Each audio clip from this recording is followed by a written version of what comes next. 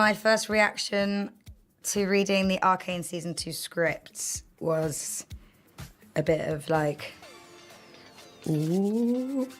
I think I was just really excited. It was recommended in an interview, and then they did a follow-up, and he was like,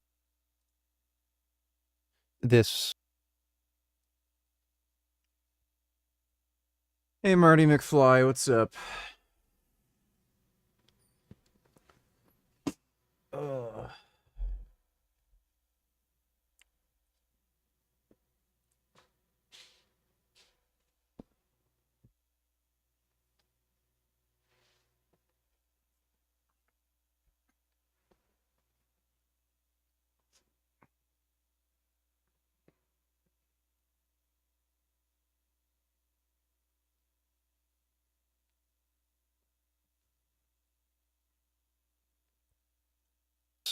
Grace, this omnipotence, this love and charity of the Old Testament God is expressed in the instances where he commands the complete obliteration of entire nations of people, including the women and the...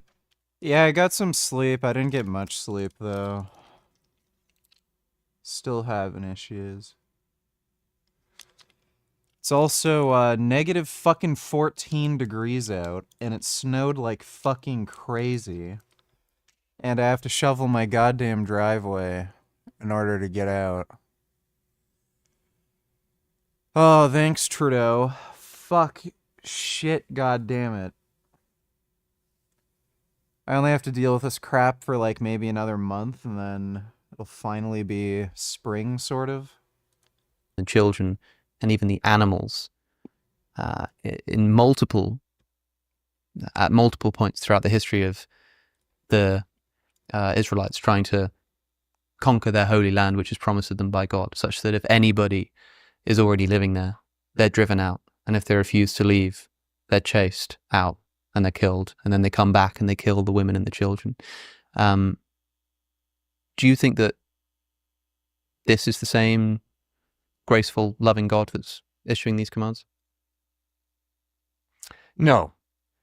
Instead, I think we've got to read very carefully. First point, do I allow God to judge? In my culture, that's unacceptable. And yet the Bible insists God does have the right to judge. Second point, is exaggeration Hey, Boaz, what's up, dude? being used? Is hyperbole being used in a lot of those passages? Yes, it is. Because clearly, obviously, many of those people who were supposedly all wiped out appear in the next book. So you know that they weren't all wiped out. Mm-hmm. Thirdly, you look at the archaeological evidence for Jericho and Ai, and you begin to realize those were probably smaller fortresses. Yes, Rahab was in there as a prostitute, but those were not just families and women and children. Those were fortresses that were protecting the families that lived out in the countryside around them. Next point is, I think that there is not the emphasis on individualism in the Old Testament that we have in our culture. Yep. And yet, the more we struggle through children of alcoholics and realize that there are real consequences that stretch down through the generations. And I think the Old Testament does present a picture that we are more interconnected than we as American individualists would like to admit. And when God judges a people group, yes, some innocent people are swept along in the judgment. And that bugs me. I don't like that. And yet, that is part of, I think, what the Bible is talking about when it says we're created in the image of God, meaning that we do have free will, which means there are consequences to my decisions that affect my children, that affect my grandchildren. We're more interconnected than we would like to admit. So no, those children are not being punished for anything they did wrong, but yes, they're born into a cursed, messed up world, and there are consequences to that. I mean, I benefited from going to Davidson College, and a lot of people sacrificed to put Davidson together. You benefited from going to Oxford University, and there are a lot of people who have, over many years, given sacrificially to build that. So there are real consequences that stretch down through the generations of our decisions. And also, the Bible never says that those children and all those people go to eternity separate from God. I'm convinced that we will see those children in heaven if they were killed before an age of accountability. So the justice of God will ultimately triumph. Yeah. But do I have problems with the text? Yes, of course I have problems with the text. I don't understand it exactly. I don't understand what God is doing exactly there, why he says that kind of thing. But I'm also convinced that hyperbole is being used. And I think that's a very important thing. For instance, when I was in high school, we used to say, we're going to kill the opposing team that we're going to play that weekend. Not meaning we're literally going to kill them. And the whole idea of, in the Hebrew herem, H-E-R-E-M, of clearing out these people from the promised land. The whole idea that God had given them over 400 years to repent, and they had chosen not to, and now God clears them out. You know, I think it's a complex issue, more complex than the person would allow it to be, who just says, I just can't believe that God would do something like that. Like, what kind of instruction had these people been given? You know, like the people of Ai, the people of Jericho, the Canaanites. I mean, did they have Jewish prophets coming to them and saying, you should repent of your ways? Or were they just sort of expected to work it out on their own? Fascinating question. I'm not sure. I do not know. Obviously, they have consciences. We all have consciences. Yeah.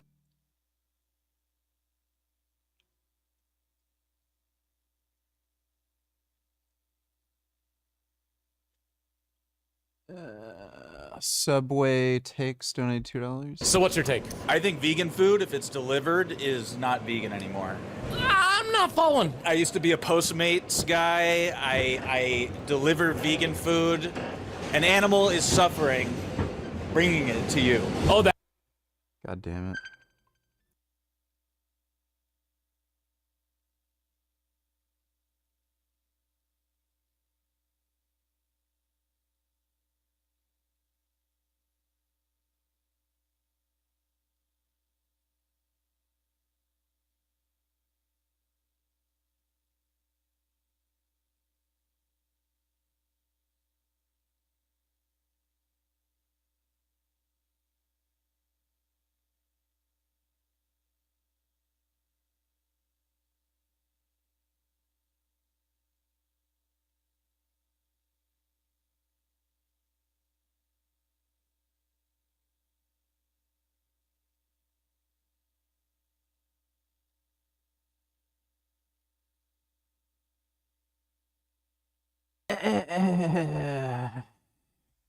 The animal's you. I'm the animal. Vegan food is no animal product, but your sweat.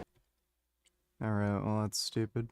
So what's your take? WNBA is better than the NBA. Oh, that's a spicy take. That's And a you know good what? one. I went to a WNBA game. I had a lot of fun. Which one do you go to? Against the Connecticut's. See, this is what I'm saying. Now listen to me very carefully. This is why it's better, because WNBA, everyone's lesbian, and so people are and they're getting married and they're breaking up, and you see it happen on the court. And at the NBA, no one's fucking sucking each other. No, I actually would like to take this opportunity, because you have a big platform, to say I would like to join the WNBA if possible. I'm 5 feet tall.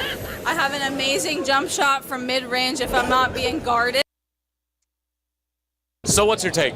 My take is your kids are not that smart. So what's your take? My take is that crimes should be legal if they take one step or less to commit. I'm not convinced.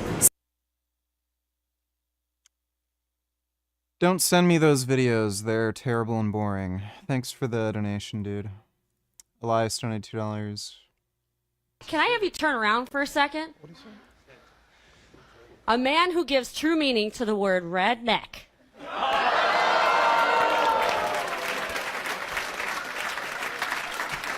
Can you get up and turn around? There's the real meaning of a dumb bitch. Which one is your favorite?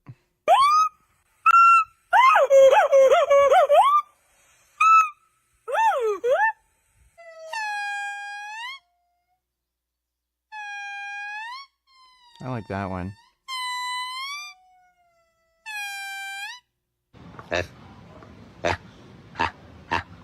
Oh, I like that noise.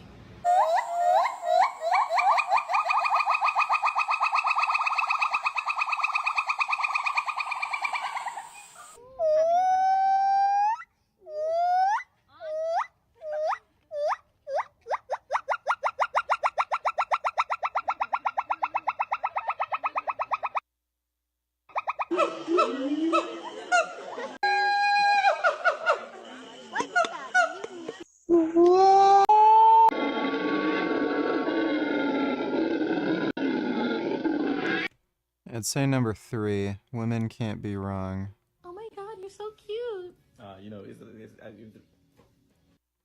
Oh my God, you're so cute. you know,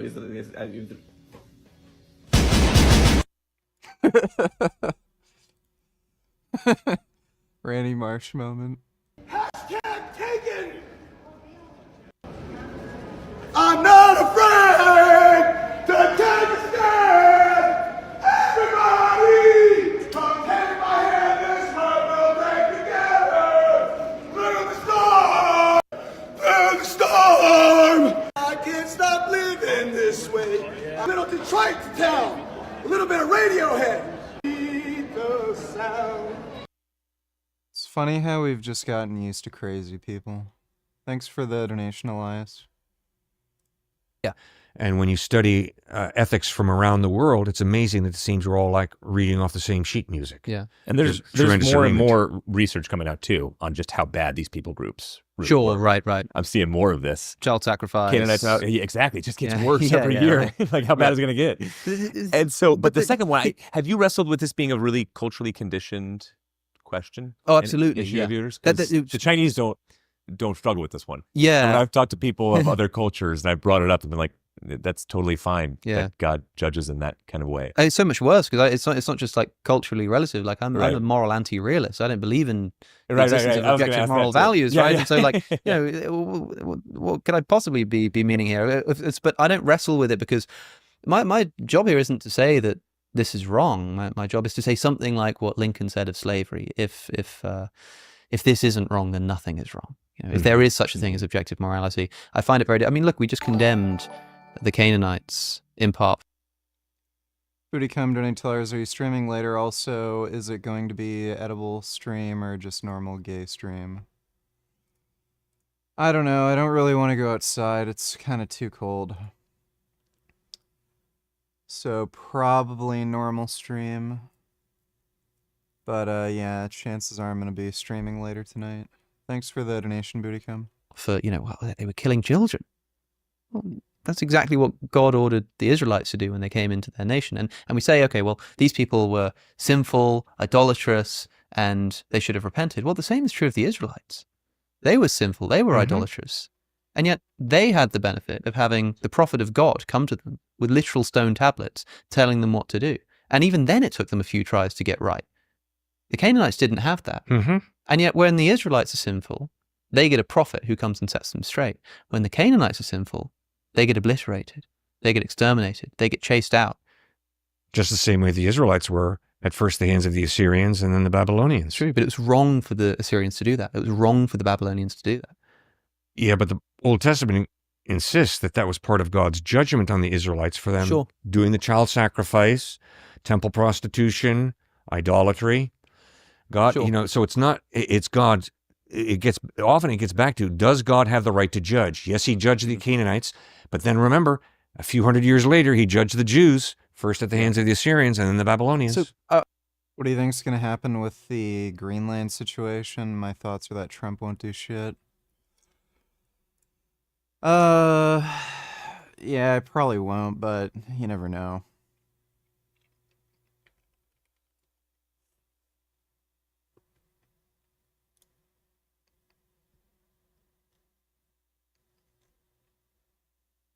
What?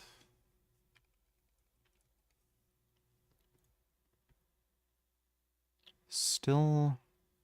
Why does it say pre-purchase offer and then you can't pre-purchase? It's like fucking retarded.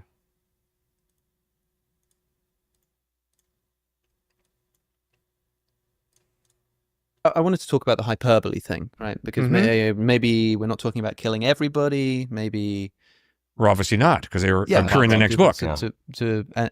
But okay, so for example, in the destruction of Ai, 12,000 people fell that day. All the people of Ai.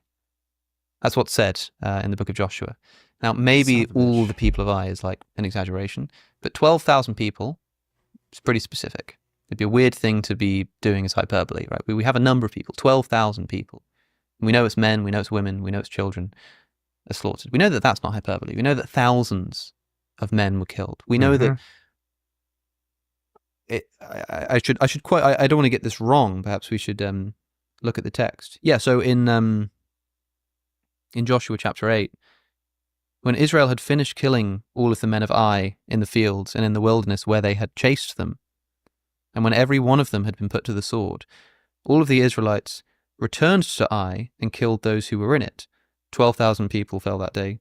12,000 men and women fell that day, all the people of Ai. So we know that women are being killed, non-combatants are being killed. We know that there are thousands of them. We also know that there were people who had left. They'd run into the wilderness. They were out of the promised land, but the Israelites chased after them and then killed them in the wilderness. And it says all of them were put to the sword. Maybe that's an exaggeration. Maybe that some of them ran away. Maybe all of the ones that they captured were put to the sword, but some of them managed to actually run away, and those are the people who show up in the next chapter. But it's only because, for want of trying, that they managed to survive. But maybe it is just hyperbole. But we know that 12,000 people were killed. We know that the Israelites then turned around after killing the fleeing combatants, came back into the city and killed who's left. Well, who's left? The women, the children, the disabled. So even if there's some hyperbole being involved here in terms of the complete destruction, maybe it's not a genocide, but it certainly still seems to be the kind of military practice which, if done today, would see condemnation and a lot more from the United Nations. In 1 Samuel, there's this. Again, I should read the text to be sure, and I do have it written down. This is the destruction of the Amalekites. God issues the command now. Go attack the Amalekites and totally destroy all that belongs to them. Do not spare them. Put to the death men and women, children and infants, cattle and sheep, camels and donkeys. Of course, this can't be literal because it's not just the camels and sheep and the donkeys. Oh, but you can leave the, you can leave the pigs or whatever. Sure, this is sort of like slightly rhetorical language, but it's very clear. Like, leave alive nothing that breathes. Kill the men, kill the women, kill the animals, kill the cattle. And in fact, when Saul decides at the end of the battle to keep alive the king, take him as a hostage, and also keeps alive some of the animals to sacrifice, to slaughter as a sacrifice to God, what happens? He's condemned. And God says, or the scripture says, that God regretted that he made Saul king. He regretted that he made Saul king because he didn't follow his command. What command didn't he follow? That after wiping out the Amalekites, he refused to also kill all of the animals, and he kept the king alive as a hostage. And that was enough for God to say, I regret that I ever made Saul king because he didn't follow my commands. And so I understand that there may be some hyperbole involved here, but in the case where Saul is punished, specifically not for killing all of the animals, it's hard for me to imagine like how much scope there is for hyperbole here in terms of undermining the criticism that we are talking about the slaughter of innocent people here. It shows the importance and just how clear God wants to make it that Israelites are to be set apart and a holy people. And so whether it's an ant or a soldier all the way down, we see with sinful human beings just how easy it is for them to slip into prostitution, but more. God said to kill the cows. Like, how do you explain that? Are cows being sinful?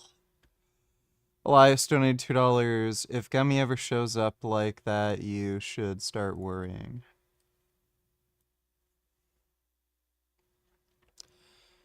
I will never let Gummy convert to whatever that is. Thanks. Oh wait, watch through some of the videos. Oh. My goodness.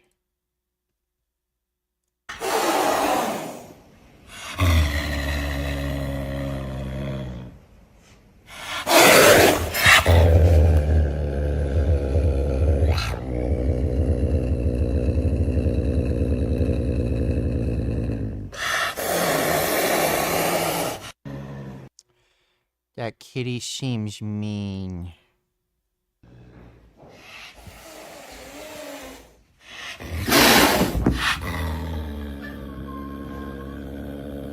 Oh, he's upsetting the other kitty. Why isn't he nice? Why does he growl all the time?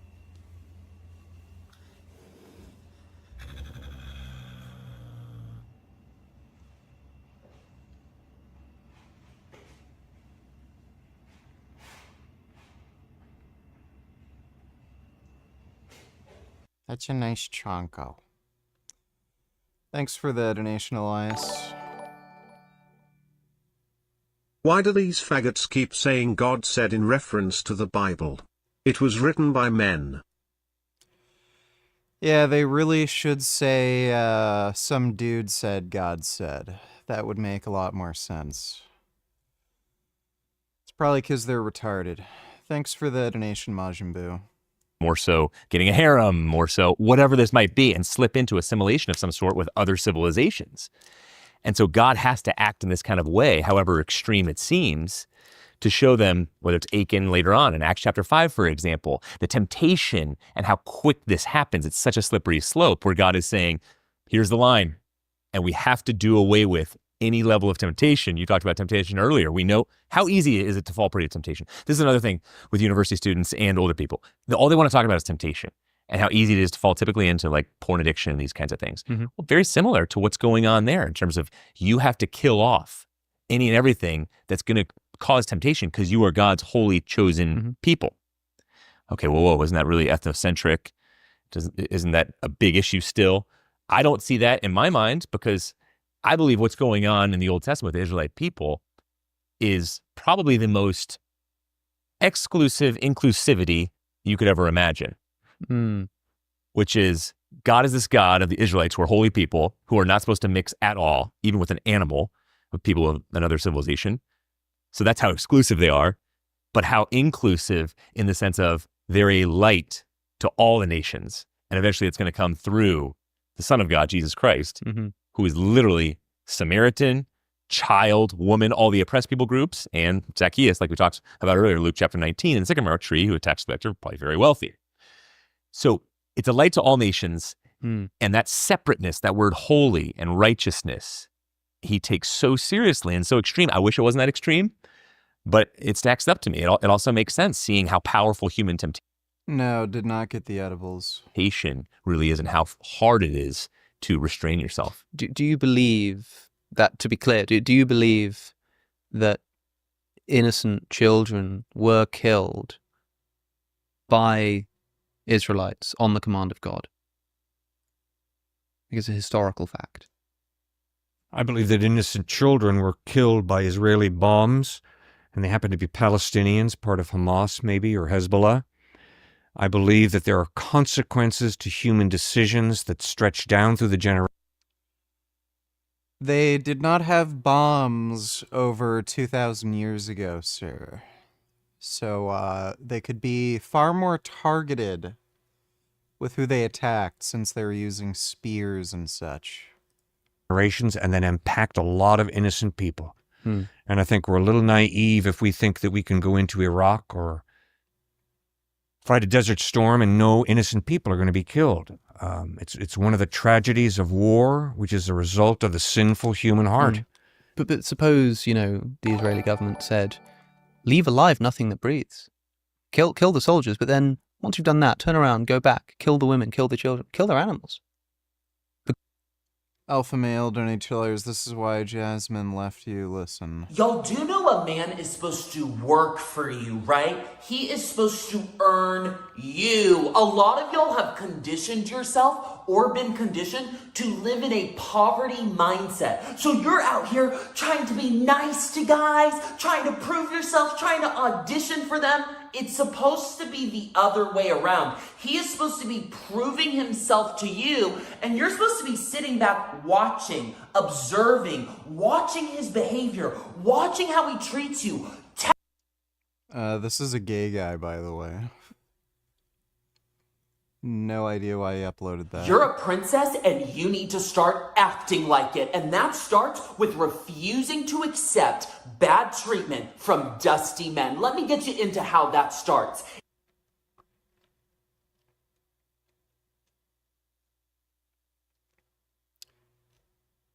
Does he see himself as a princess? Like, he's talking about himself, right? It starts with deprogramming your mind of all the propaganda you've been fed. You've been fed propaganda about what you're allowed to want in a man, how you're allowed to want to be treated. And by the way, we shouldn't be afraid of the word feminist. Men and women should use it to describe themselves anytime they want. Men have to be a big part of this conversation. One of the things, like, I'm incredibly proud to have a partner in my wife Sophie, who is extremely committed to women and girls issues. You know, we're of a like mind on it. I agree with her on. This cuck got divorced, by the way. His wife divorced him. On that, and I've been very thoughtful about how we raise our daughter. But she taught me, or she took me aside a few months ago and said, okay, it's great that you're engaged and modeling to your daughter that you want her empowered and everything, but you need to take as much effort to talk to your sons, my 8-year-old boy and my 2-year-old, still a little young still, about how he treats women and how he is going to be grown up to be a feminist just like He's gonna teach his kid to be gay. like that. And by the way, we shouldn't be afraid of the word feminist. Men and women should use it to describe themselves anytime they want. But that role we have as men in supporting and demanding. It's so embarrassing that this guy's prime minister. What a fucking cuck. Thanks for the donation, Alpha Male.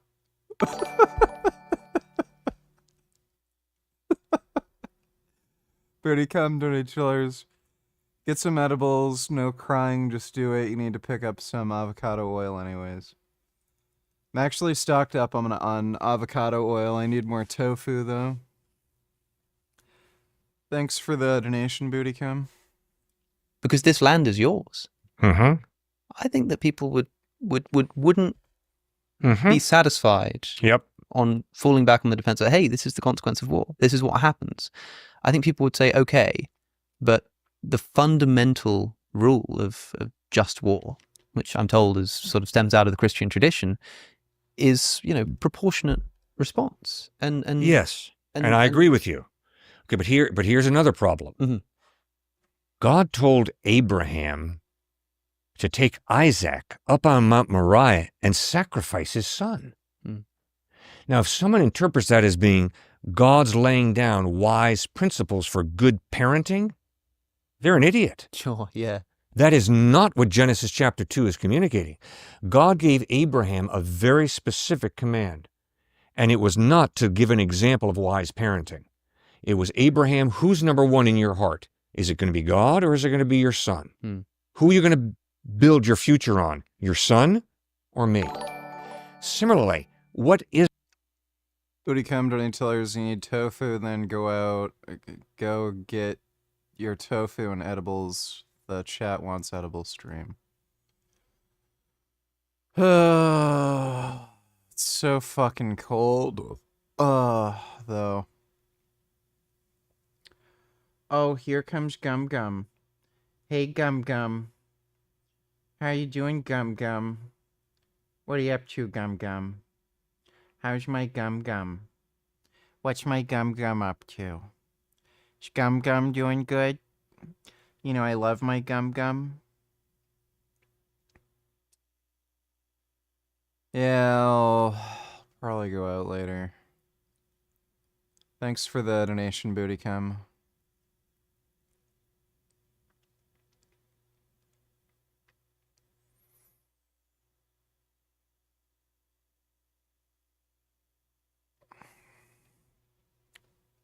Yeah, come on up. That's a good boy. That's a good Gum Gum. Yeah, that's a good Gum Gum. Oh, I love my Gum Gum. You are such a sweet baby, you know that? Oh, I love you. Yeah, that's a good baby. Gummy was watching cartoons with me this morning.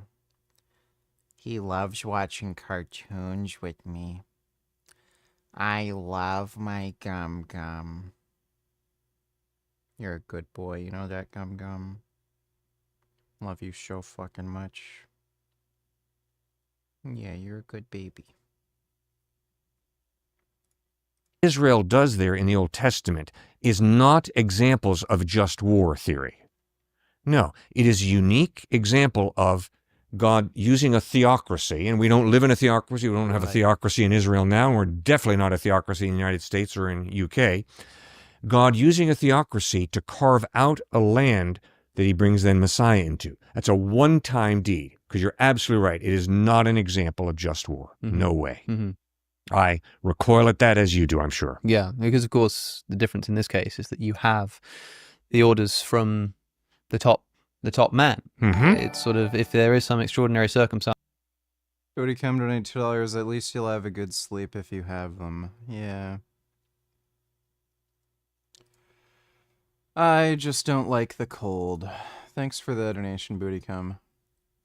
In which this kind of otherwise morally condemnable behavior can be justified, you better have the authority to know that you're making the right decision. And in this case, you know, the Christian will be able to say that they did have that authority. But I mean, it's a struggle, you know. Yes, it is. We're talking about the intentional killing of non-combatant children here. And I read this text as a land dispute. I read in Deuteronomy where God gives instructions when you march up onto a city to attack it, like in the broad sense. When you march up to attack a city, make its people an offer of peace. If they accept and open their gates, all the people in it shall be subject to forced labor and shall work for you. Some peace. If they refuse to make peace and engage you in battle, which, you know, isn't entirely unreasonable given what the terms of peace are, lay siege to that city. When the Lord your God delivers it into your hand, put to the sword all the men in it. As for the women, the children, and the livestock, and everything else in the city, you may take these as plunder for yourselves, and you may use the plunder. A grand purge, a cleansing is much needed. I'd purge quite a lot of people. Hey, Gum Gum. My goodness, you're so handsome. Yeah, I love you. Yeah, I'd definitely purge a lot of people. Thanks for the donation, Majin Buu.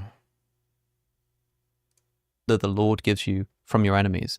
This is how you are to treat the cities that are at a distance from you and do not belong to the nations nearby. Women and children being described as plunder that can be used because God has given them to you as plunder. But of course, those are the people who you're attacking not because they're in the promised land. And it's just, well, look, we gave them a chance to leave. What are we supposed to do? This is God's chosen. No, these are other cities. Because it goes on, however, in the cities of the nations, the Lord your God is giving you as an inheritance. Do not leave alive anything that breathes. Completely destroy them. The Hittites, the Amorites, the Canaanites, and lists, you know, the Jebusites. Booty Cum donate $2. Let me see. Russian troops unleashed a barrage of strikes across Ukraine overnight, leaving multiple people wounded.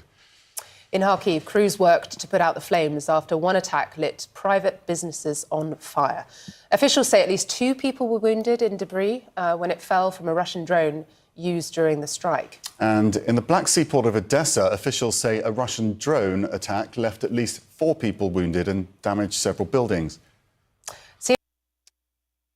And Lex Friedman is trying to act as though Putin wants peace when he's literally firing on civilians. This guy targets kids' playgrounds, by the way. Like, there's video footage of them attacking a children's hospital. CNN has gained rare insight into the world of the North Korean troops fighting for Russia in its war against Ukraine. Kyiv special forces say the soldiers from Pyongyang are using brutal, near-suicidal tactics on the battlefield. Nick Payton-Walsh sent this report from Sumy in Ukraine, and we warn you there are graphic images throughout. These are the first images on the ground of the capture of North Korean troops by Ukraine. The soldier is injured, can hardly walk, but they spirit him away. Russian shelling intensifies to prevent capture.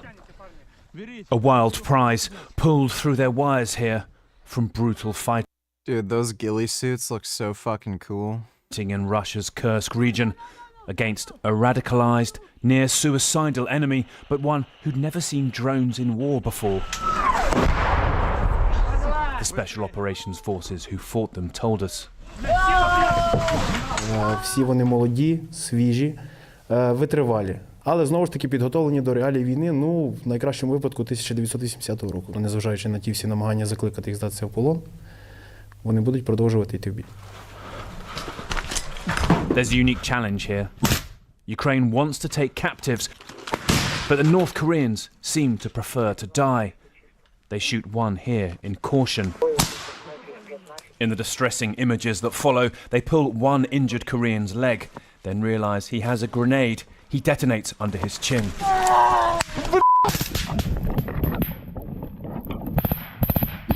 His last words were to scream North Korean leader Kim Jong-un's name, South Korean officials say. It's nothing, 5 maybe. We meet the Ukrainians who show us the faked Russian military papers he was carrying, suggesting he was from Russia's Far East, and his military radio codes. Another paper, handwritten pledges of brainwashed courage. 미지와 괴뢰 쓰레기들에게 죽음의 철출을 내릴 날은 머지 않았다. 우리는 그들을 벌벌 떨게 하는 강력한 힘을 휘두른다. 세계여 지켜보라. These notes from a soldier killed, really a snapshot of the mindset inside the Hermit Kingdom. Declarations of loyalty, even tactics on how to fight Ukrainian drones, and also the suggestion that their presence here is about help.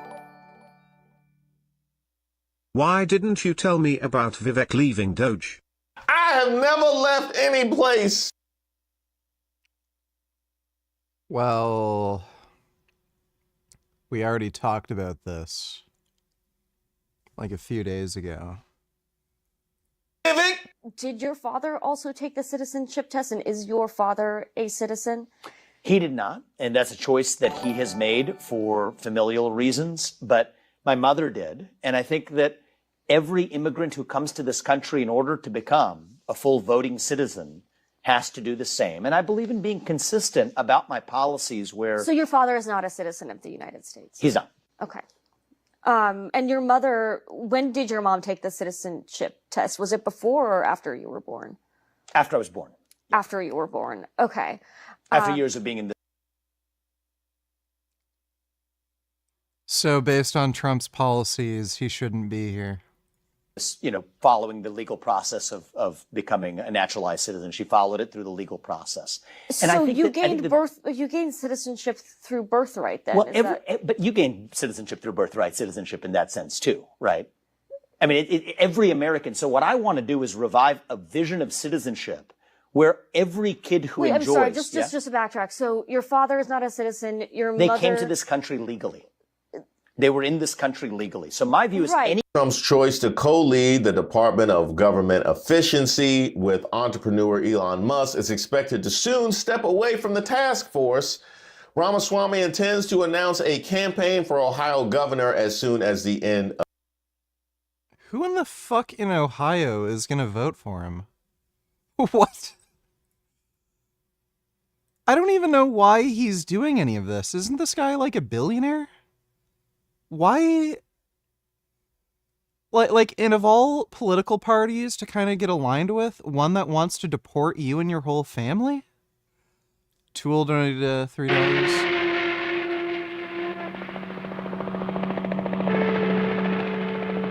Calling the Mach 5. Come in, Speed. Trixie calling the Mach 5.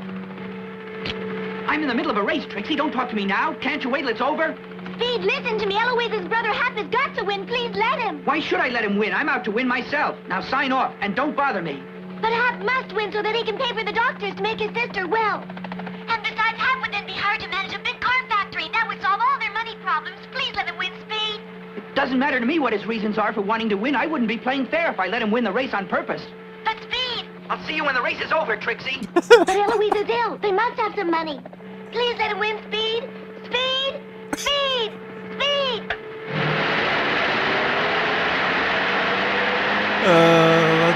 Aquarius.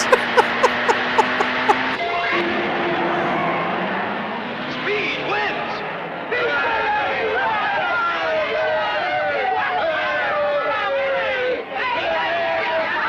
Oh, that's good. That is so good. We gotta watch more of these. That's fucking bass, dude. Thanks for the donation tool. Of January, multiple sources confirmed. When I came to the south side of Chicago a year ago, and my position on this has not changed, is I'm against race-based reparations because I think it will create more division, not less. Spread the message in this community. Elegance. That's your wife. That's right. You've seen her, yeah. Simple elegance. Thank you. She doesn't have a. She doesn't make a big production out of and it. She doesn't have an axe handles wide either. No. She does her job. Exactly. Thank you. I have no comment. People at Musk have privately undercut Ramaswamy for weeks, frustrated with his lack of participation in the heavy lifting, according to sources familiar with the internal dynamics. It is a fake, made-up concept. There's been friction between the incoming rank-and-file Doge staff and Ramaswamy, the sources said, and Ramaswamy has been subtly encouraged. Recently met with Ohio's sitting governor, Mike DeWine, about the state's Senate seat left vacant by Vice President-elect J.D. Vance.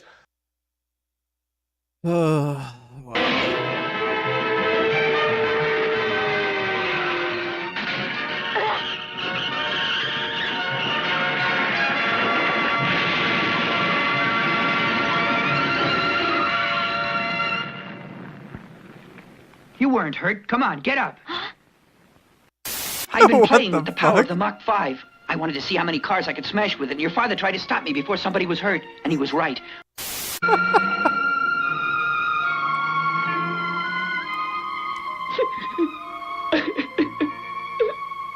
Stop crying. It won't do any good. And anyway, you have a lot of work to do, starting right now. I want those plans back. Hey, you take them. Bye-bye and thanks. Come back here. Those plans don't belong to you. Hey, stop. Stop or I'll stop you.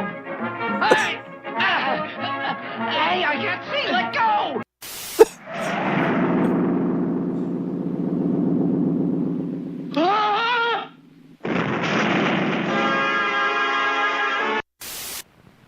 He was about to pull the trigger. You're a girl. Wait, I met you at the airport. You have a good memory, Speed. I put a string of flowers around your neck. My name's Connor. Tie him up. Okay. Clever of you to hide those designs on that windshield. It makes my job easier. To get them, all I have to do is take his car. You'd better not.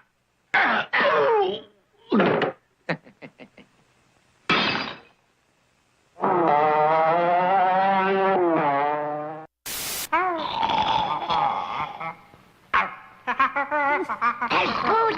There's food inside that room. What's Good. going on? He's waking up. Could that be Spritle? Spritle, what are you doing here? Speed, we found you. Wait, stop, young man. You mustn't come this way. It's too dangerous. Dangerous? A dragon lives within that mountain. Hmm? There's no such thing. He had to be lying. Dragons aren't real, not today. Hey!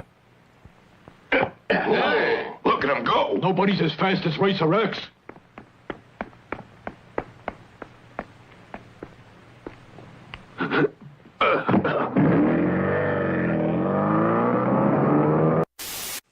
I'll be back to get what I want. Who was that? He came to get my plans for rebuilding the Mach 5, and he carried a gun. Oh, he did, huh? He's dangerous, Speed. Let him go.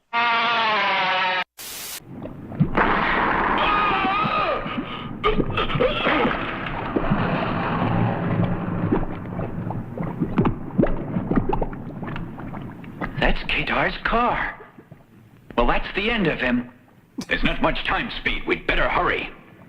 Okay.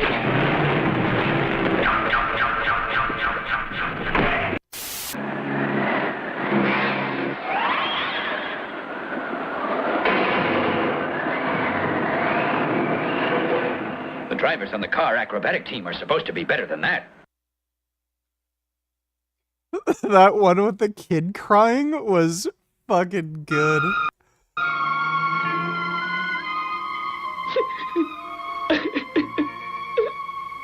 Stop crying. It won't do any good. And anyway, you have a lot of work to do, starting right now.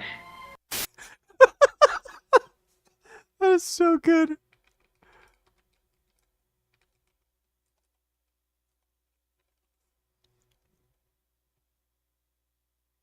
Now you'll get that job. And from now on, there'll be enough money for the doctors to make you well again.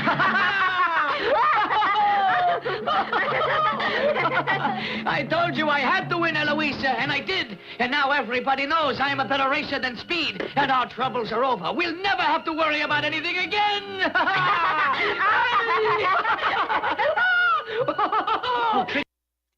He's like actually mad. I'm in the middle of a race, Trixie. Don't talk to me now. Can't you wait till it's over? Pay for the dog of all their Win the race. ill. Look at those clouds up there. They're beautiful. And it's a perfect day for a drive. Oh, Trixie, please stop talking. I'm trying to figure something out.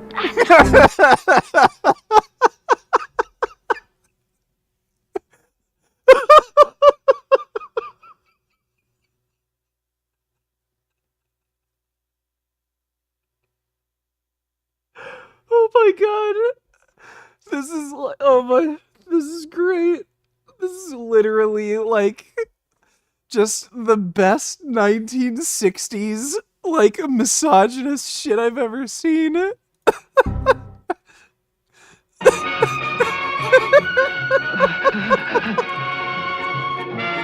going over that cliff.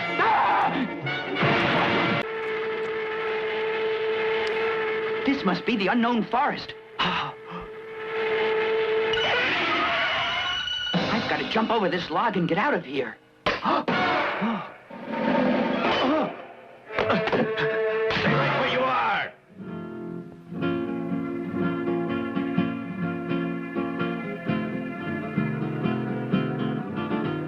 We've been waiting for you, Speed Racer. Huh? We've been waiting patiently for you to come along so that we can get that precious pineapple out of your car. What the fuck? We've got to bail out. Jump out, quick! Wait, did they literally take all the... We've got to bail out. Yeah. He literally took an extra parachute so that he couldn't bail out. Jump out, quick! That's hilarious.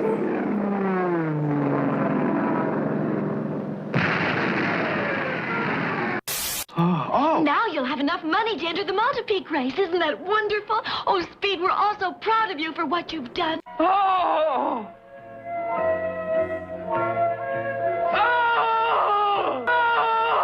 Oh, what's Speed doing? Please don't smash into us.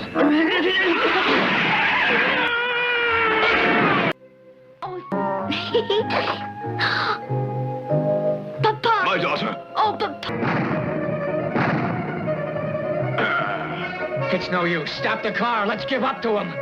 Don't be chicken. Listen, I'm a chicken vice president. I know that.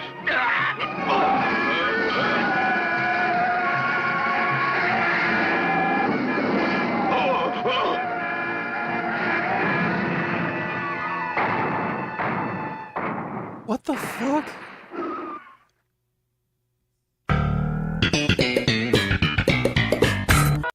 He just killed himself?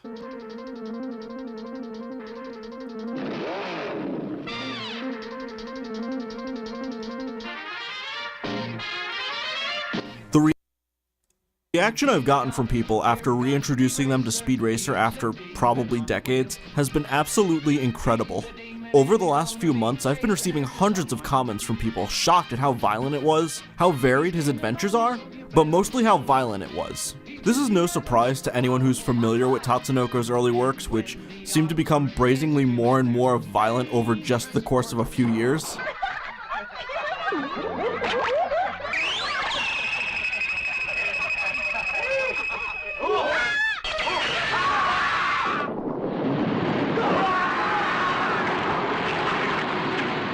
Jesus Christ. But to many people overseas, Speed Racer wasn't the first high-action Tatsunoko anime. It was just Speed Racer. An anime so iconic to Western television that I'm sure there's plenty of anime fans that don't even know it's anime. But with that level of notoriety, how is it that no one remembers the episode where the jewel thief fell into a pit of lava? Or the episode where Speed had to liberate a desert slave colony? Or how about the one where they crash land on a deserted island littered with dead bodies and Nazi memorabilia? Well, there's a reason why people don't seem to remember these episodes as well. But before I talk about that, I need to explain why Speed Racer is important to pop culture in the first place. During the 60s, action-oriented cartoons aimed at the young boy demographic were few and far between. There was Space Angel, the successor to Clutch Cargo that, even at the time of release, appeared dated. But it wouldn't be until 1964 when kids would get their first look at high-action TV animation.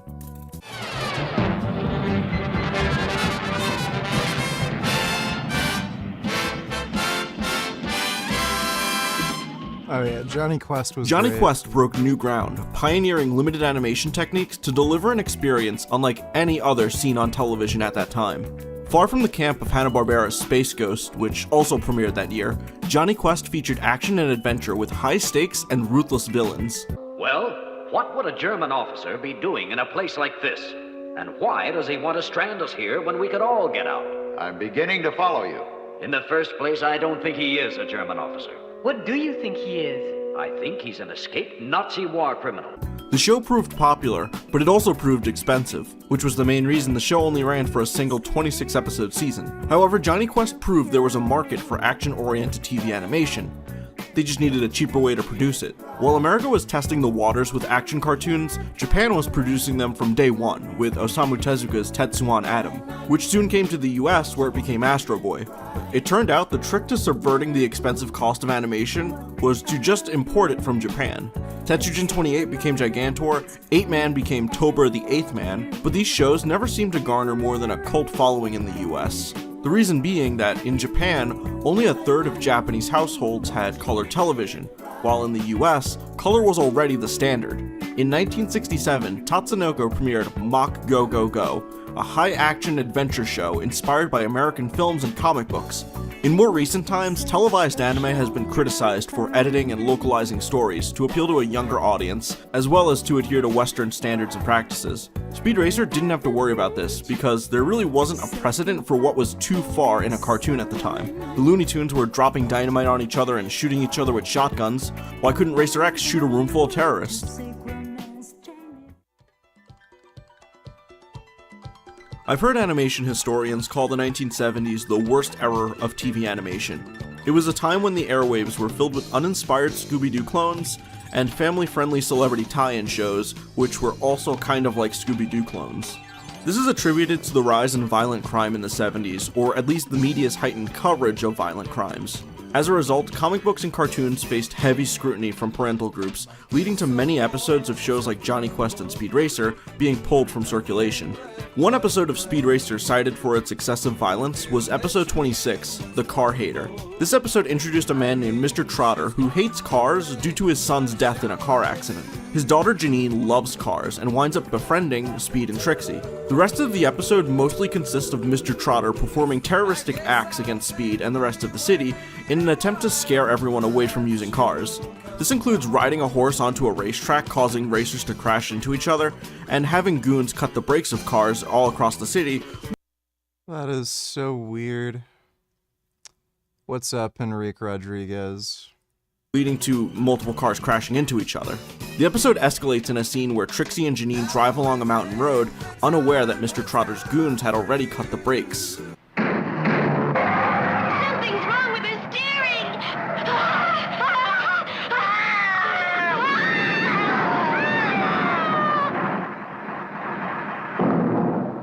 By the 1970s, Translux, the company that adapted Speed Racer, realized it was more profitable to sell electronics than make cartoons, and so the rights to Speed Racer passed hands. While reruns occasionally played in syndication, there was no merchandising attached to the show, and it was mostly just used by local stations to fill time. Then, in the early 90s, a Harmony Gold employee named John Rochnowski acquired the rights and founded Speed Racer Enterprise, a company exclusively dedicated to promoting Speed Racer. And promote it he did. Speed, if you don't win, we could lose everything. Here, Speed. Huh? The Volkswagen GTI. Listen to me, the bridge is out ahead. You're in extreme danger. The bridge is out? Don't worry, Speed. I have good news. Tell me, Trixie. I just saved a bunch of money on my car insurance by switching to Geico. In 1993, Speed Racer reruns began airing on MTV, and in February of 94, Speed Racer the movie dropped on VHS. Although it isn't actually a movie, but a collection of episodes. The VHS cover advertises never-before-seen classic episodes. If you're wondering what kind of holy grail of lost media I have in my hands, it's The Car Hater. The episodes aired on MTV were edited, removing some scenes that might be deemed controversial, but this wasn't just due to parental concerns, but also due to the increase in commercial time. When Speed Racer premiered, shows usually had about 5 to 6 minutes of commercials in a half-hour block, but by the 90s, it had been increased to about 7.5 to 8 minutes. These edited episodes were the same version aired on Cartoon Network starting in 1996, and since this version was advertised so prominently, the redesigned logo even still being associated with the series to this day, it makes sense that these edited versions of the episodes are the ones that most people remember. Dogs should not drive. Speed. Huh? The Volkswagen GTI. Faster, Speed. Dude, Speed Racer's fucking hilarious. I've never, I know what it is, but I never actually watched the series. I gotta watch that. That was fucking hilarious. Helping North Korea prepare for war. It's a remarkable insight, but also a reminder of how this biggest land war in Europe since the 40s is becoming more global. But also a glimpse of the fear they live under, how they inform on each other. Notes from an officer writing a critique of his fellow soldiers. 그는 물자를 훔치는 상상할 수 없을 정도의 불명예스러운 행위를 저질렀다. 그는 최고 사령관의 존엄을 지키지 못했고 개인의 이익을 최우선시했다. Ukrainians filmed themselves taking DNA samples from the dead, which they say proved these were Korean. Ukraine says up to a third of the 12,000 here are already dead or injured, and more are coming. Amur shows us the newish AK-12 rifle and backpack Russia gave the North Koreans. They are overladen with ammo, he says, but sometimes no body armor or warm clothes and minimal water. Известный случай. Бойцы с Северной Кореи бежали просто без броников, часто не носят каски, что тоже для нас оказалось странным. Они типа очень маневренные и очень быстрые. Они очень быстро бегают, перемещаются, их сложно словить, тем более дроном. This thermal drone video shows that speed of attack. Below are 7 Ukrainians in a trench, facing 130 North Koreans above, who race at them and then try to flank them. Many died here, but they seem to be learning. Тобто в них там є, ми бачили схема, як діяти у випадку, коли їх буде, скажімо так, атакувати дрон. Тобто це одна людина, яка приймає удар на себе, 2 або 3 інші людини, вони...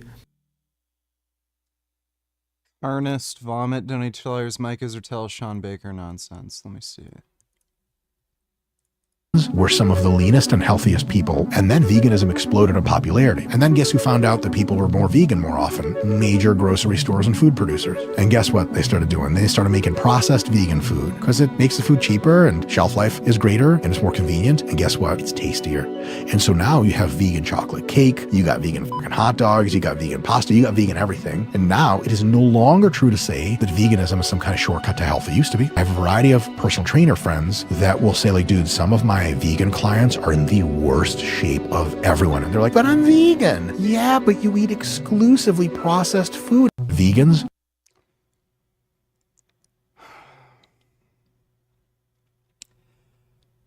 Still to this day, vegans are healthier on average. And there's different categories of food processing. So, something like a vegan mock meat, like seitan, would be considered processed, but it's a very, very low degree of processing. Like, it's literally just wheat gluten. So, categorizing it all as processed food blanketly is fucking retarded. And even when it comes to like vegan chocolate cake or ice cream or some shit like that, again, it tends to be lower in calories and lower in saturated fat. And obviously free of cholesterol. So even like for like comparisons, the vegan food is better.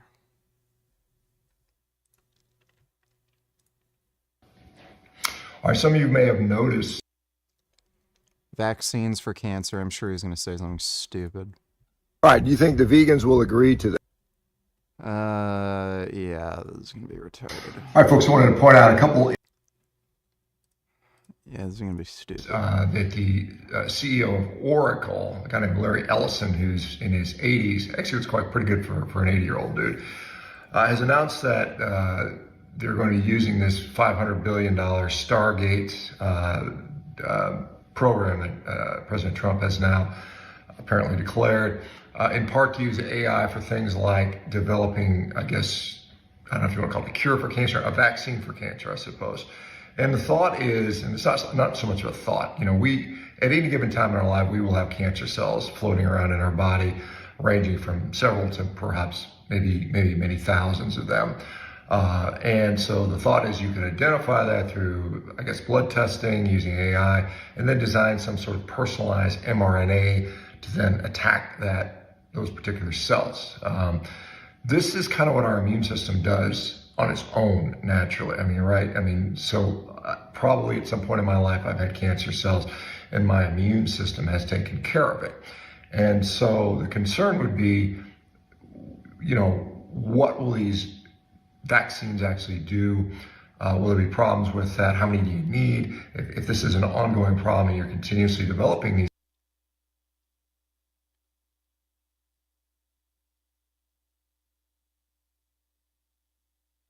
This guy got a degree as a doctor, by the way.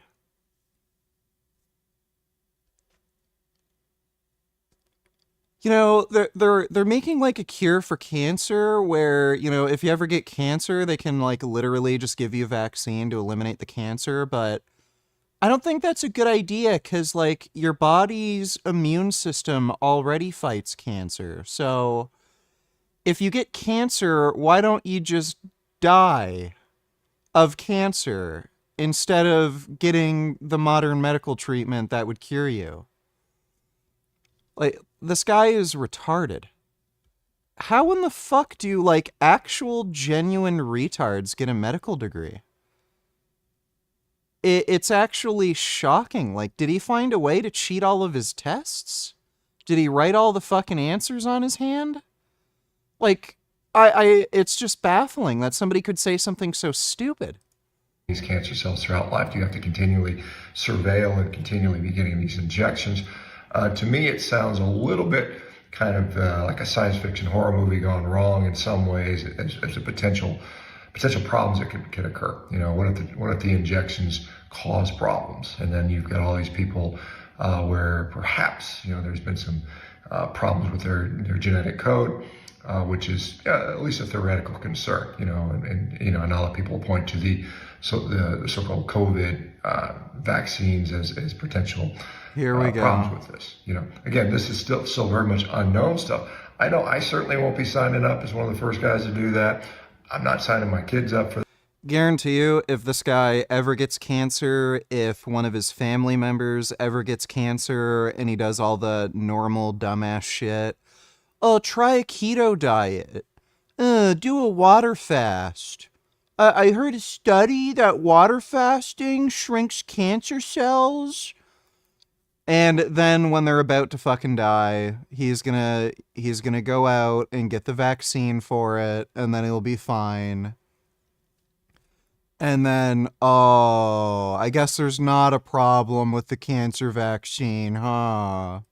For that, maybe Larry Ellison will sign his grandkids up, or great grandkids, whatever he has, to be the ones that they can experiment on, because this is, it's really what it is.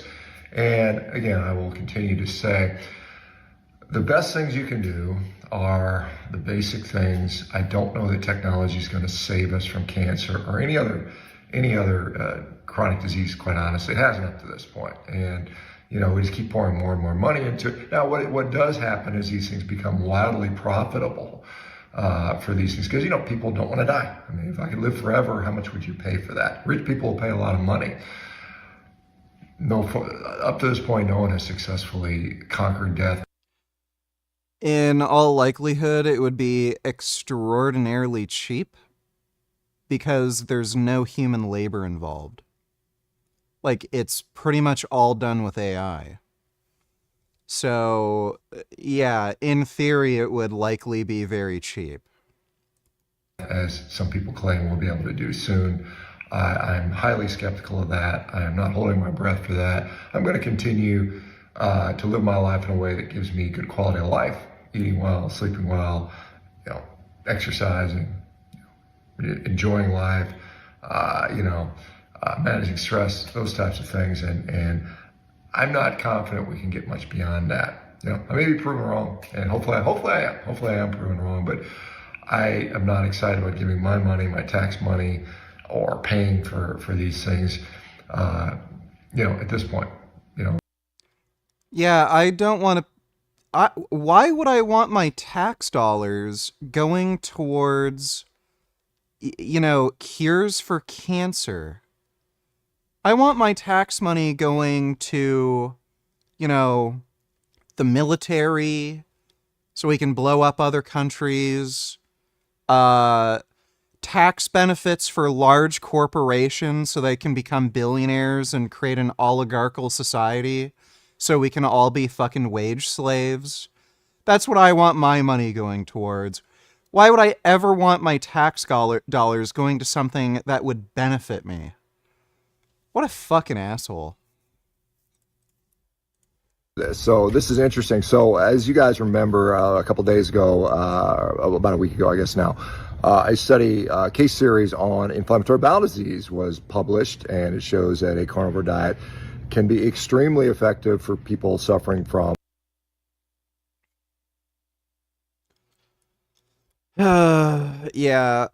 case reports are one of the lowest forms of evidence.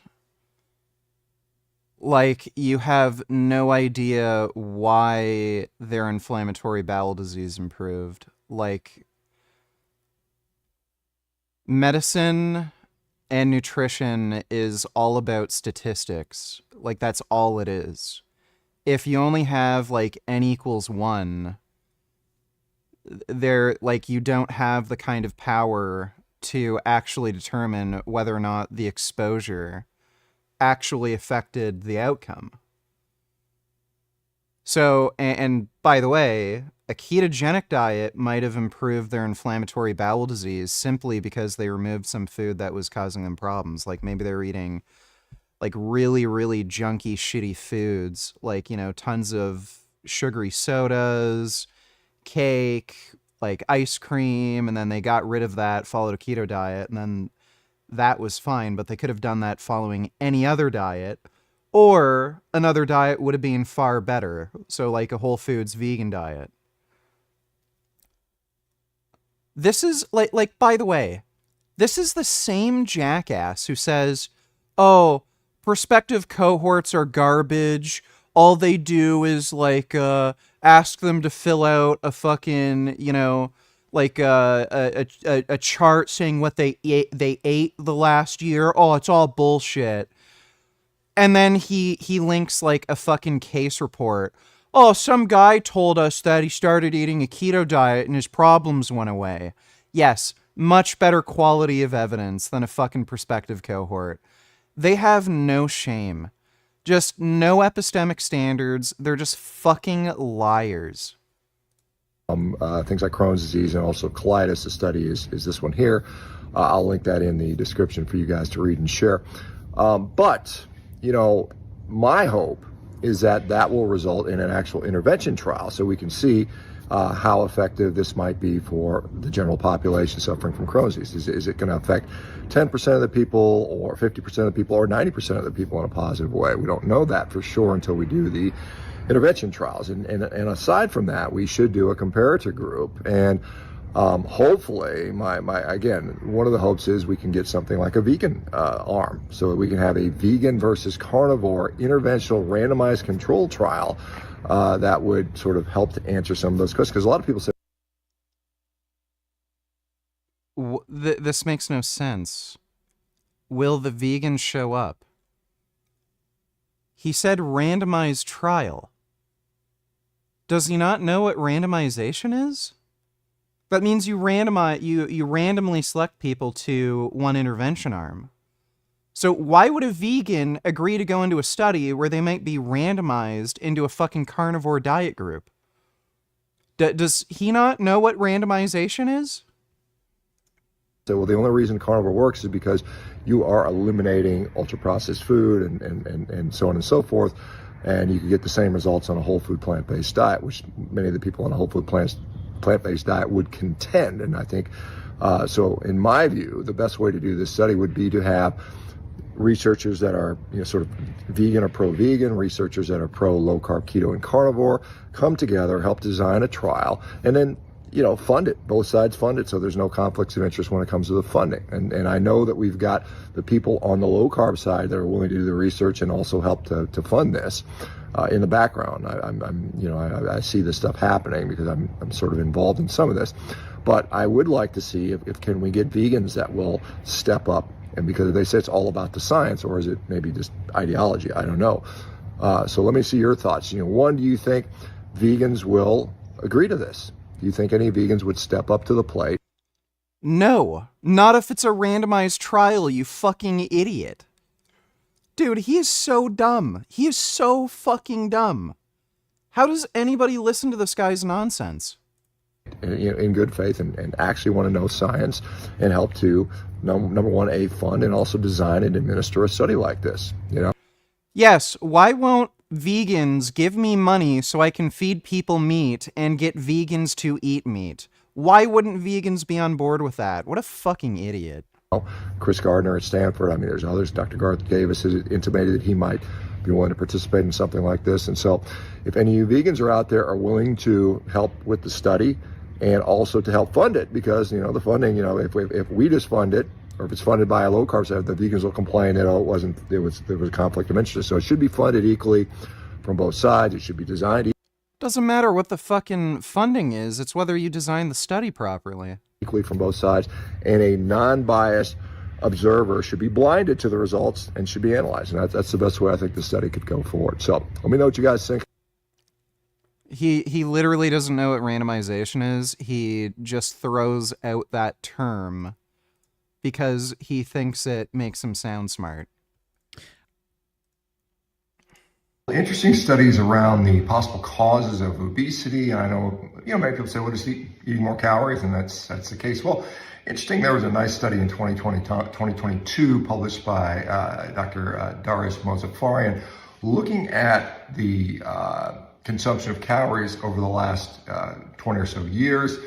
Up from 1960 until about 2000, we steadily ate around 800 calories extra per person per day, which certainly would explain some of the obesity rates. But since 2000 for the last 20 years or so, the rates of calorie consumption has been pretty flat. You can see in this chart here, the top line is the FAO food production availability estimate.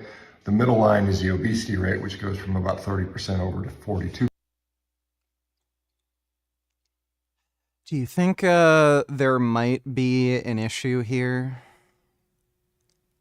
Do you think maybe, perhaps, that calories are increasing, but it's just not accounted for in the data because there's issues with data collection?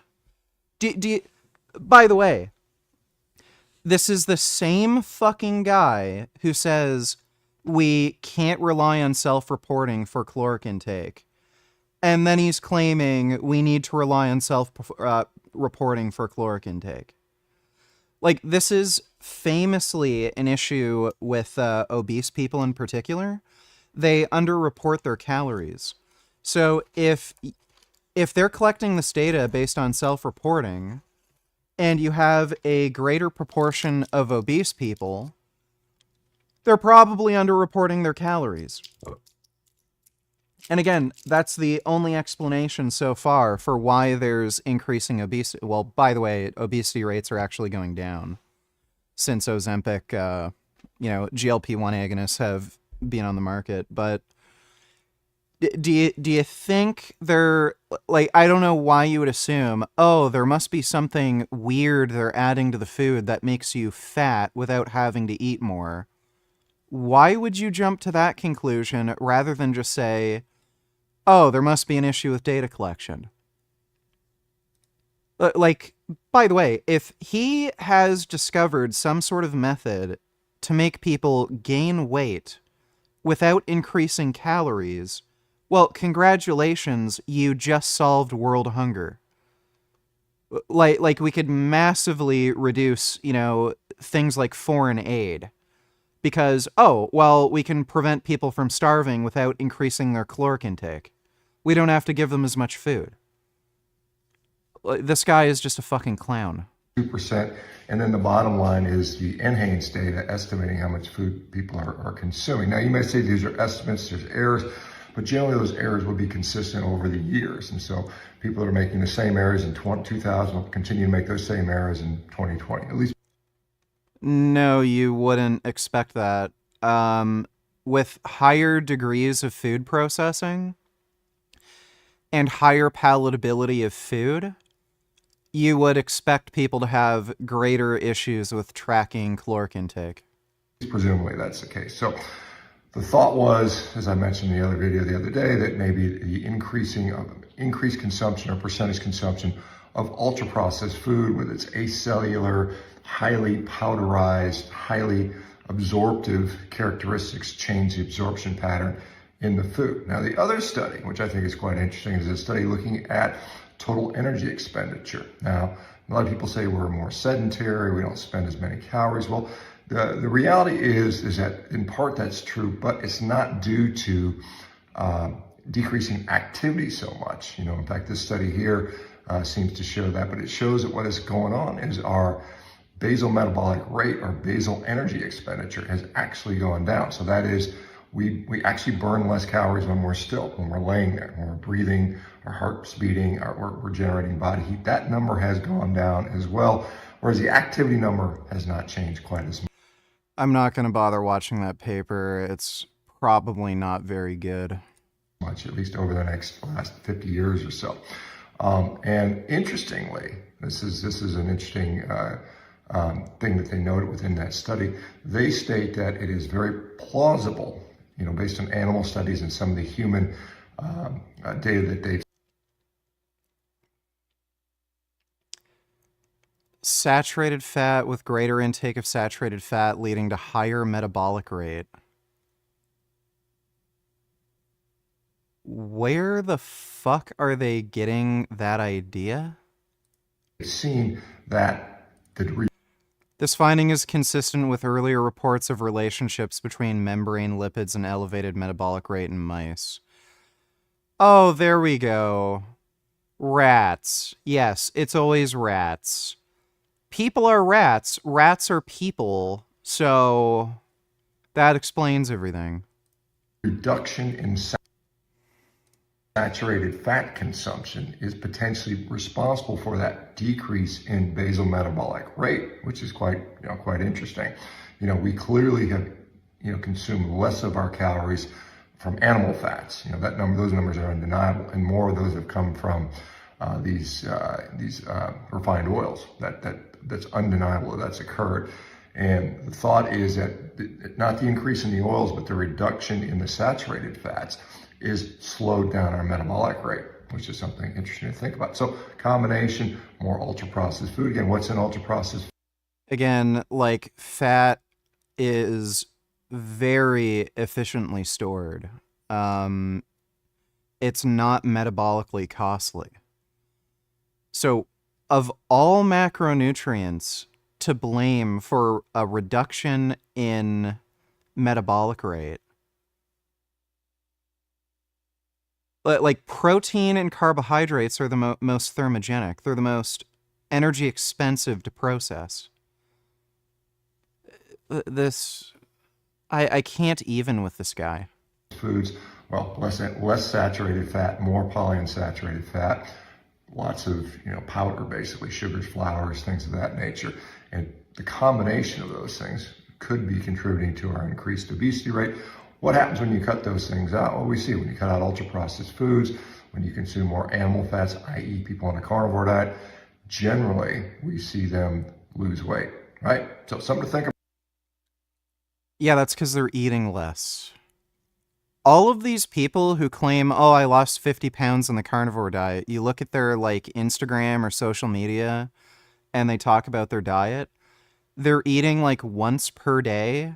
They're doing multiple day water fasts week to week. They're just eating less. What a clown.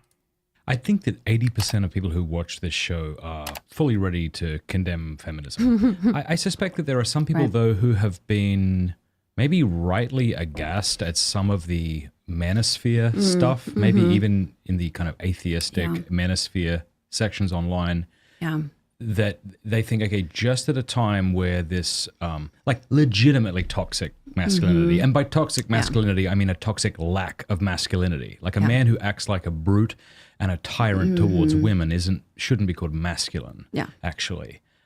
He might be able to be called effeminate, but not masculine. But I could see women saying, okay, at a time like this, when we're seeing the rise of the Andrew Tates, now's the time for you, who should be on our side, to attack feminism. Yeah. And like I told you last time, my wife and I, we changed. It's nice to have an answer to the question, what's an opinion you've changed your mind on recently? Because we all like to think we're open-minded, but I'm not sure if I am. Right. But, my wife and I read your book and we're like, oh, we think feminism is evil, root and branch now. There's nuance there, of course, why did it arise? But while that's interesting, we never would have thought that because, prior to reading that book, I was conflicted about how I felt. I didn't want to just get rid of feminism altogether because I thought feminism meant, the movement that helps women. And if there was a name for helping children, and you were against that ism, you could see why people were like, why are you What's horrible? wrong with you? Why do you hate children? Yeah, right. And here's how I've come to think of it, and I'd love you to help me. I think that, and I'll just say the atheist and the Christian, even though there's a big spectrum here. I think the atheist looks at woman, sees her vulnerabilities, and assumes it is a weakness that needs to be rectified. The Christian sees the woman's vulnerabilities as her appropriate, Right. And therefore nothing needs to be rectified. Just like a child. Like if you were to look at a child and go, we need to make them as strong as men. You're like, well, they might be one day, but what do you mean? Because they're supposed to be weaker. Right. So yes, women are weaker. If they weren't weaker, we wouldn't need feminism. But this weakness is actually vulnerability, and that vulnerability is part of the feminine beauty and genius. Right. It's not a bad thing. Do you think that's right? No. I would disagree with this completely. There's never any benefit to anybody being weaker.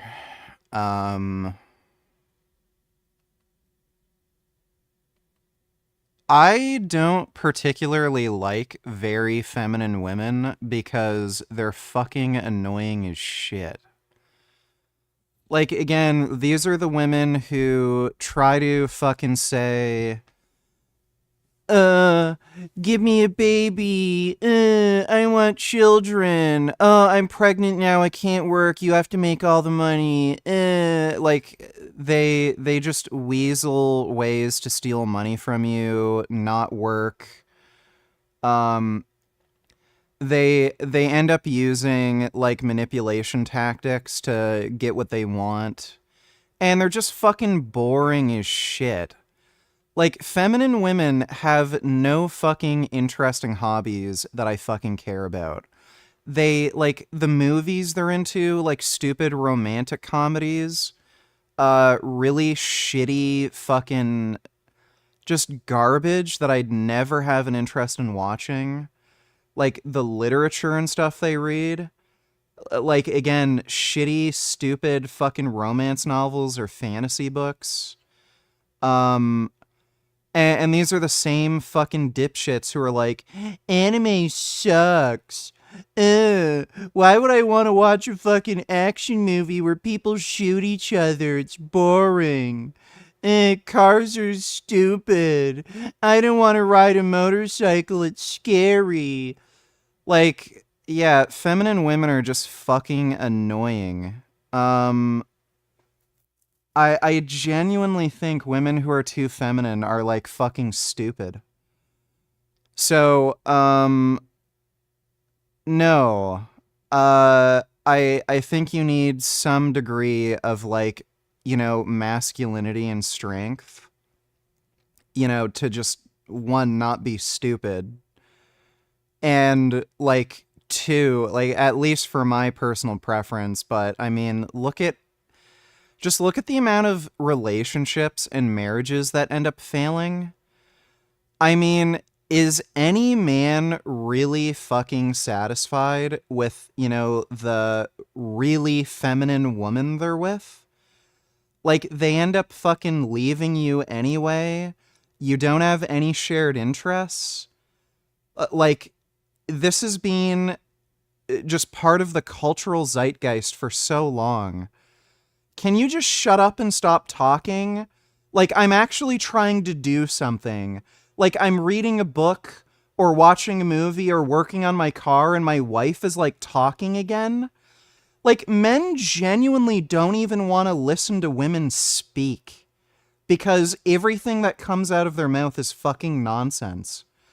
And then, like, for some reason, you have so many of these fucking dudes saying, oh, I want a feminine woman to be with. It's like, no, you don't. You don't even want them talking. You literally want them to just shut up and be your servant. Like, clearly you don't. So, yeah, no, I don't buy that. It's not their fault, obviously. Like, people are the way they are. I'd say people are largely a product of their genes. I'm not going to put the blame on anybody for being a certain way, but it's like, I don't know why it's seen as a good thing to be, like, super, super feminine. Because, again, nobody likes that. Like, again, when women are too feminine and they just start talking about bullshit you're not even interested in, you tell them to shut up and leave you alone. Like, no one likes it. I think there's about three different things there. The first thing I would start by saying, because I want to talk about the manosphere stuff for sure, because I think that's hugely important. The feminism, I think, a very simple definition is feminism is about separating women from husbands and children so that they can be independent. And that, you know, if you look back at what Mary Wollstonecraft was writing, that's one of her points was we don't know what womanhood looks like because they've always been. Oh yeah, feminine men are fucking annoying as shit. Like, look at Justin Trudeau. I'm a feminist. I care about women. We need to get more in touch with our feminine side. Everybody hates that cunt. Like, again, when you're too feminine, you're just fucking annoying. Busy with these husbands and children. Like, that's what they've been occupied with. We don't even know what they can do. And, you know, 100 years later, you've got this woman named Emma Goldman who says the exact same thing. You know, in the early 1910s, she was this Russian immigrant. She says the exact same thing. So, and the fascinating piece that is actually not well connected in my book because it didn't really jump out at me all that well initially, was that most of the suffragette women were all also involved in the abolition movement, which obviously we know slavery was a bad thing. And I think, you know, I'm not in any way endorsing slavery. But what's fascinating is that they viewed the family as a kind of slavery, that women were enslaved to their husbands. They couldn't like separate out, okay, one is a really abhorrent practice that's just gone on for so long and needs to end. The other is the basic cell of civilization and the place in which people grow and and flourish. And they didn't have, like we have now, we have 50 years of seeing this, what a disaster that whole experiment has been of, the methodology, the methods. You think Jasmine wants to listen to your suicidal rants? Hear you cry about how mad you are at stupid people? She listened for 10 years. Get over it. You don't have to enjoy it, just respect it.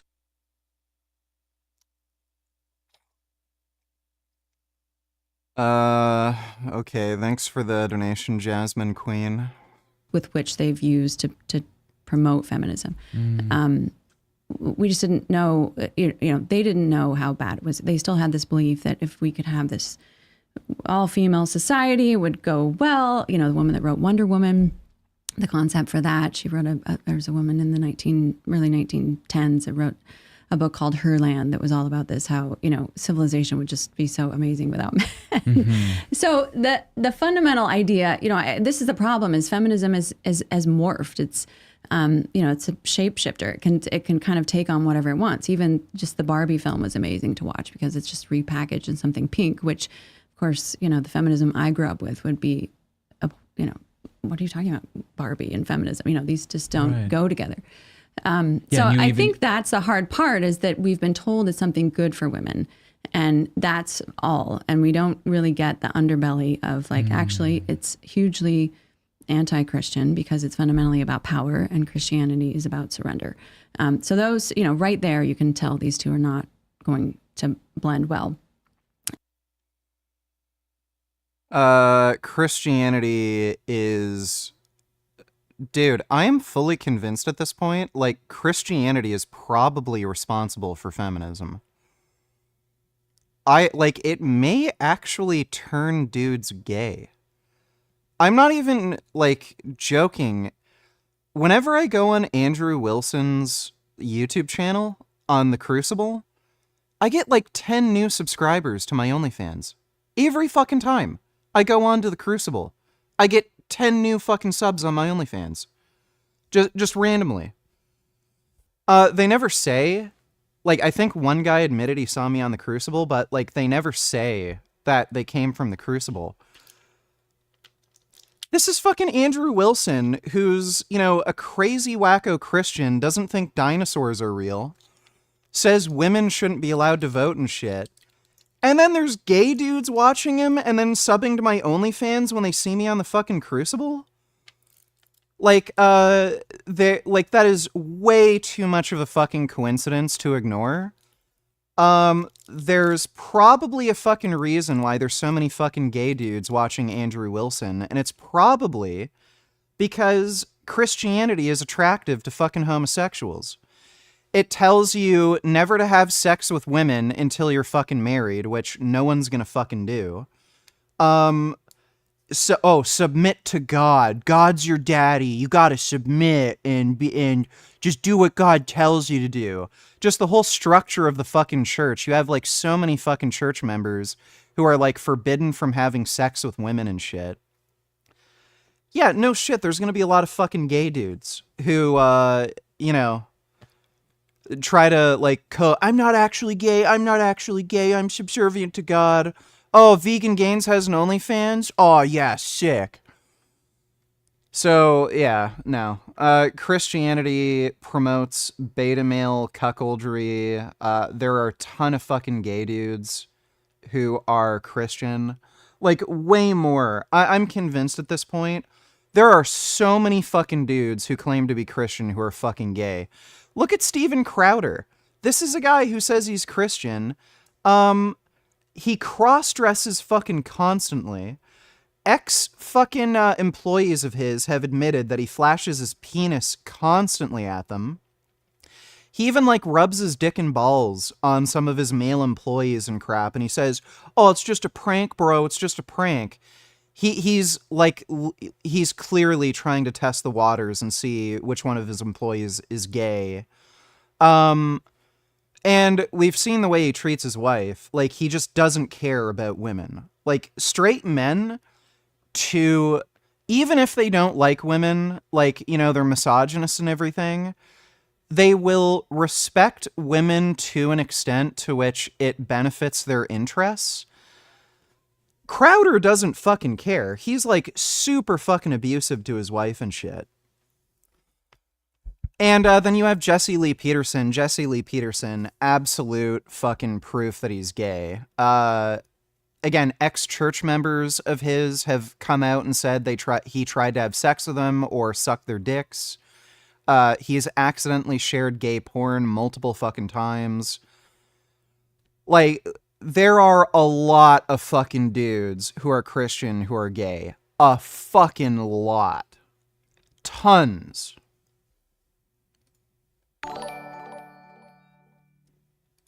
Is Jordan Peterson gay or a cuck?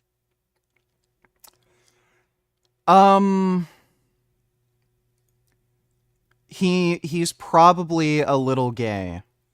So, I mean, the guy cries when he watches Pinocchio. His wife is pretty masculine. He's actually talked about how he gave his wife a personality test, and she actually has a lot of masculine personality traits. She's actually bigger than he is. Can't remember her name. She actually looks bigger and stronger than him. Especially when you look at, yeah. Look at this. This is like actually, fuck. Give me a second. Look at this.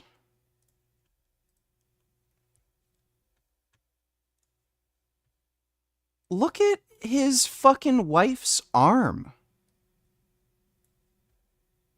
Like, she actually has more muscle mass than he does. It's weird. Like, this guy is a skinny fucking beta male who doesn't even lift, and his wife is, like, actually jacked. So, like, I mean, he might be a little gay. He's also obsessed with transgenders. That is really weird. He seems to be especially obsessed with female to male transgenders lately, for whatever fucking reason. But, yeah, it's kind of strange. I don't know if it's like some strange psychological cope, because he seems to have an interest in women who are more masculine than him. I don't know if that's like a point, like, I don't know if that's like what do you call? I don't know if he's like insecure about that, and then when he sees women transitioning to men, he like freaks out for some reason because of that. Like, I don't know if he starts having like gay thoughts when women become more masculine or some shit, but yeah, it's strange. So he might be a little gay.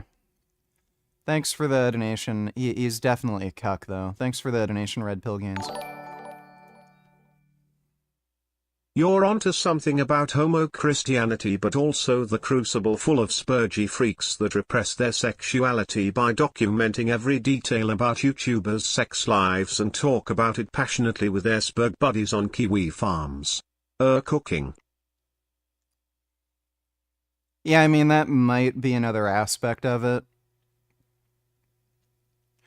Like, I mean, being attracted to male or female, I think that's pretty much entirely genetic, but yeah, there's obviously, if anybody feels gay thoughts and they try to be Christian, they're going to try to repress it, but I think there's something about Christianity that is very appealing to gay dudes.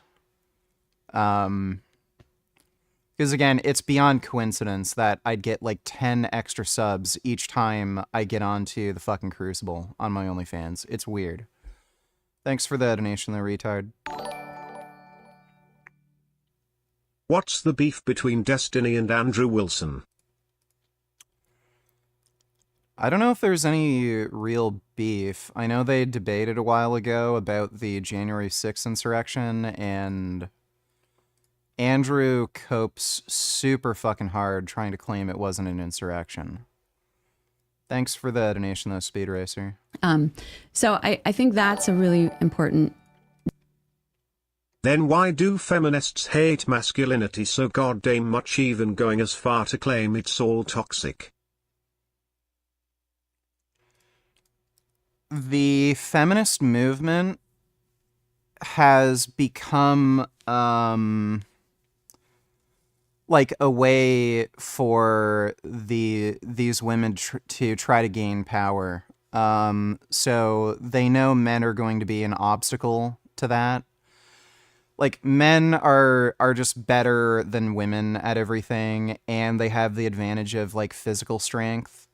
So men are just automatically going to be better at any kind of career, any political position, you name it, because men have more testosterone, so they're way more fucking competitive. They also can't get pregnant, so this just happened with my fucking family doctor. She's shutting down her practice because she's getting pregnant and wants to start a family. So she's quitting her work. Like men are always going to get ahead of women in anything, any job, any career, any political position. Men are just going to be better at it because men are willing to make more sacrifices. Men are more competitive. Men tend to have, like, on average, have a tendency more towards, like, psychopathy. So they're going to make cold, calculated, callous decisions. They can't get pregnant, so that's never going to be something that interferes with their career. They also don't have a biological clock. So if a man does want to start a family and settle down and kind of, tune down their career, they can do that when they're like fucking 50, 60, 70, whenever. Women can't. They have like a very narrow time frame. So if you have a group of women who want to take political control so that they can exercise their ideals on society and create a society that they want, they're always going to lose. So what feminism is trying to do is they're trying to demonize masculinity, say it's all toxic, all hateful, men need to be more feminized and all this shit, so that they can get rid of male competition. That's the only way they will ever have any kind of political success. So you have a whole group of people, this feminist, social justice warrior, far left group that needs to get rid of, men in order to be politically successful. That's why there's all this like male hatred, promotion of misandry. Masculinity is inherently toxic. We need to teach boys to get in touch with their feminine side. That's what it's all about. I don't think they really believe any of this bullshit. It's just a means of them achieving their political goals. Are men better parents? Single parents? I have no idea. I don't know if single fathers end up raising children better than single mothers. Should actually research some of that. Do single fathers raise kids better than single mothers? Single father households do vastly better than single mother. Here's the reason why. Consensus is mothers typically make better parents than fathers, yet single fathers do better than single mothers. God damn it. Okay, that's... Kids from single father homes as successful as kids from married parents. That's hilarious.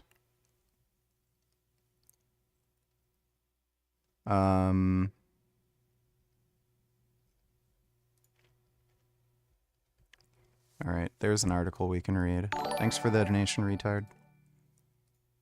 Why do feminists or even most people in the vegan movement try to oppose capitalism, patriarchy or colonialism as some sort of root cause of everything when those things themselves are not always necessarily a bad thing?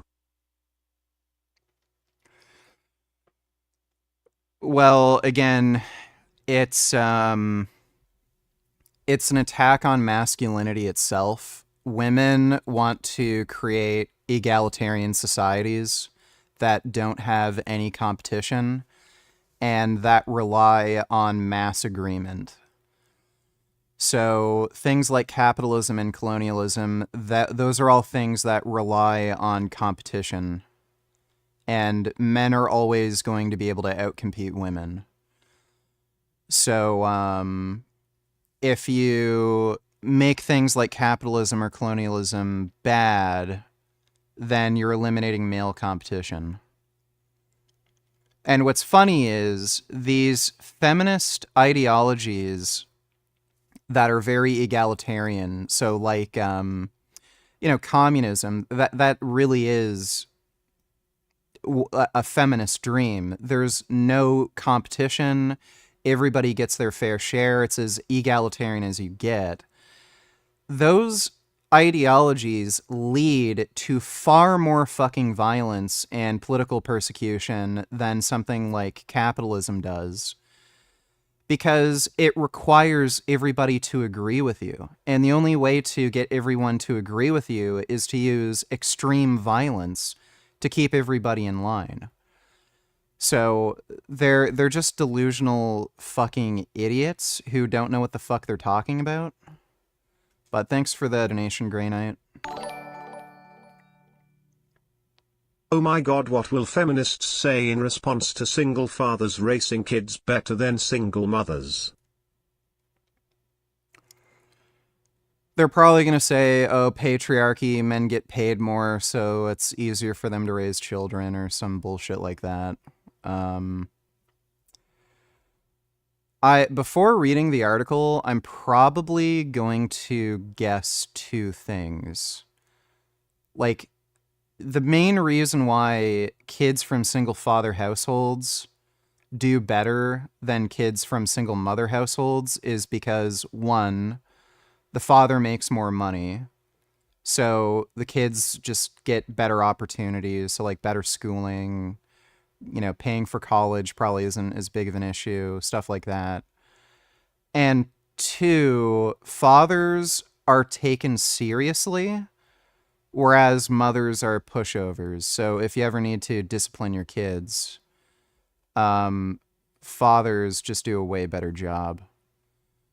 Like, I mean, who's going to take their mom seriously, right? Perhaps you've seen recent reports detailing the changing face of the American family. Fuck. What in the shit?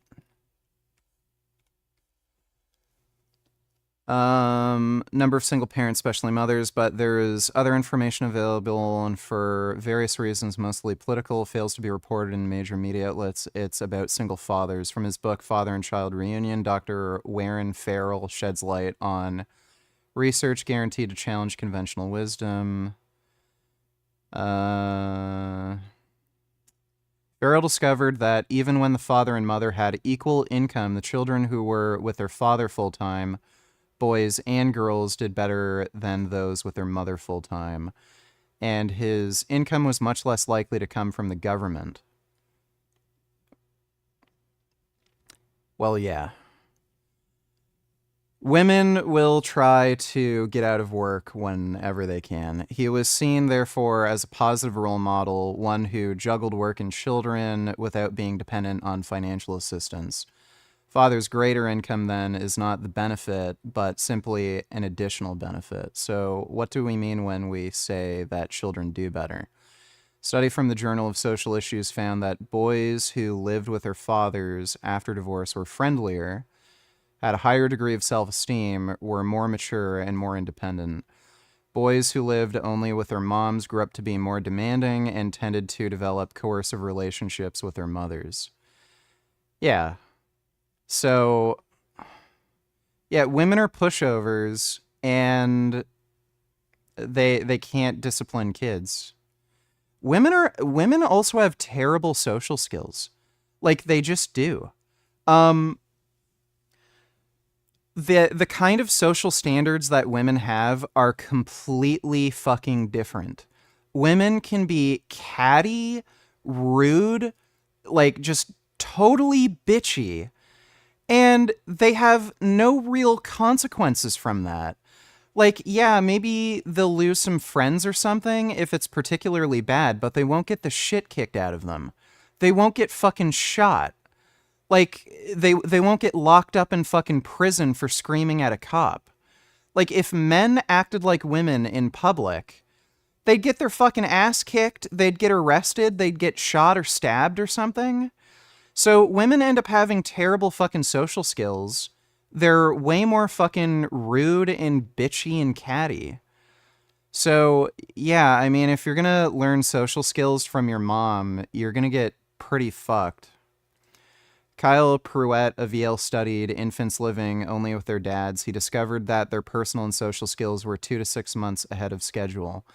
Same was true for older babies, indicating that a father's impact begins at birth. There are many of us fathers who could have told him that. New Danish study of 1,200 children aged 35, half with single moms, half with single dads, found that those living with dads were less sensitive to criticism, and had fewer temper tantrums. Really? Oh, what a surprise! They were only half as likely to have frequent nightmares, feelings of low self-esteem and loneliness, and 1/3 less likely to feel victimized by other children. Danish study compared the stress experienced by single moms and single dads. They found that single moms had more difficult time combining work with child raising, even though they were more likely to receive financial assistance.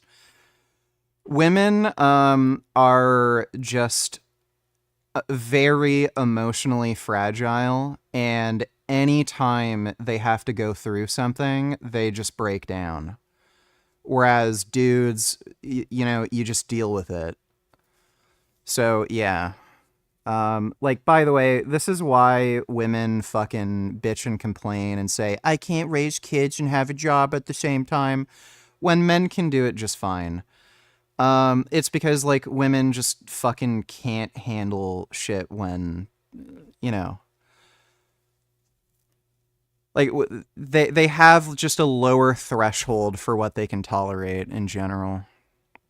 Overall, children living with dads were less likely to have discipline problems. Does this mean that dads were more likely to resort to physical punishment? No, moms were. Yep. Well, here's the thing. Women aren't taken seriously, right? Who the fuck is going to take a woman seriously? So if women want to be taken seriously, they have to beat their kids. They have to use physical force. They're just not as threatening or intimidating. They also don't know how to discipline kids properly. Like dads will say things like, okay, well, no video games, that's the way it's going to be until you listen, or, you're not going to get your allowance or something like that, right? For whatever fucking reason, women just have a very hard time, like, understanding what discipline means and how to discipline kids. And, like, yeah, they'll still give you your allowance. They won't take away your video games. They'll think, like, oh, that's too mean, oh, I don't want to do that to him. But then they'll resort to, like, smacking you or physical violence sooner. They also have, like, a harder time with emotional control, so when they get really upset, they're more likely to lash out. And again, women do not have the same social consequences as men do. So, like, how many times have you seen, like, women hit their boyfriends in public, or randomly hit men in public that they have a problem with because they expect, oh, no one's going to hit me back. So they're more likely to use physical violence for that reason. And they used physical discipline more frequently. Nevertheless, children living with their moms were more likely to exhibit frequent temper tantrums. What explains this data? Is it just different parenting styles, or could it be that fathers who get custody of their kids are exceptionally motivated, traits so typical of other minorities? This is the first of a series of articles. Yeah, I mean, that would be a confounding variable, that the men that get custody of their children are just better than average, but, you know, we know the truth. Distinction to make. And that even looking at, you know, fast forward to the 1960s, what are these women promoting? You know, there's a book called The Sisterhood is Powerful, which became kind of like a Bible for women in feminism. It was, you know, this woman named Robin Morgan put together all these essays, and it's like this handbook for feminism. Well, in it, it's, you know, it's incredibly, it's awful. Like, it promotes the idea of killing men, certainly abortion, and, you know, all of the fertility issues are at play.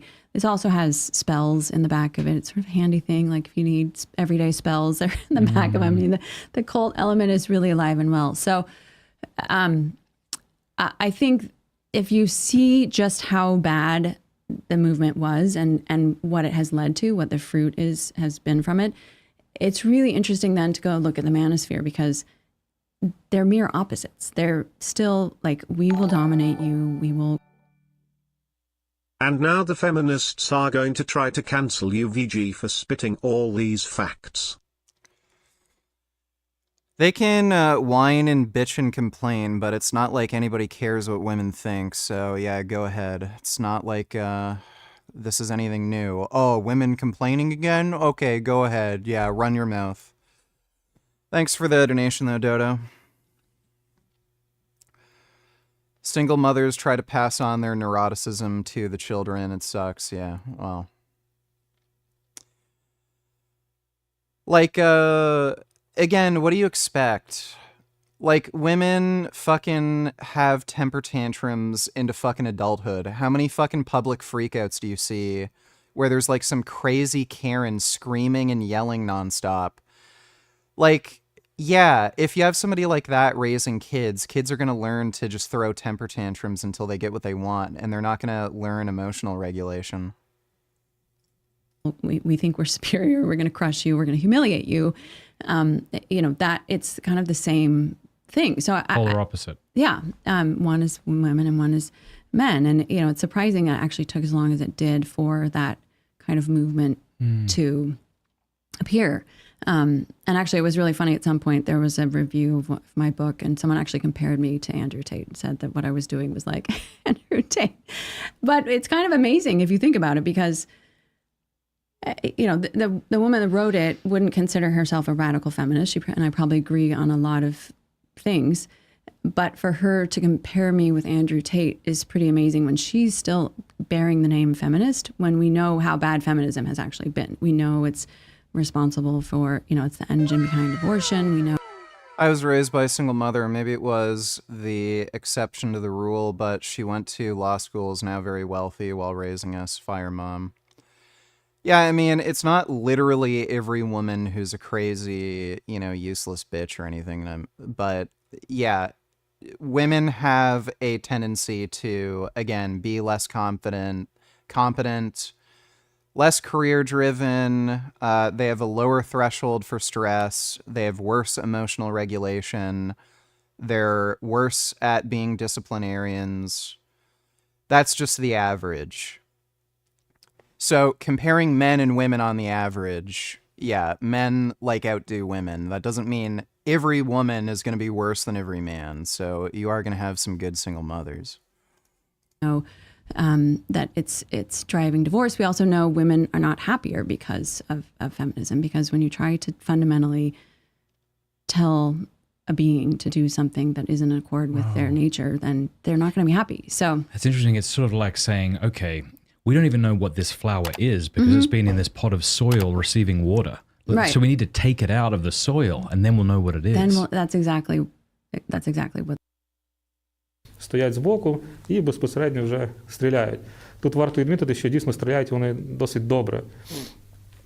Це говорить про те, що вони готувалися. ready to die. Everybody checked for grenades, but not ready for this modern warfare. On a training mission, Big story at 5:30 tonight. A man on the top 10 most wanted FBI list arrested and cuffed right here in Central Florida. It all started with a routine traffic stop, but quickly ended a years-long search for this alleged child predator. His name is Donald Fields II. He was arrested in Lake County yesterday. He was put on the most wanted list back in May of 2023 for child sex trafficking charges. And Fox 35's Kelsey Cairns is live in Lady Lake tonight with that story. So Kelsey, you spoke to the officer. Well then, Sky, lucky you had a single mother that rassied you, right? Yes, he is lucky. Thanks for the donation, Dodo. Sir, about this arrest, how'd this all go down? Yes, that's exactly right. John and Luann, this Lady Lake police officer was acting on instinct when she pulled over Donald Fields Saturday morning. Well, she didn't know who she was pulling over initially, and it was his fraudulent sticker on his vehicle that initially tipped her off about this. Hey man, put your hands behind your back. What? Put your hands behind your back. That's a top 10 most wanted fugitive by the FBI getting cuffed by Lady Lake police officers. It was a little eye-opening to me that we have people like that riding around all over on our streets, especially here in Lady Lake. All right, hands up. Thank you. Lady Lake Police Sergeant Michelle Bilbrey is credited with tracking down 60-year-old Donald Eugene Fields II. Fields has headlined the top 10 list for almost 2 years now. The feds have been looking for him in connection with child sex crimes. Children from Florida to Missouri and beyond are safer today thanks to the diligence and brave actions of these officers. No panic. Go figure. Open your door. Sergeant Bilbrey's attention to detail is what got Fields off the streets. Lady Lake police say she noticed something off about a vehicle on Saturday morning that was driving near US 27 and Rolling Acres Road. The vehicle didn't match the description associated with its tag, and police say the sticker for his registration date was fraudulent. Sorry, I asked you that earlier if you had any weapons in the vehicle. You told me no, and now you said I could have a gun. I don't know. Emperor Richard, we have done an airstrike in Syria because they had made a facility to build nuclear weapons, however it wasn't active because there was no uranium in the soil. If we did strike it and it was active, it wouldn't have been good.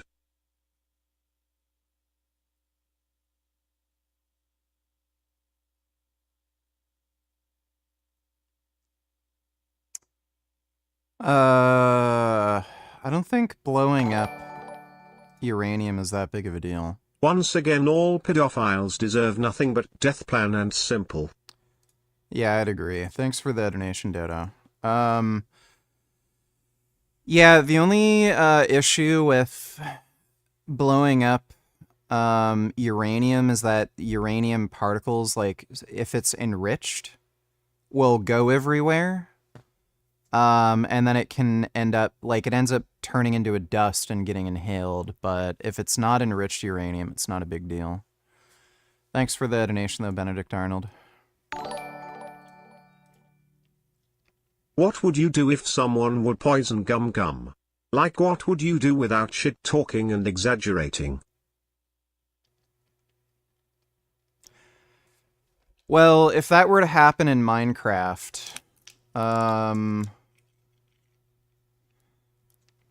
I don't know if I should even say on stream.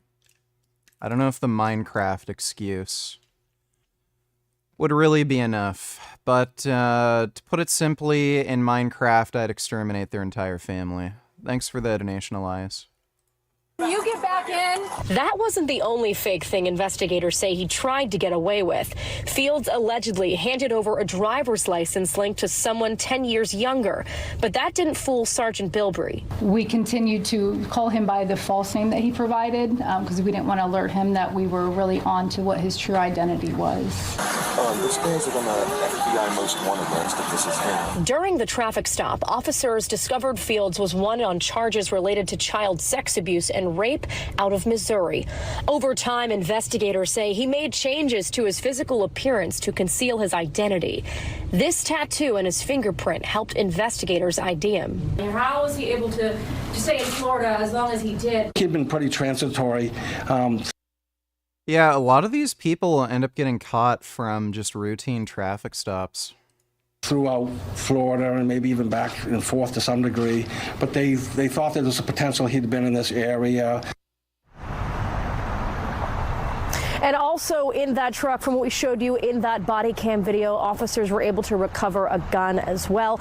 Now, Fields is going to appear before a federal judge here in Florida before he's extradited back to Missouri. Reporting live in Lake County. As the Lord your God has commanded you, otherwise they will teach you to follow all detestable things that they do in worshipping their gods, and you will sin against the Lord your God.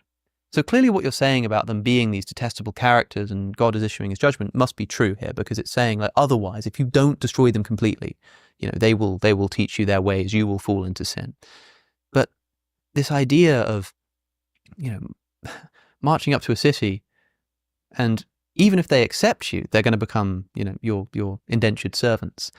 And if they don't, then you may take the women and children as plunder, and you may use the plunder the Lord gives you. But of course, if you're marching into a city of one of the nations that you've been promised by God, then don't leave alive anything that breathes. Kill all of the children, kill all of the women. I mean, it's the difference there, in other words, about like the people in the inherited lands and the people outside of it, tells me that the explanation for why these people need to be completely and utterly destroyed is because this is our land. We want this land. Seems to be, and when I read about somebody intentionally driving out or killing nations of people so that they can sort of essentially ethnically cleanse a land, I don't know what else to call that other than a genocide. But it's still eventually, the point is to welcome them in. It's not like they're going to sit in the land flowing with milk and honey. Enslave them, welcome them in. Yeah, I don't think so. Forever. And again, be God's chosen. Sending him back to Missouri, no, better yet, put him to death. Yeah, I mean, ideally, that's what you'd want to do. Thanks for that donation, Dodo. People, and that's it. So that's one. Secondly, we're reading this, again, from our 21st century Judeo-Christian lens. So your outrage and indignation over this is entirely Christian. That's why the Bible is self-critiquing, which I love about it. Thirdly, putting to the sword, even women and children, as messed up as that sounds, many would say that that was actually more gracious in that time period than other civilizations who they're going to get raped the rest of their lives, right? Thanks for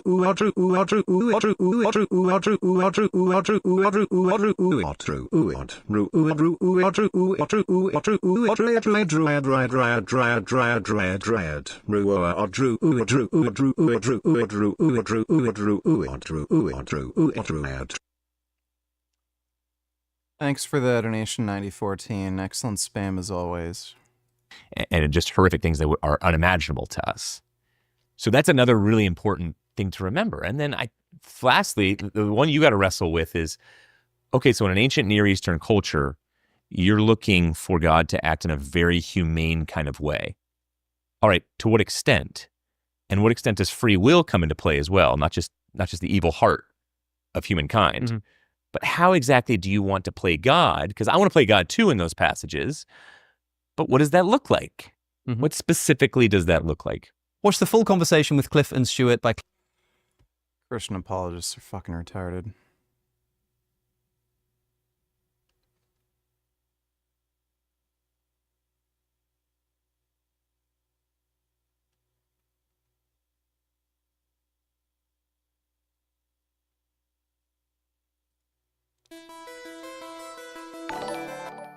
Dreamcast hardware with... Has there been serial killers that targeted pedophiles at all? Or one that targeted pedophiles and was never caught? Yes. There was actually a guy who was looking up the sex offender registry and hunting them down and killing them. He was caught, though. Thanks for the donation, Johnny Bravo. Zero modifications at all. For reference, this is running off a burnt CDR booting directly into my Dreamcast.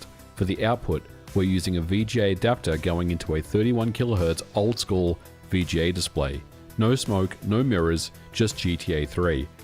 Although there was confirmation that GTA 3's life did begin initially on the Dreamcast, it was quickly scrapped in favor of the PlayStation 2 version, and this was done for financial reasons. But for years, the debate raged on whether it was even possible for a game like GTA 3 to even run on the Dreamcast. Those that say it is possible turn to a game like Shenmue as an example. Shenmue is one of the earliest examples of what I would consider an open world game. But each section of the game is loaded in, with a distinct loading screen to load in the next section. This is different from an open world game that requires heavy texture streaming at all times. On the PlayStation 2, this problem is solved by the vector units and the fast DMAC controller that can move data around the bus at lightning fast speeds. On the original Xbox version, the hard drive is responsible for streaming asset data in and out of memory very quickly. In comparison, the Dreamcast only has 16 megabytes of memory. For reference, that's half of what the PlayStation 2 has. Not only this, the Dreamcast lacks any type of dedicated coprocessors and hardware chips responsible for streaming data around the bus at lightning speeds. But what it does possess is a powerful 3D architecture, a 128-bit vector computation engine, and most importantly, a best-in-class homebrew community. Once the challenge has been thrown down, someone is bound to take it on. This port of GTA 3 to the Dreamcast surely stands as the definitive impossible port, and one of the most impressive pieces of programming I've seen in a long time. Owns Grand Theft Auto stepped in with a DMCA takedown on all reverse engineering efforts and forced the removal of the GitHub repositories, including a lawsuit against the developers. Wow, dude. Why do they care? This lawsuit alleged an infringement of original copyright material. It effectively put an end to the GTA 3 reverse engineering work. If Trump tries to take Greenland with military force, will Europe let it happen, or will they fight back? They'd let it happen. That was ongoing. But as always behind the scenes, there are always teams of individuals that look to take on the challenge. The reverse engineering source code still is out there, and one of the DCA 3 team members, Stefanos Cornelios Mitsis aka SKMP, reviewed the source code back in June of 2024 and determined that it could indeed be possible to run GTA 3 on the Dreamcast. The biggest concerns would be memory limitations, with just 16 megabytes of main memory and a relative small amount of VRAM that the Dreamcast supports. Within a few weeks, however, the team had something running. This was exclusively running on a Dreamcast with a 32 megabyte mod. Grand Theft Auto 3 is the game's streaming system, and this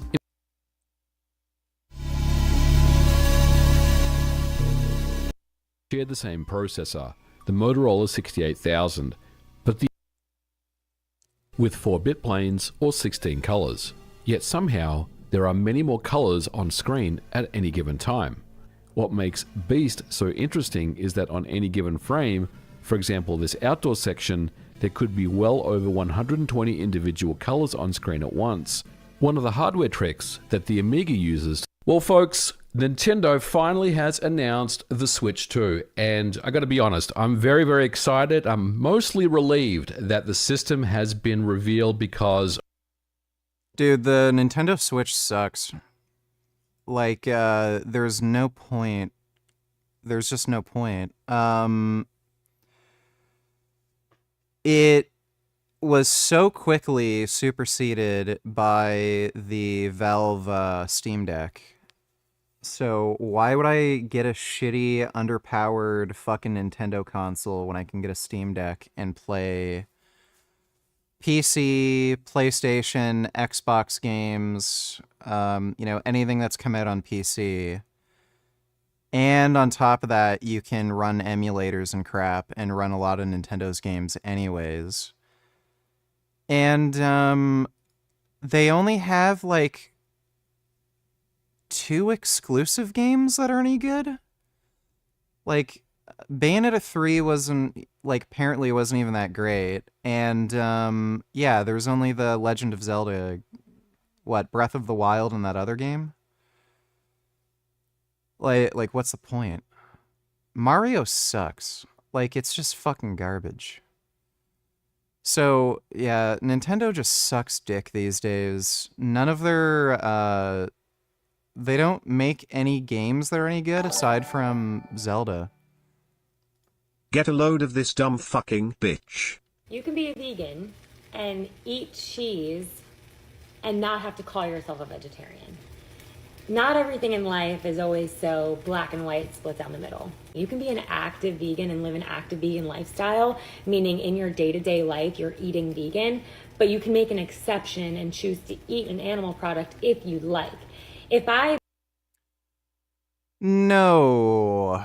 This is like saying I'm not a rapist, but, you know, in your normal day-to-day life, not raping people, but occasionally making exceptions and still saying you're not a rapist. I made a decision one day to eat a piece of cake at a friend's birthday, but I'm a vegan.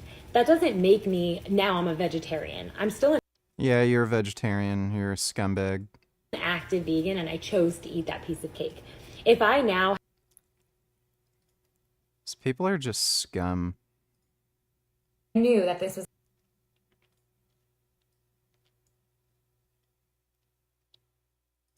going to be a pretty controversial topic, because at one point in my vegan journey, I would not agree with the video that I made before. So I want to clarify a little bit more about why I made it. If I choose to eat something that's not vegan, say a piece of cake, that doesn't mean that while I'm eating that piece of cake, I'm thinking in my head, it's totally okay that XYZ suffering went on for this cake to end up here. That doesn't mean I think it's okay. But it is allowing cognitive dissonance into my decision making. If I support vegan businesses and I've heard enough. She's just a dumb, selfish bitch. Thanks for the donation, Rosewater. Did you see yesterday Nvidia's stock price tanked like 18% cause of the DeepSeek release and turned the market red? Totally retarded, cause China's paper actually showed us Nvidia's chips are more efficient than previously known. Bye bye bye bye bye bye bye. Yeah, it probably would be a good time to buy. Their stock over time is probably going to keep increasing by quite a bit, too. They're like really the only significant player in the AI space, so... yeah.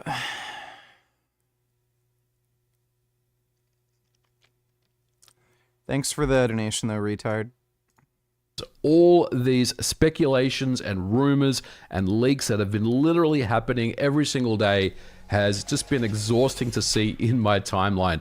But I gotta give credit to people like Nate the Hate and some of the leaks out there, because they didn't miss with this one. Now, taking a look at the website, you can see it says Nintendo Switch 2. The logo and everything was what we expected it to be as well. And of course, releasing in 2025, the trailer. And here is this is just a 3D image of the system itself. You can see the Joy-Cons, how they kind of just snap into place, the magnetic style Joy-Con. Yeah, Danny,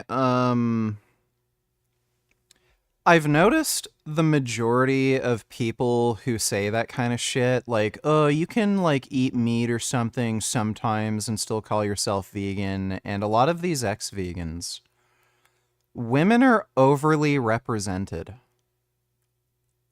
Again, it's this non-judgmental, egalitarian mindset where, we shouldn't judge other people. It's okay to, like, do this occasionally, whatever.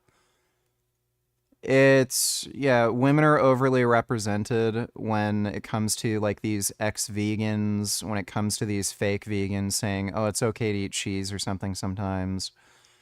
Like, what, you got Bonnie Rebecca, Raw Lineman, what's that other chick? She's like Mexican or South American. She was caught eating fish.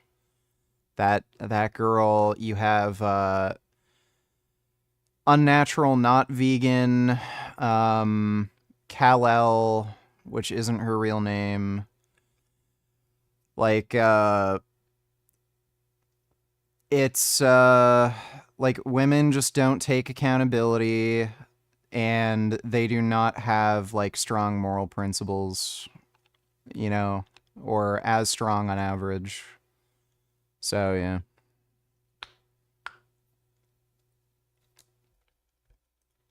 cons. And look, everything, again, that we've seen from these leaks, the Jinky leaks and the 3D prints, everything.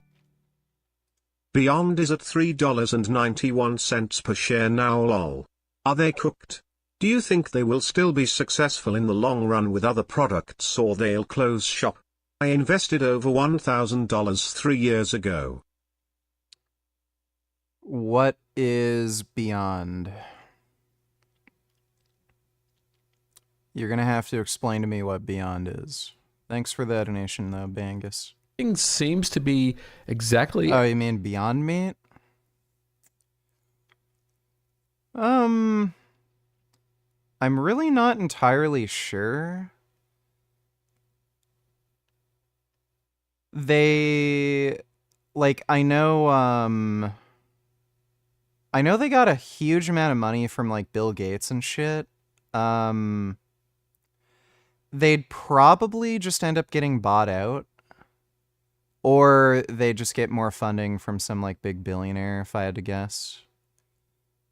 I wouldn't invest in them, though. Thanks for the donation, Bangus.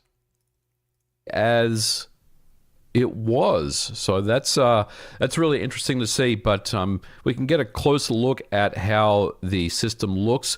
The bezel actually here is very, very thin, so that is very, very encouraging to see, because I know there was, you know, that some of the 3D prints kind of showed the bezel being, you know, a lot kind of thicker in that regard. But scrolling down more, you can see here it says you can play Nintendo Switch 2 exclusive games as well as Nintendo Switch games on Nintendo Switch 2. So obviously, once again, just reconfirming or reiterating that backward compatibility is supported in the system, which is very, very good. But you'll notice here, there is a quick note here. Nintendo Switch 2 plays both physical and digital Switch games.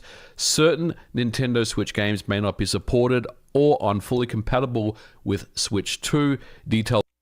Oh, that's good. Yes, dumb baby consoles. Why would you ever get a Steam Deck when your entire Steam library can be played? There's no issues with backwards compatibility because, again, you're talking about PC.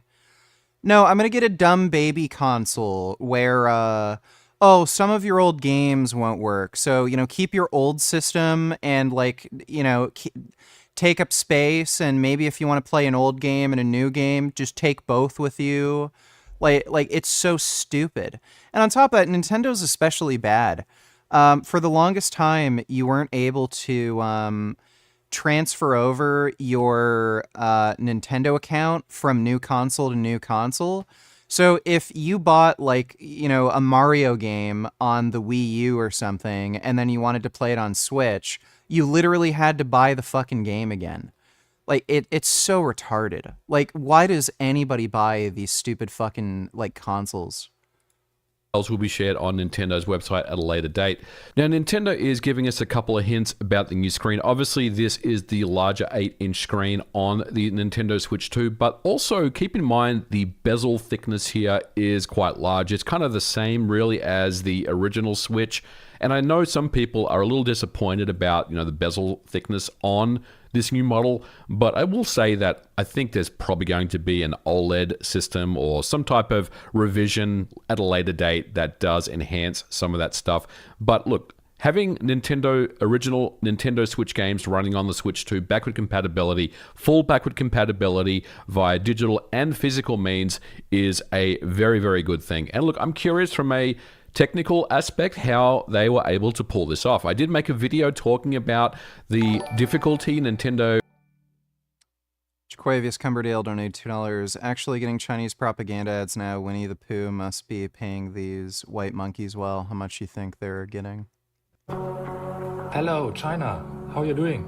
Everyone is talking about your app, so I wanted to check it out. That is just crazy. You are so welcoming. Hi, China. Thank you for welcoming us here on your app. Ni hao. Yeah, they're getting paid. I don't know how much, but they're getting paid. Also, would you date an autistic girl? Depends exactly how autistic they are.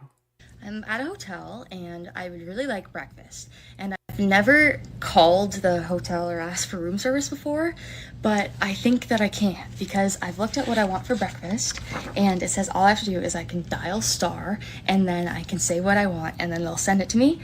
And I'm autistic, if y'all are just seeing this for the first time and don't know. And so this is weird. Oh my god, this is okay. I'm gonna do it. I wanted to take a video. Okay, dial star, and then I say that, hi, can I get, could you send a yogurt parfait up to room 3003? And I bet they'll say, yes, ma'am. And I'll go, okay, thank you. And that'll probably be it. Okay, I pick, yogurt parfait, that's all I want. Yogurt parfait, room 3003, okay. Pick it up. Send a yogurt partially.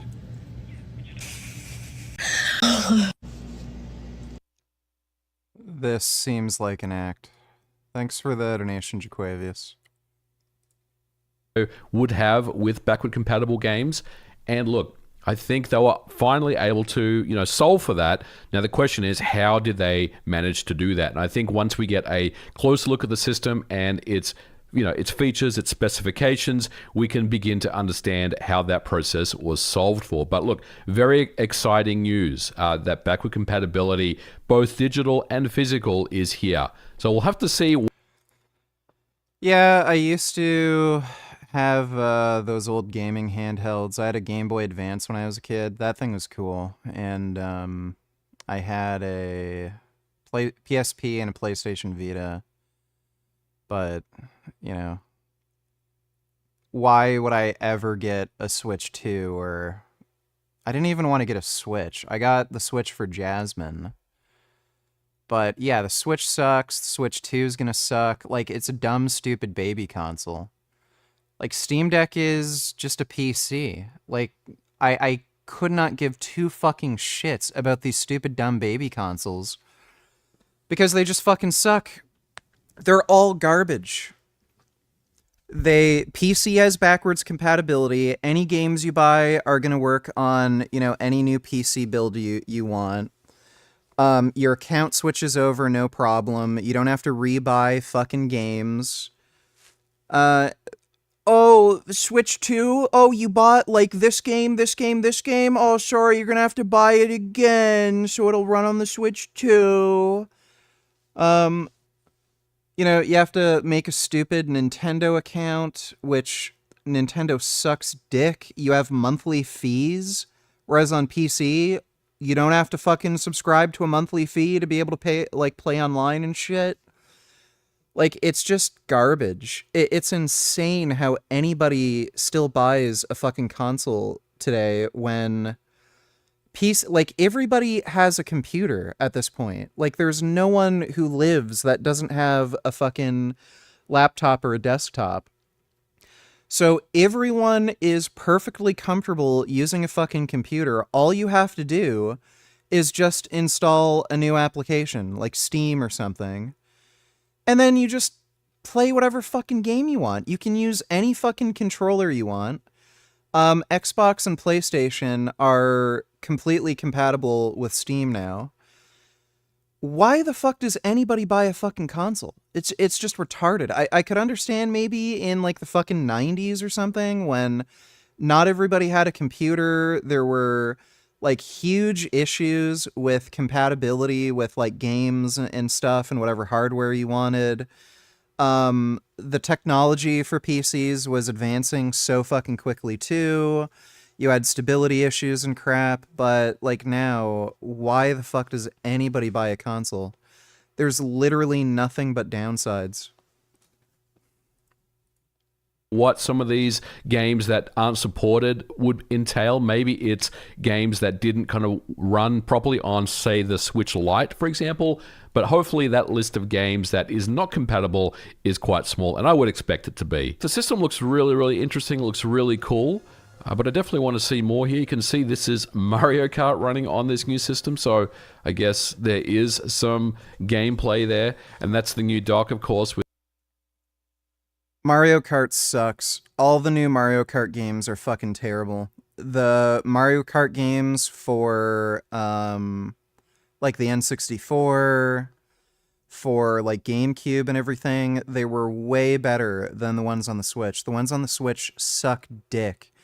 They have the worst fucking physics imaginable. I can't stand it. I remember I got Mario Kart to play with Jasmine, and we both fucking hated it. It's terrible. With the kind of the rounded edges as well. But hey, look, ultimately, nothing really different. No big surprises here. You could say that some people are probably going to be a little bit disappointed, but I think most of us are just happy that Nintendo has officially unveiled the Switch 2, and we can look forward now to the Direct, which will be in April. And look, I think there's going to be a lot of interest. I really doubt it's going to be a big generational improvement. Really, really doubt it. Seeing and exciting things to come from Nintendo when it comes to the Switch 2. So this is very exciting. I'm very excited that Nintendo has finally announced this system, and we're going to get a closer look at it in April. Dude, especially now with the Steam Deck out, it gives developers way less incentive to port games to the Nintendo Switch. So, like, you can play all the modern fucking games on, like, Steam Deck or whatever other handhelds. Like, there's a million of them now. You know, you got the ROG Ally and everything.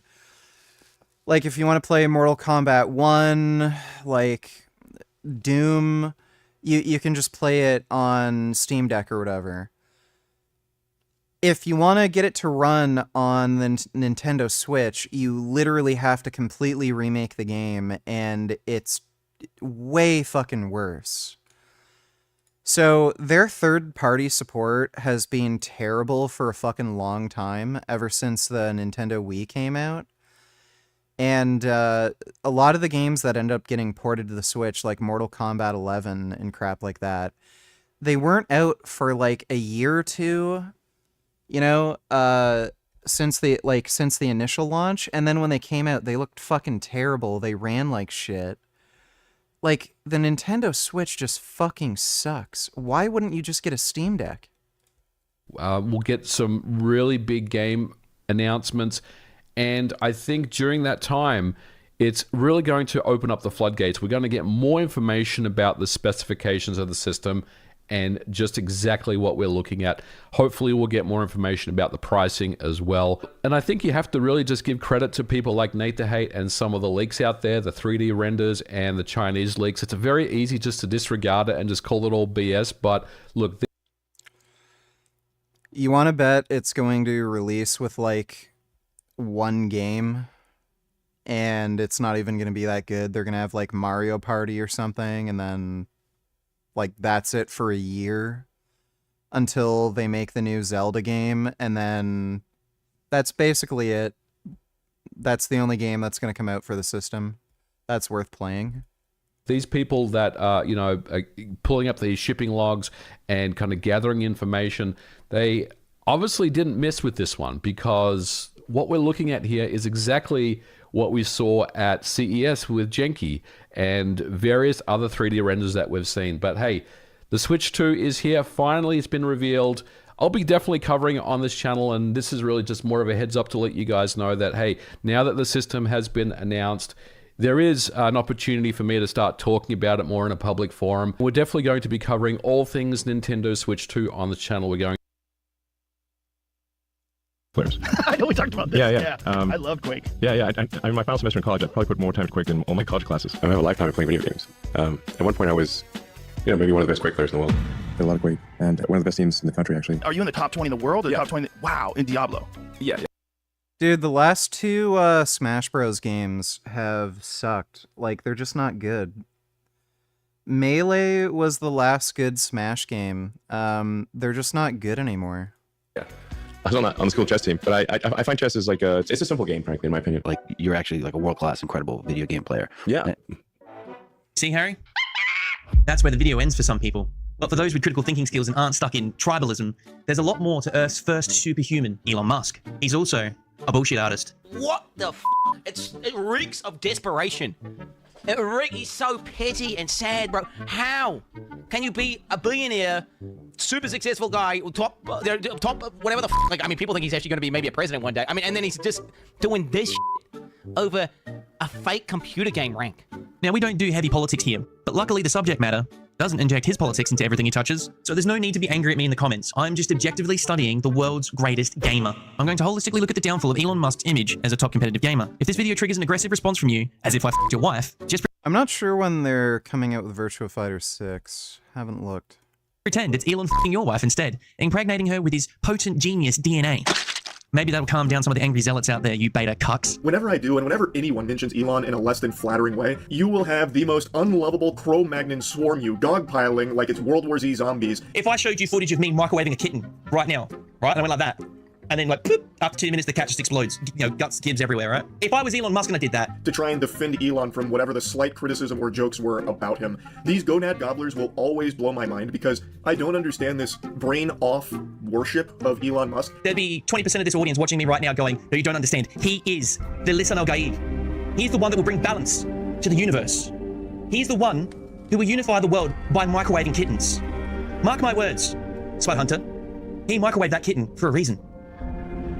I'm just saying, and like to me, I genuinely find this fascinating with the whole Asmongold thing because it just shows how unhinged it really all is, the behavior. You know what I mean? Everything they hype him up to be, he is the opposite. He is not cool. He generates AI images of himself where he's not like this meatball-shaped man. He is not for free speech like they like to hype him up as. He's not a champion of free speech by any means. In fact, I personally think he is someone that is firmly against it in almost every single instance. What we've learned here at the beginning of 2025 is you don't piss off gamers, and in particular, the spreadsheet gamers of Path of Exile too. Elon Musk is and he's just completely misunderstanding the situation, going full in unhinged mode, full unhinged, and then abusing his power, right, to try and make himself look good. That's all that's happening. That's what's going on here. Everyone can see it, and it's just sad and pathetic. I'm a Starlink enjoyer, and I got the Tesla Powerwall. But dude, what the f are you doing, Elon? Stop trying to f***ing lie to the gaming community to try and look good for I don't even know what reason. Like nobody cares. People already like the f***ing companies you're running.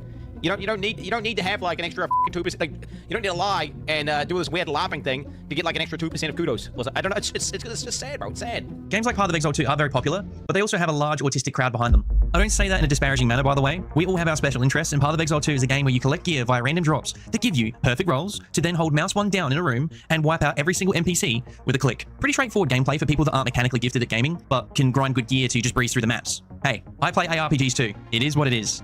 The skill is in the knowledge of the builds, something you could outsource to someone else, right?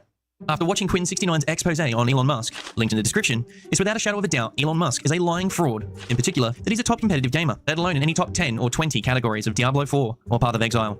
We'll get back to that though. As I said, I want to objectively and holistically look at the bigger picture of the world's greatest gamer. Elon is insinuating as much when he talks about being a top gamer in Quake, as well as many other games, and even chess. I was on the school chess team, but I find chess is like it's a simple game, frankly, in my opinion. There's a strategy game called Polytopia, which you can get on your phone, which I think is probably the best strategy game.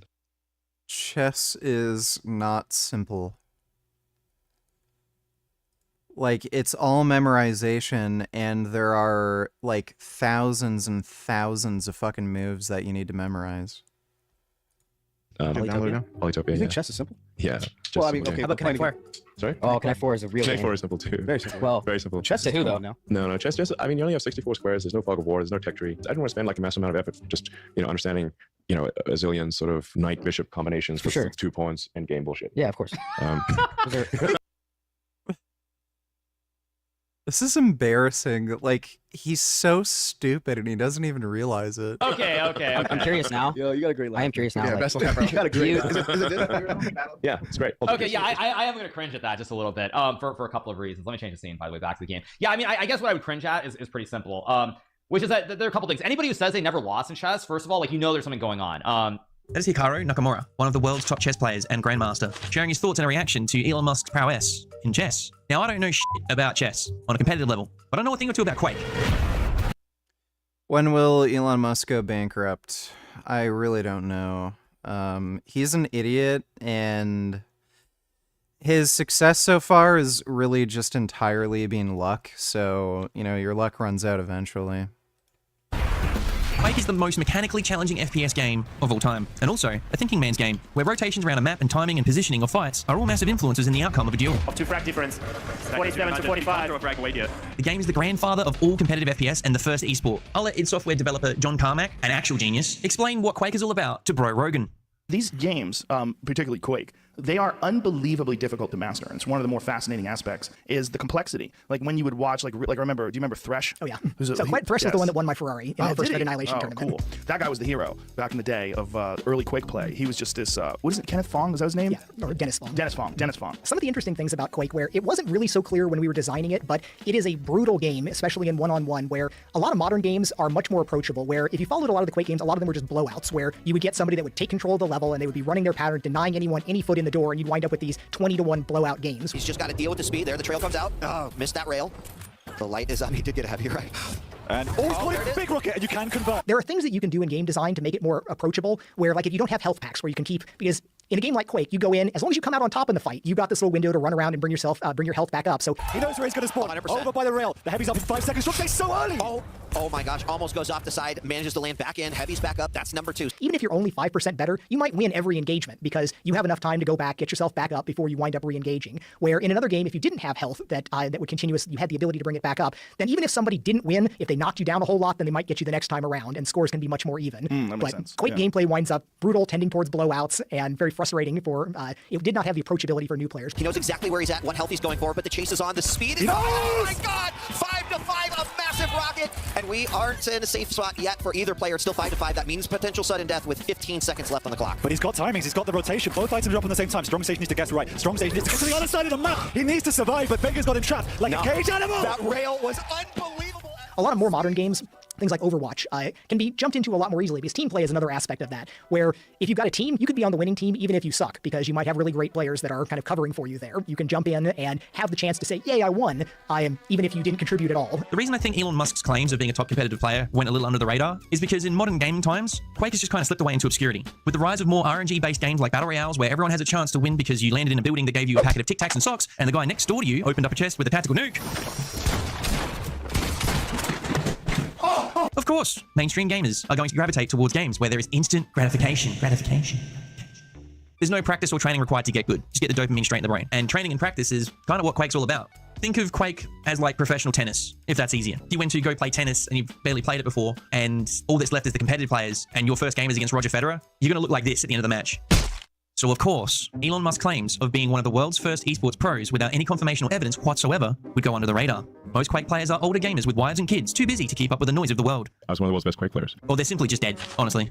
I mean, I'm in my early 30s and I was one of the younger Quake players. So what motivates me to make this video? Some may say it's clout chasing, or chasing ad revenue.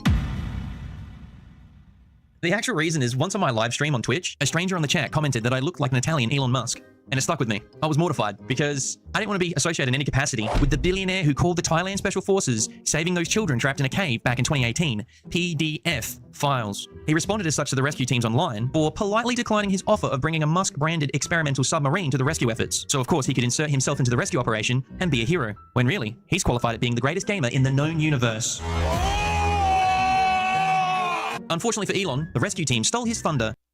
Why do you hate Battle Royale games? Because they have RNG party mechanics that will just make you lose or win based on the loot you get. They're just garbage.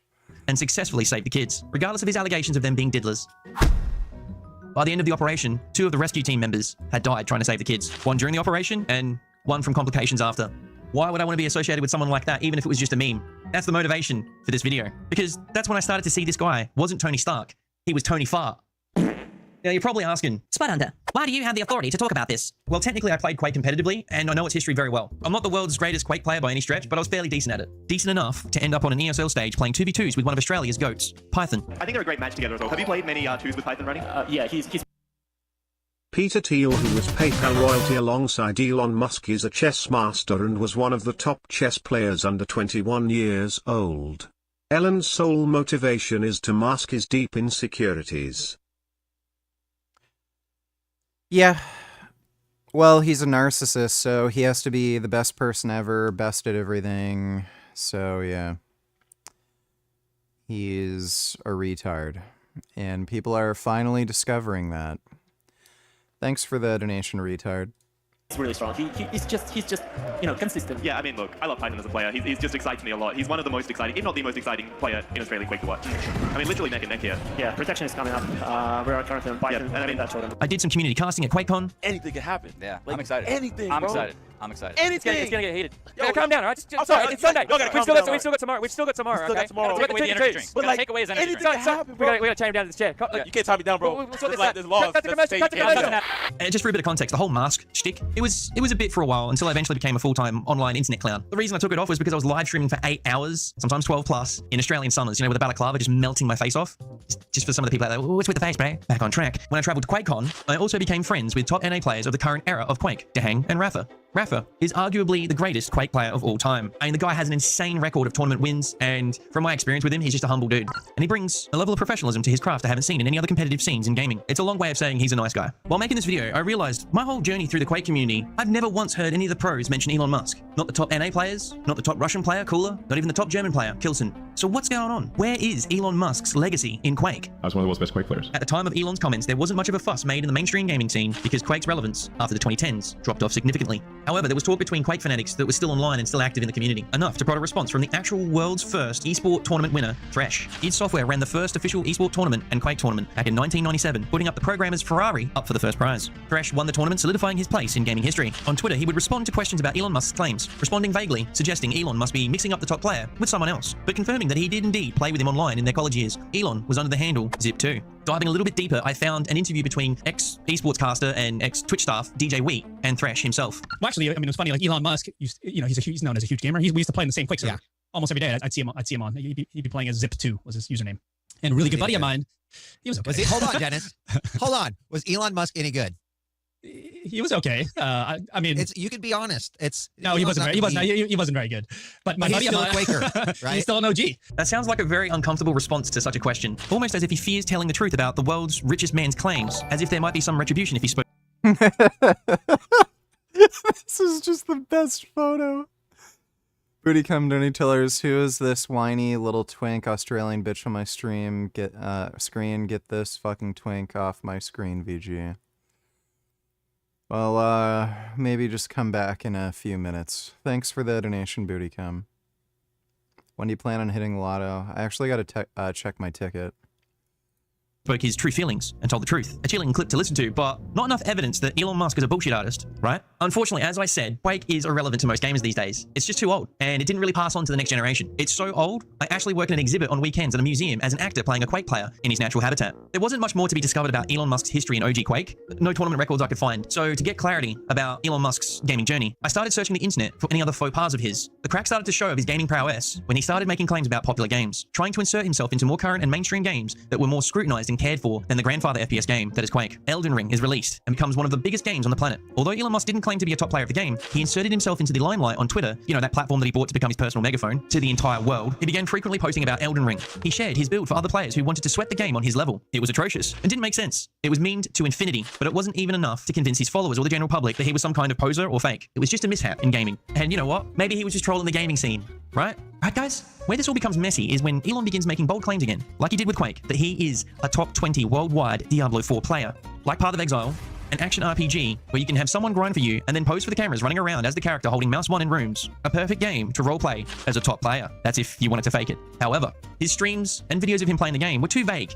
There wasn't really enough to scrutinize. So again, it slips under the radar, and you just have to take Elon's word for it. He's on the top 20 leaderboard of Diablo 4. Just happens to be a third-party website. Ultimately, there wasn't much for the gaming scene to scrutinize at this point. However, if you were savvy in the tech world, say, a top programmer, you would realize that he was almost likely a poser in that world too, using buzzwords he'd probably read somewhere to make him seem more knowledgeable in programming to the uninitiated general public, thus pushing the genius persona even further. I stumbled on this clip of Elon Musk publicly discussing Twitter's future with remaining programmers and how he believes it should be managed going forward. I mean, I think, frankly, if you want to have a really high velocity features, I think we'll just need to do a total rewrite of the whole thing. Wait, seriously, a total rewrite? That's your prediction for velocity? Yeah. Well, when you say a total rewrite, do you mean starting with the skeleton, or a bunch of engineers sit down with a whiteboard and say, "What is Twitter"? Revolution or reform? I mean, I just mean like literally like there's like you can either try to amend the crazy stack that exists or rewrite it. But when you say crazy stack, what do you mean? Like break it down. Have you seen George's like diagram? No. I mean, like, Booty come to tell us what time is the edible stream, VG? Not sure if I'm going to get edibles. It's negative 15 degrees out. It's snowy as shit. I have to shovel my driveway to get out. So I don't know. I'd have to go out and get the edibles. So not sure if that's happening. Thanks for the donation though, Booty Kim. what do you mean by crazy? No, seriously. Come on, buddy. Come on. Who are you? What do you mean? Who am I? I don't know. You gave me the fucking mic. I got no. Whoa, I'm doing the mic, and let's keep it civil in my space. I mean, yeah. Like what? No, man. You're in charge of the servers and the programming, whatever. Like what is the stack? Keep things technical in my space, please. Take me from top to bottom. What does the stack look like right now? What's so crazy about it? What's so abnormal about this stack versus every other large-scale system on the planet, buddy? Come on, give it to me. All right. So first off, amazing. Wow, you're a jackass. Okay. All right. No. I got no credibility here, buddy. I got no idea. First off, let's keep my space civil. Here, you know? Like, we removed him from speakers. Now, I'm a simpleton. A mortal being, if you will. I'm good at the internet clown stuff, editing videos, and making finger puppets. I'm not a polymath genius, so I contacted a programmer friend of mine, Simon Stillborn. He explained he wanted to remain anonymous because he feared retribution by extremists for making comment. A very telling sign of what future we're living in when people are afraid to speak truth to power. Essentially, a stack is the front end of a website that the user experiences and the back end which the developers handle. That's a really simple way of explaining it, but obviously it goes much deeper than that. Simon then went on a rant about how amazing it would be to just buy every company in the world, and when someone questions your outrageous demands, you just call them a jackass. He then promptly ended the call. I don't think he was a fan of the Twitter takeover, now known as X. Understandably, as it wasn't perfect in the past, but it wasn't a wasteland of disinformation and bullshit as it is now. Back to Diablo 4. And I think Diablo, so you're just picking up a new game, and you're figuring out its fundamentals. You're also, with the Paragon board and the build, are not somebody like me who perfectly follows whatever they suggest on the internet. You're also an innovator there. Yeah. Which is hilarious to watch. It's like a mad scientist. Even though there was nothing concrete, it left the door open for future scrutiny when Elon Musk would begin proclaiming to be a top 20 Path of Exile 2 player. Now remember, Path of Exile 2 is a grind game. It isn't something you can just play, show off how mechanically skilled you are, say like Quake or Apex Legends, and then log off. In ARPGs, you literally have to have a shit bucket. And with that shit bucket, you have to play for like 12 plus hours a day. For someone who is managing CEOs of his companies, hosting for hours on end on Twitter, and buying an American election in his spare time. He RMT'd, bro. He RMT'd into the government, homie. Didn't Donald Trump say some shit like, oh yeah, Elon's my bitch? Literally becoming America's first transparent and blatant oligarch. Don't worry, I know they existed before, but this is blatant, in your face levels. Like, not even hiding it. Like, wake up, people! Wake up! I can't have a go at you guys with the sheeple thing. Like, what are we gonna do? Just play games and do drugs all day? Right, guys? You know, you read Elon Musk is the top Diablo player in North America, right? Which I think in the world, dude. In the world. I think he's number one in the world, which is fucking insane. And dude, I know you, and I'm not trying to high road you here, but unless you've played Diablo 4, you can't understand what that means. I absolutely accept that. I do not understand what that means. It is insane. Like when I was addicted to that game, I just wasn't sleeping because I had to do dad duty in the day, Diablo at night, and I sucked. So when you realize this guy shooting rockets into space, making e-vehicles, starting a new department of the government is also. Booty Cam donating tellers, can't you get edibles delivered to your house in Canada, or is that a different place? I'm not sure. Yeah, I have no idea. Thing is, if I use an app like Uber Eats, 90% of the time, my orders get declined. So, it's not a good area that I live in. It's kind of in the middle of nowhere-ish. Not exactly, but it's like out of the way. So when Uber delivery people are getting requests, they just tap on whatever requests they get as soon as they can, and then they'll look at the request and then just reject it. So I don't know if I'd actually be able to get anything delivered in any reasonable amount of time. Like, chances are if I made an order now, it won't end up showing up tonight. The top. It's so crazy. It's the one time I actually let myself think maybe he actually is an alien, because there's just no way, unless he's paying people to do it for him, which obviously he's not. That is insane, man. Yeah. That is insane. So, dude, when you consider double hand twist cock. I don't even know where I was going with that. I got lost in Diablo 4. I'm just thinking about it. Well, we're just talking about how he's the number one player. That Elon, how preposterous it is. It's that I don't know. I don't play Diablo 4, so I really don't know what that means. But I believe it's huge.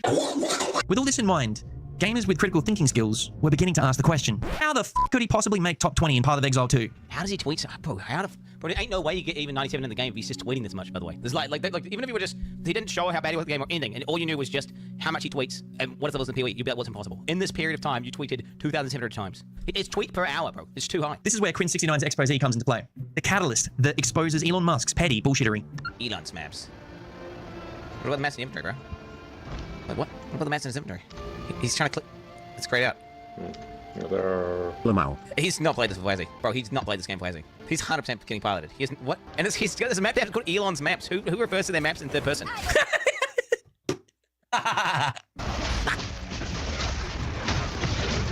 See, this is all the damning stuff. He just fucks off from all the orbs and just leaves them.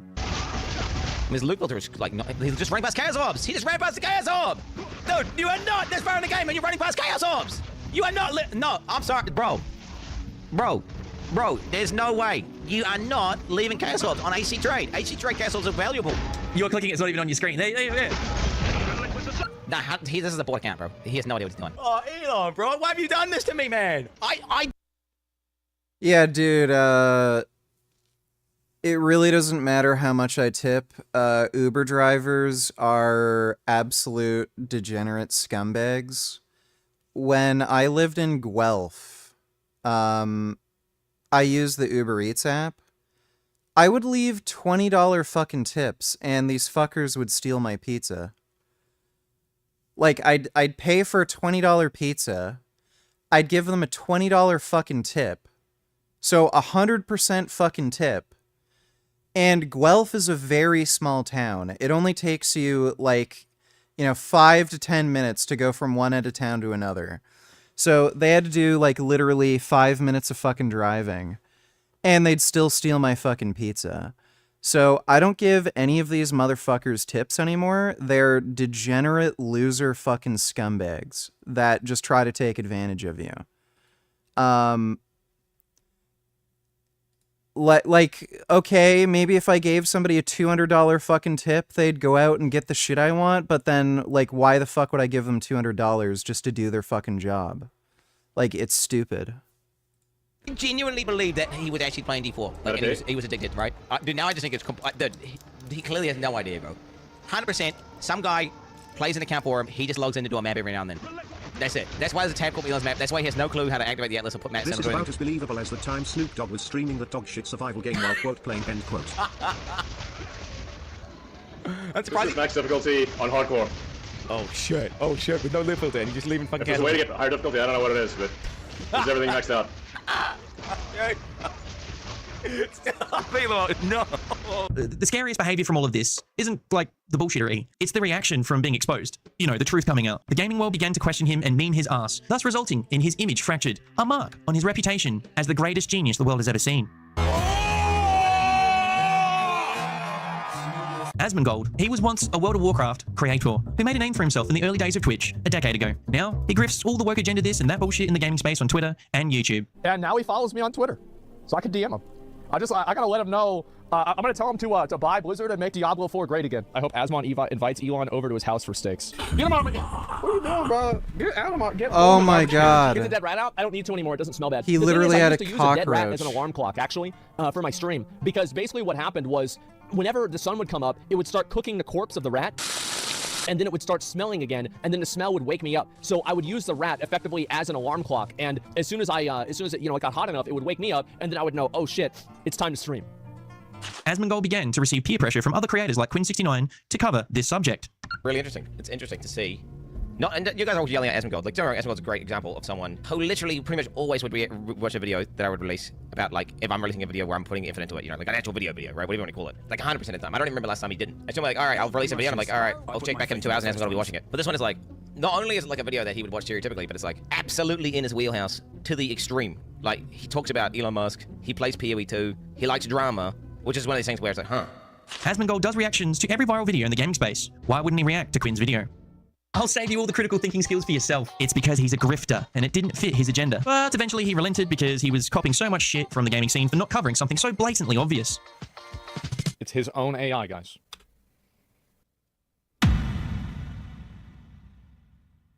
Hey babe, just taking a shit on the toilet. Yeah, just thought I'd specify that. Giving you a live update of Elon Musk being a hack fraud cunt. That other retard grifter, Asmongold, well, because it's trending and it's too obvious that he's paying someone else to play his character, he made a video about Elon Musk, you know, just commenting on the whole Path of Exile thing. And him and Elon Musk have sucked each other's on Twitter quite often. And Elon Musk took it as an act of war, shit it all over him, leaked his DMs to each other, and de-verified him on Twitter. Enjoy. When I went to bed, I had the check mark and I had the gaming thing. When I woke up, I had neither. Then I had the check mark. Then I had the check mark and the gaming thing. And now I only have the check mark. So just so we... Oh my god, Elon actually did do it. Holy, I was skeptical about that. Oh my god, Elon is unhinged. He's having a meltdown. He's a little man-child having a meltdown. He's taking away check marks. Oh, this is so pathetic. Oh, I pity him so much.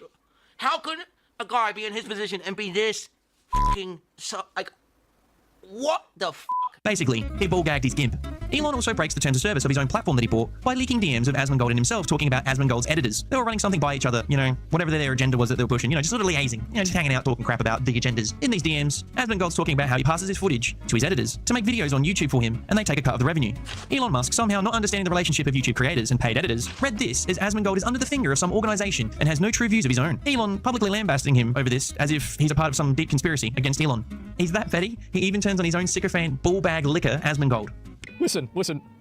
It was so obvious. You cannot get mad at me for bringing this up. Everybody was talking about this. Come on, man. Oh, sorry, master. This is like an ass-eating gimp suit wearing fucking bozo clown. He will literally say anything if whatever he thinks Elon will like is what he will type. I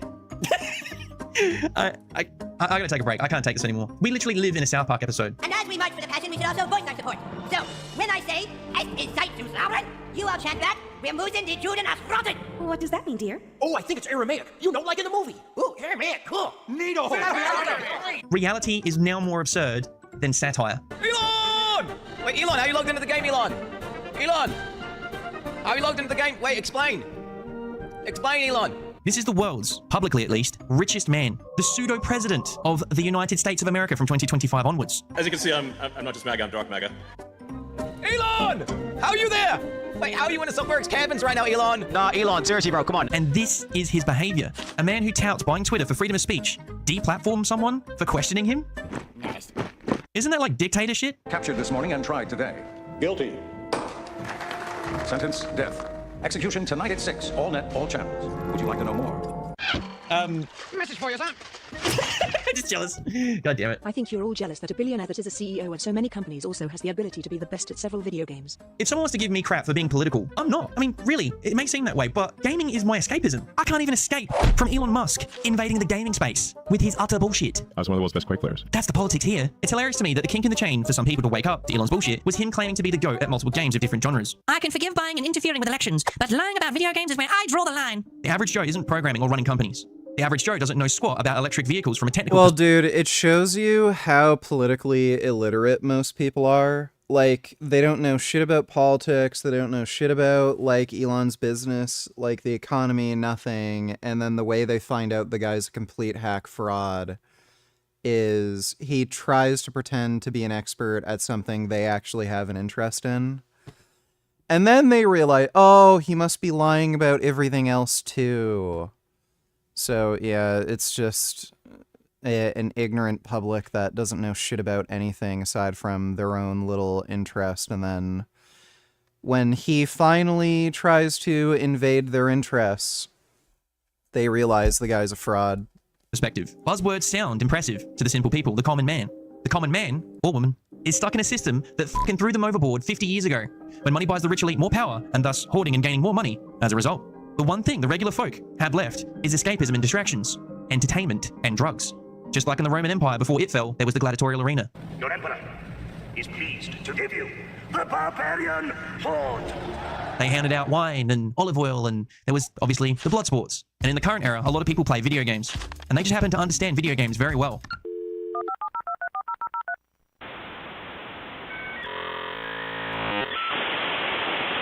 What's he hiding the eyes for, bro?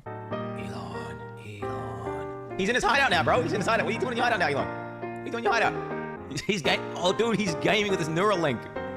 He's logged into the Matrix. He's Neo, bro, and he's actually gaming. I wonder if he's fucking just chilling there with his eyes going left and right and shit, man. It's because he's actually gaming. Where's Elon?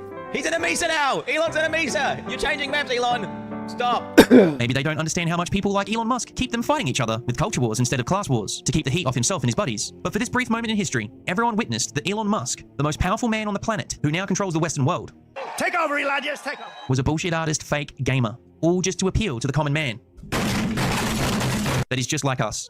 There was once a time where you earned your place in the world by merit. Now you buy check marks. Now you buy degrees. Now you buy status. Now you buy your top leaderboard positions. Hell, you may even buy an election on the side. This is your Listen Al Gaib. Listen, okay.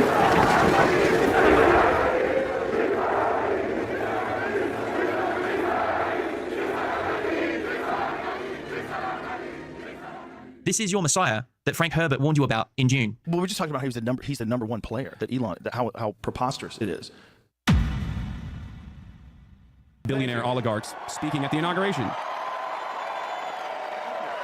My heart goes out to you. Did he just sing hi? But why would you do it? This angle's worse, but why would you do it like that? Like, why? You should have done it like, at least like palm up or like. Elon throws some German I still don't. I'm not an emotional thinker, okay? Like, so I can't appeal to people emotionally. But what I can say is that every part of my logical brain is telling me that this was not an intentional Nazi salute. This was not any nod at any sort of like Hitler Nazi stuff at all. And plus, what would Elon gain by doing a Nazi salute? So, this is an update to the story. There was a guy who was a longtime personal friend of Elon who's come out and said that was definitely an intentional Nazi salute. The guy basically said he was in communication with Elon since they were kids, and he learned that Elon Musk is trying to appeal to far-right wing Republican ethno-nationalists and Nazis because he thinks they're the easiest to control and manipulate. And he deliberately dog whistled to all of them doing this, pseudo-Nazi salute. So apparently this was a actual intentional Nazi salute, according to that source. Nothing. It didn't happen. It's bullshit. People making it up just to cause drama. That's it. No, sorry, Master. Holocaust whistle's a lie. I am, guys, I'm not one of these Holocaust deniers. I think the Holocaust probably happened. I think probably 99%. What a weird thing to say. I'm not a Holocaust denier. I think it probably happened. Like, what? Do you think dinosaurs probably existed? Do you think gravity is probably real? I mean, what a weird phrase. Certainty it happened. And the number of people that were killed is not 99% certainty it happened. Dude. What the fuck?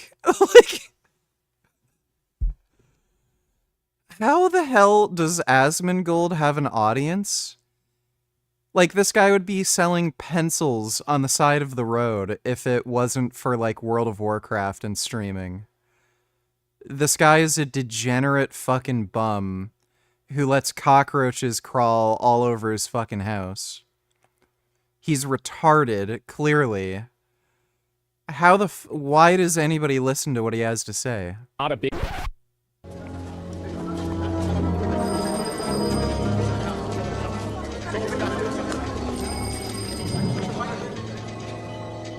Nazis. I hate these guys. Elon Musk and that moment. Don't say and that moment. Call it for what it is. It's a Nazi salute. Like, stop dancing around shit all the time. That's how you end up in the positions you're in right now. Everyone's afraid to just say things as they are. I'm pretty certain most of America didn't even know what a Roman salute was until they found out it was an excuse for the Nazi salute. Using that to defend what he did shows that he has become the very fake news that he has claimed he's fighting against. He just used 4 out-of-context images that are still images just to say that the liberal side is doing what he has done and calling them fake news for it by not reporting that. But none of those are actual, real, legitimate pictures. That's what's f***ed up about it, right? Like, also, did you see what he quote replied to tweet? Like that's an issue. Like, you were supposed to be the arbiter of truth, right? Like the harboring. Like, it doesn't make sense to use he's using out-of-context photos to justify what he did and say to say that it's just big news media blowing. I don't know, bro. Like, that really gave me like a very like dystopian, weird feeling about like the entire Trump Elon administration. Like, I'm stunlocked. Like, yeah, the reason this really hits home for me seeing that salute is, well, both sides of my family migrated to Australia after World War II, after the fascists had destroyed Italy and Britain had been astroturfed with bombs by the Germans. And for a better life, both sides of the families migrated to Australia right after World War II. So you could say, you know, I have a bone to pick with fascists, you know, people that do those kind of salutes. They nearly ended the world a long time ago. And it seems like people have just forgotten. Maybe the education system's failed us, I don't know. But what in the actual f***, guys? Like, what in the f***? What in the actual f***? Like, what the f***, dude? Like, what the fuck, man? We'll establish the brand new Department of Government Efficiency. Doge, bro. Elon! Elon! Steaming Springs, nice, Elon. This is scary. And that salute is an insult to all of that nation. Like, the amount of lives sacrificed fighting fascism. There's no amount of brain rot or mental gymnastics to justify, oh, he's a little bit tism, he's like stimming or something, he was overexcited. Dude did it twice, man. I actually feel like, I'm not being dramatic, I'm sick to my stomach. This is a different shirt. I've inserted this little bit at the end of this video. I just wanted this video to be a comedy piece about him being a gaming fraud. You know what I'll do?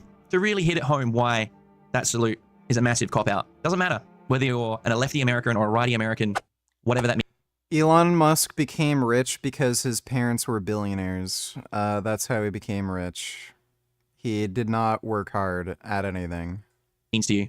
I'll chop up some footage to show you why that is pretty grim. You know, there are elections that come and go. Some elections are, you know, important, some are not. But this one. Yeah, apparently Elon Musk's mother and her whole family were very pro-fascist. They were like Nazi sympathizers. They also were pro-apartheid, so, you know, he might get it from that. This one really mattered. And I just want to say thank you for making it happen. Thank you. Do gesto. Usuários viram semelhança no gesto que os alemães usavam para saudar o líder nazista Adolf Hitler. Oh. Way back. Wait, fuck, god damn it, I hate it when I do that.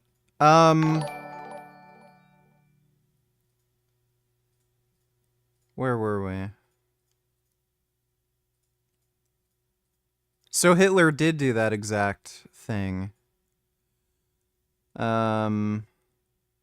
Pink Dodo donated $2. You gotta be a fucking moron if you don't think it was a Nazi salute.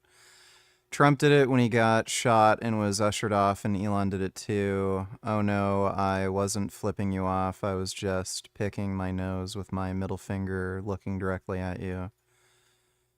I don't think Trump did a Nazi salute after he got shot, but, like, I mean, we've basically gotten as much confirmation as you possibly can with his friend speaking out about it. Thanks for the donation, Pink Dodo. Yeah, Avi made the argument that the way Elon Musk did the salute, where he held his hand on his chest and then, you know, did that wasn't a proper Nazi salute. Hitler literally did the exact same thing. Which speech was that? I gotta send that to Avi. It's crazy. It's crazy. And the craziest thing is, I'm sitting here talking to you about my experience. I am the only one left out of all those guys I was with. They've all gone on. And this can't last forever.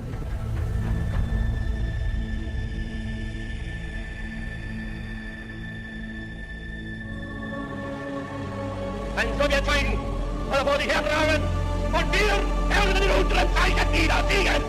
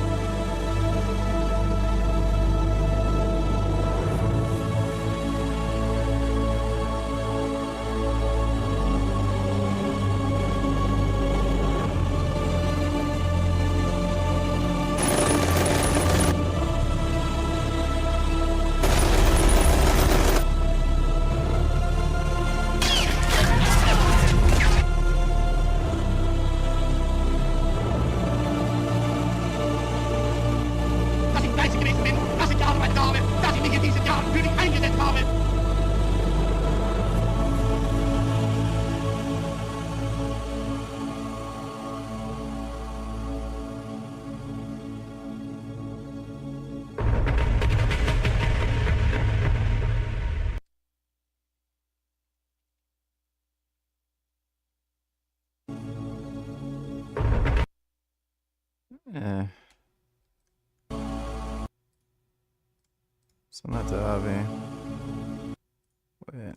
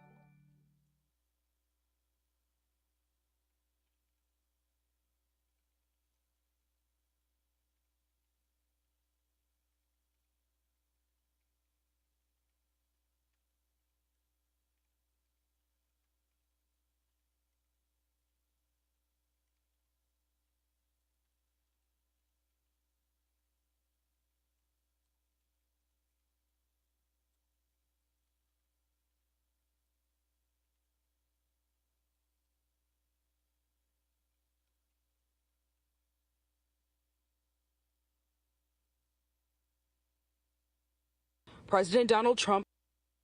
Wait, not that one.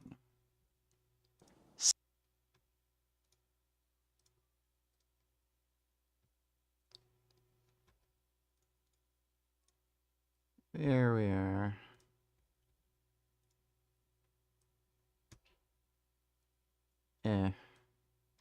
We'll watch that one next. Kumar Burgess donated $2. Yes, Richard, send that to Avi and bring him on the stream later to explain his hypothesis if he happens to be available. Pretty sure he's working right now, but guess if he's available later. Thanks for the donation though, Kumar. Sell your Tesla stock. That's coming from an insider. Yeah.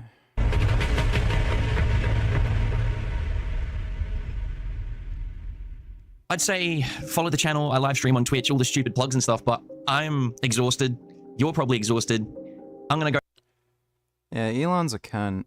I'm just gonna go grab a drink real quick. I'll be right back.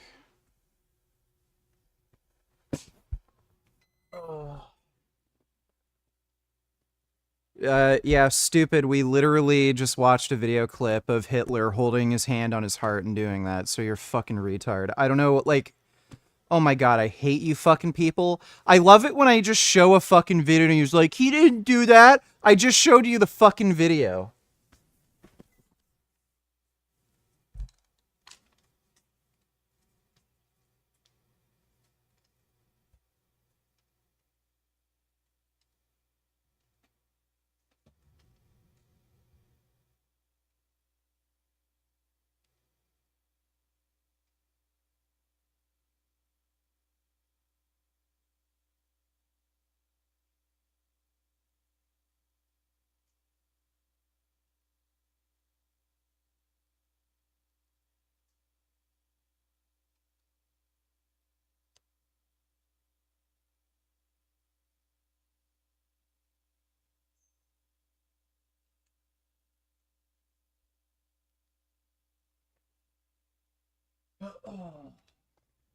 Yeah.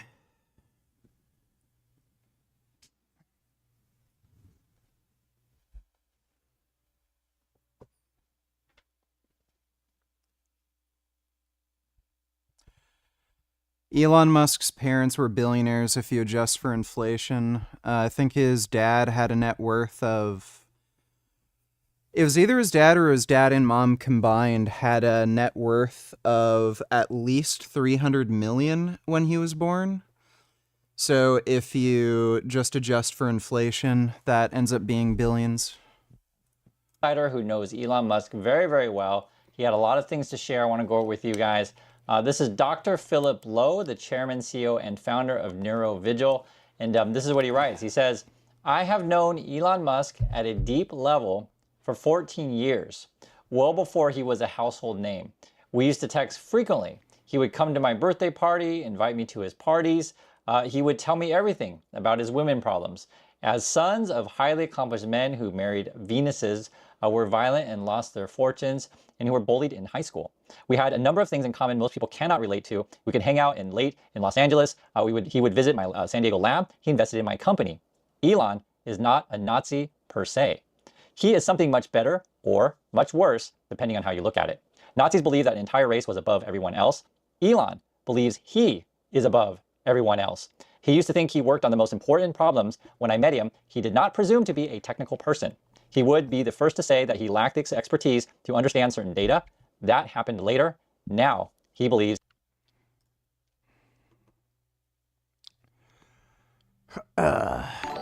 Luigi, don't need $2. I don't know, my nigga. Hand stretched out, high, fingers close together. Sure looks like a Nazi salute to me. Maybe he was hailing a cab. Oh no, wait. He has Secret Service limo. Oh well. Take a look at what happened.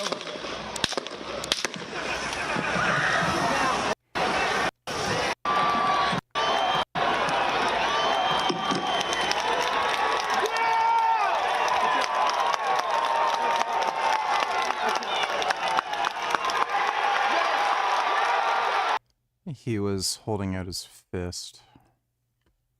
You're an idiot. He has all the solutions. And I'm going to go over more of this, but I just want you to let this sink in again. This is someone who knows Elon Musk, and the first thing when I think about this is like, this just sounds like a real depiction of who he is. I've read a lot of what people said of Elon Musk. If you don't know, he and I went to the same school. I don't know Elon personally, but I know a lot of people who know him, and this sort of corroborates a lot of stuff that I've heard.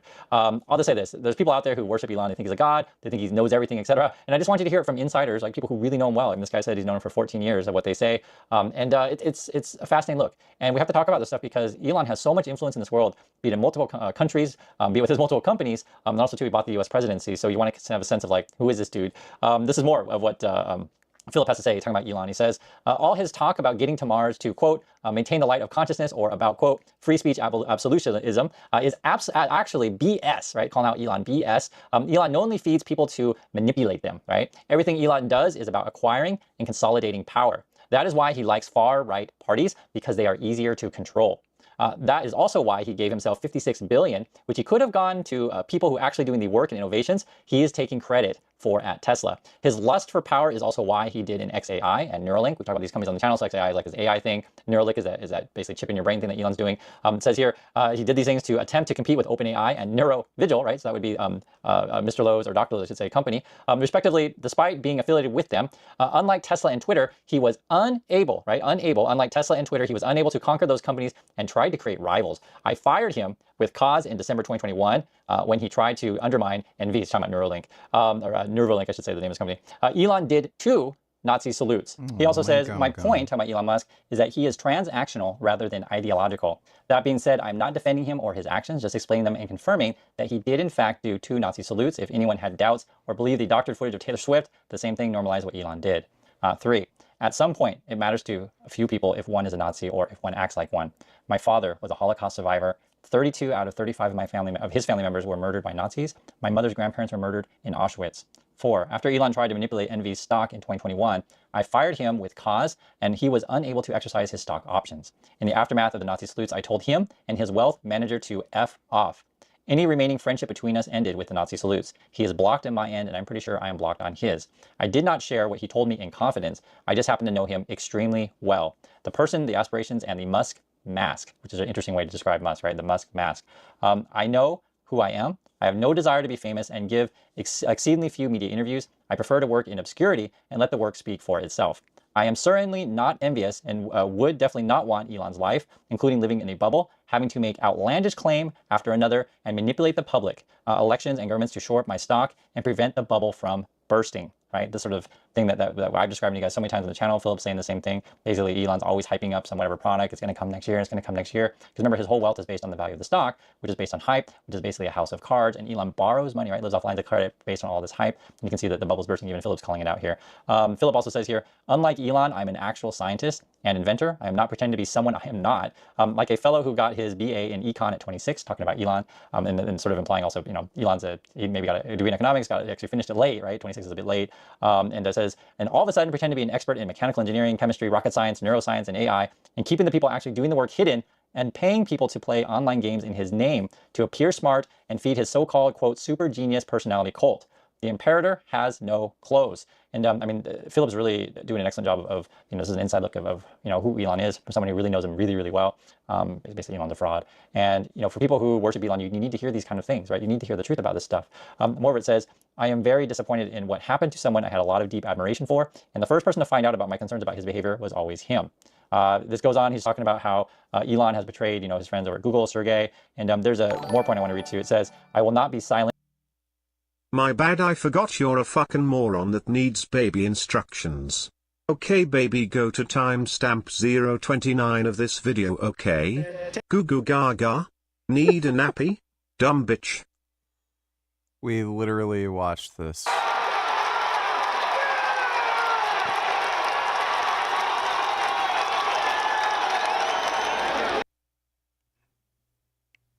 You're actually a fucking retard, dude. Well, I guess anybody who's waved hello or hailed a cab is a fucking Nazi. You're a fucking retard. Just, stick to playing Halo on Xbox or something. Don't think. Just get your mom to make you fucking din-din, okay? Thanks for the donation, I'm a moron. You should not be either.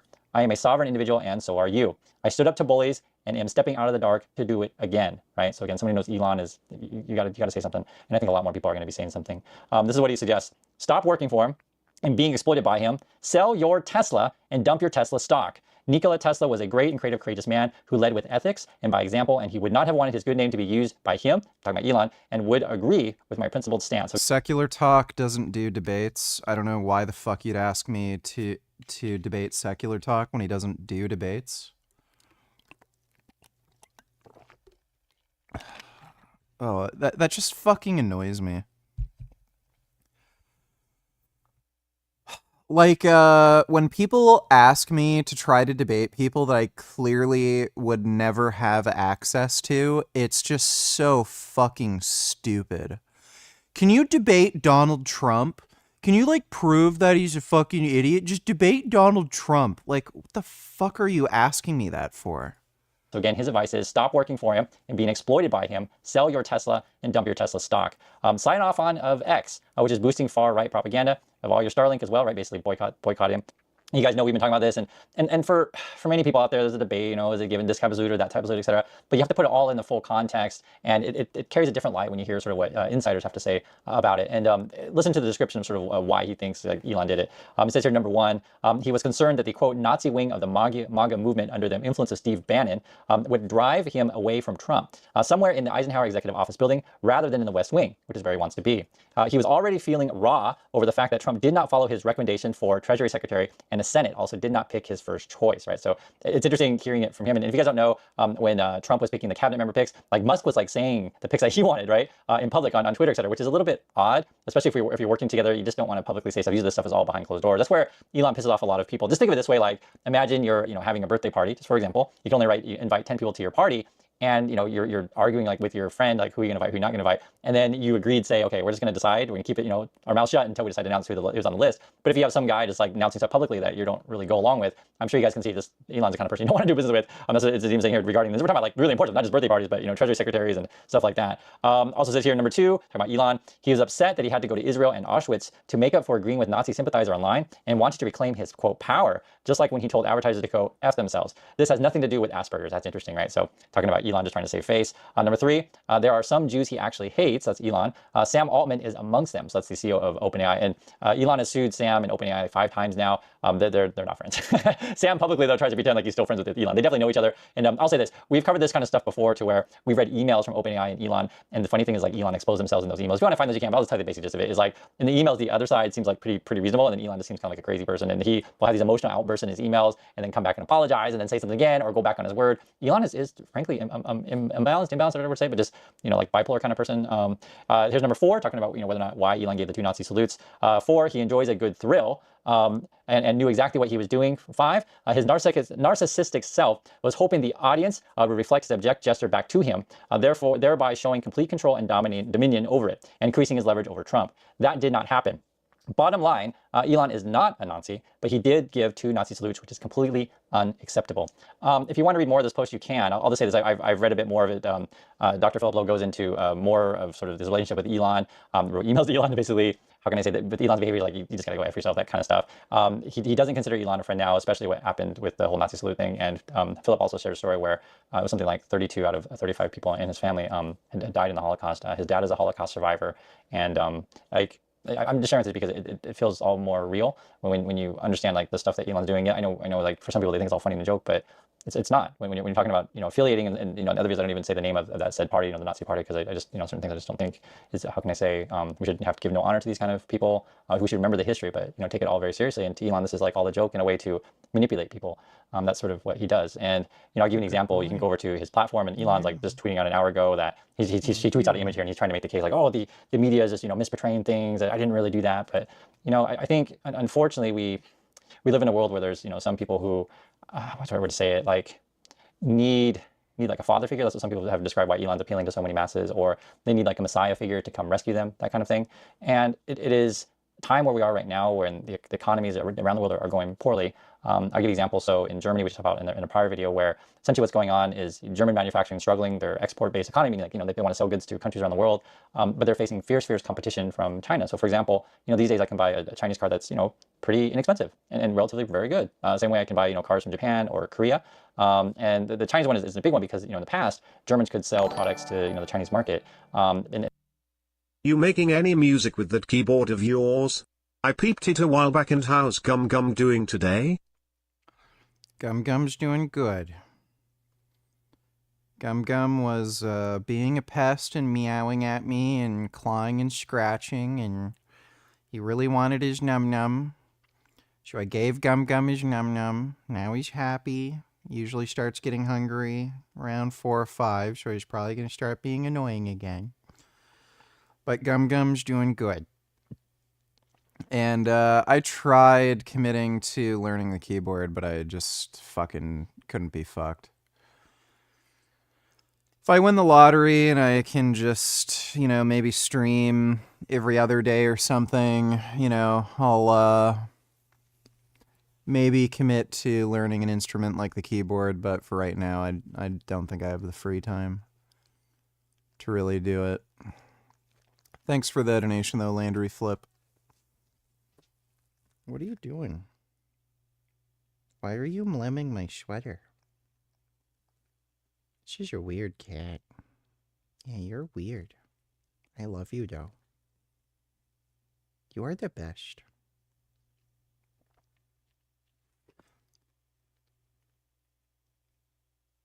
I think he knows that I love him.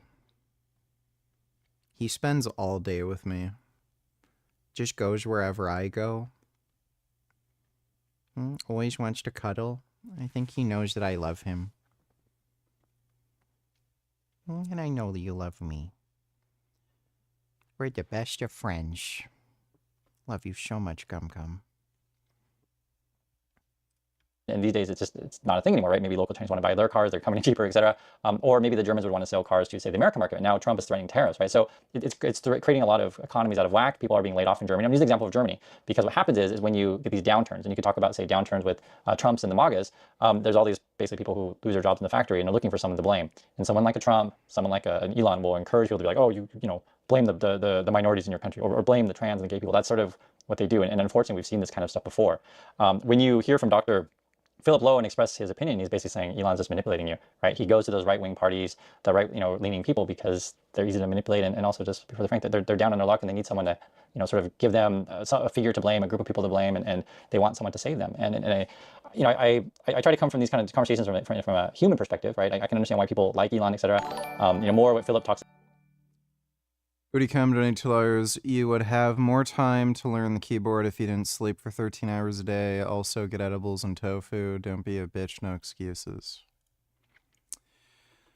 Well,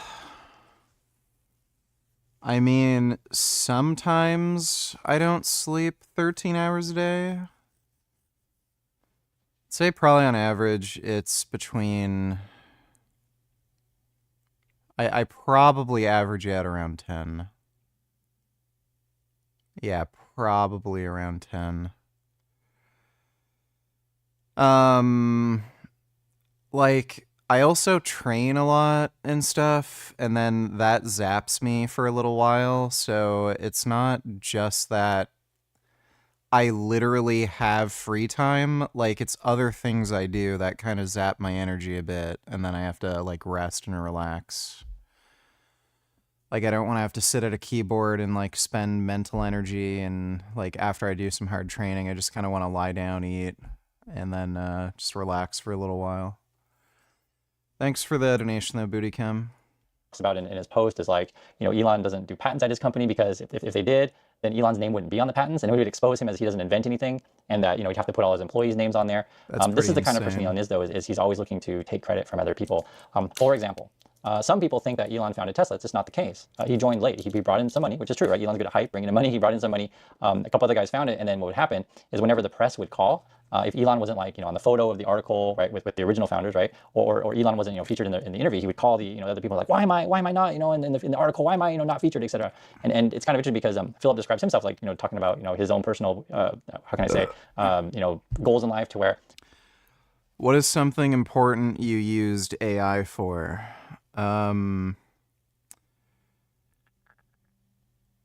AI generated Zootopia porn. Philip as he describes himself as a self-made multi-billionaire, and he also says he has an army of lawyers, so he's not afraid of Elon, right? He can say whatever he wants, like he's just saying, hey, this is my experience with Elon, etc.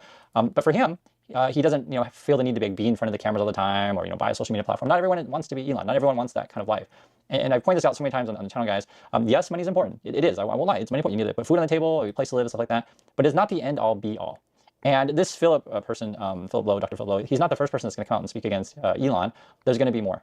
We had another person that recently was the podcast. Yeah, you're going to want to sell Tesla stock. The person was saying the same kind of stuff. I knew Elon when he was young. He's not the same person that he is today. And I thought the Philip description of where, like, in the past, Elon would admit that, hey, I don't know everything, right? And Philip also described Elon as being like an econ major, like economics major, and then basically implies that now he's, you know, Elon pretends to be like this, you know, brilliant scientist / engineer, which is just not the case. I've said it several times. It's funny, when I had we did the earnings, actually it was the not the earnings call, it was the presentation of the robotaxi and the robot. And I had a friend of mine who's a professor, Kyle, if you guys saw that stream, you know what I'm talking about, who's a professor of AI, like he's an expert in that field, and had to come on and we watched the presentation together. And the funny thing is, the first thing I asked him, I was like, what's your opinion on Elon? And the guy's like, my friend was like, Elon's a total fraud. And a lot of people say that are, you know, experts in, say, whatever, you know, various fields.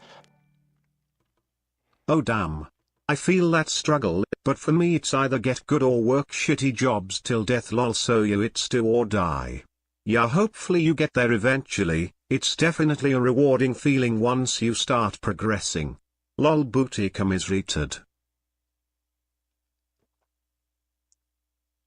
Yeah, like, I don't need to learn the piano, so that's a factor. Like, obviously, if I need to learn how to do something, I end up learning it. But if there's no need incentive, that is definitely a barrier for motivation. But yeah, maybe someday. Thanks for the donation, Landry Flip. Hey, Gum Gum. You know, you're very soft. You're so beautiful. I love you so much, Gum Gum. You're such a nice, beautiful boy. You're so fuzzy. I really love you. And I say this all the time on the channel, guys. I'll tell you when I know something. I'll tell you when I don't know something, right? I'll ask for people for opinions because no one knows everything. They just don't. It's just not. It's not humanly possible to know everything. And one of the things that is important in this life is to be humble. One of the things that is really, really negative, though, with someone like Elon is he's not humble, right? He's got this crazy hubris, and he has this, like, legion of.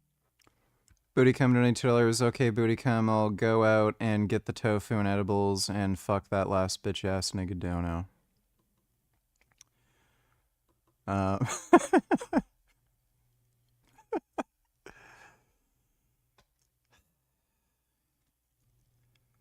It's so cold. It's just so damn cold, dude.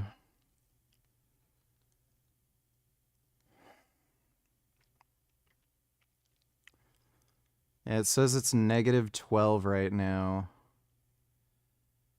And I gotta shovel my driveway.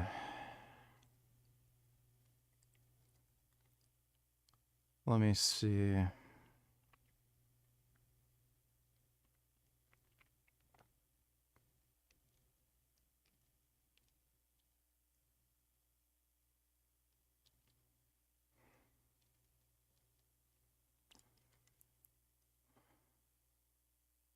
Oh, dude, that is fucking bullshit.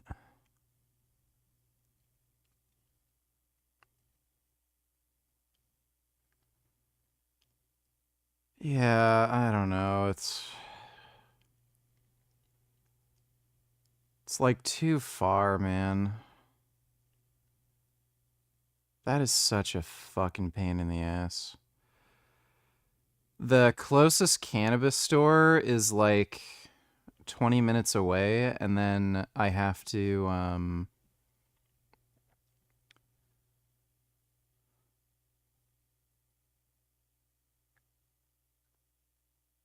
let me see.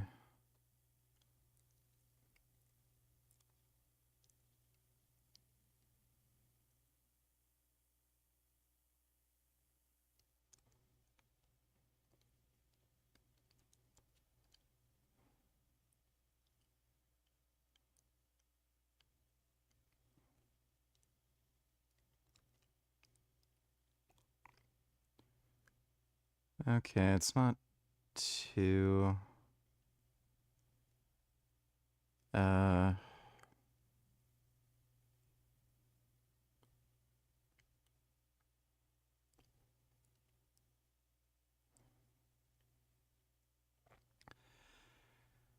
it's 20 minutes, and then it's about 6 minutes away from the grocery store. There's no public transit where I live, dude. Of cult followers that kind of feed into that, and they believe that he's created everything all by himself, and he's like this, crazy god, etc. And I think what we're seeing with sort of, again, the intersection between markets, politics, pop culture, the downturn in the economy, right? These kind of things of where Elon's using his influence, in my opinion, negative ways. And Philip actually recommends selling Tesla stock in his post. So I just wanted to go over a bit of it, just so you guys can kind of see what someone from the inside says. I do appreciate your time, and I'll catch you next video.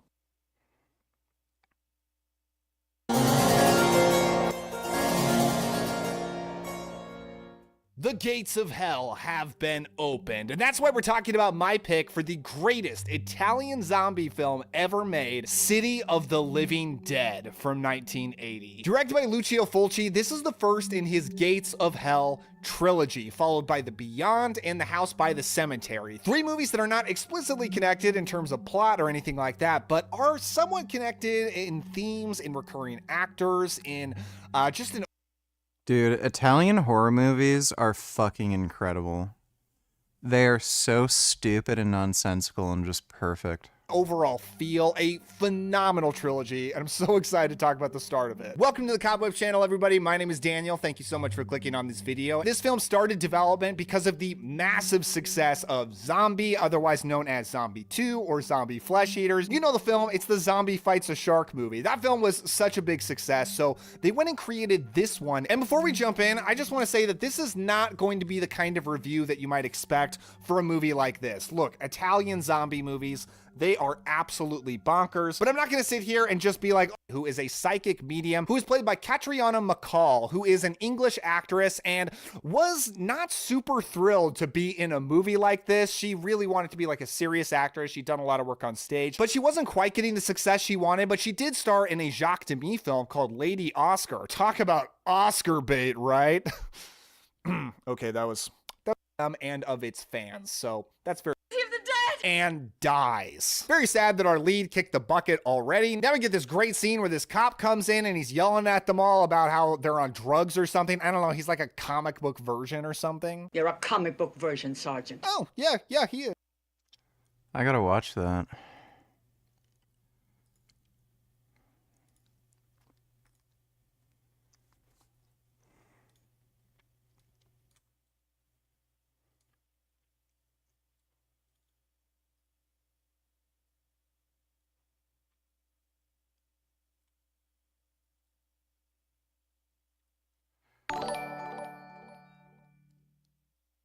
Yo, why this booty-cum fella feels the need to say nigger all the time. I mean, that shit just ain't cool, nor does it sounds cool. So played out. There's nothing endearing about that shit. Once in a while I get it, but damn. Why, just why lol. Alright, well, thanks for the donation, Landry Flip. Here we fucking go, dude. Do the stupid pairing thing.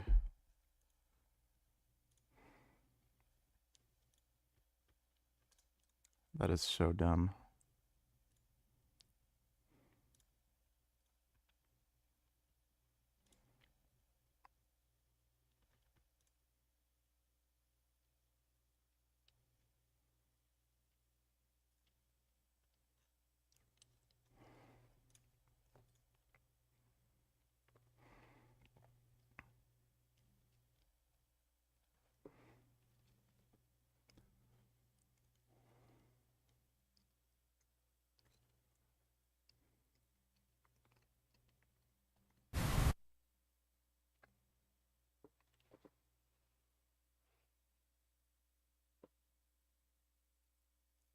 It's really weird. It looks like every fucking time it loads, it has to load shaders.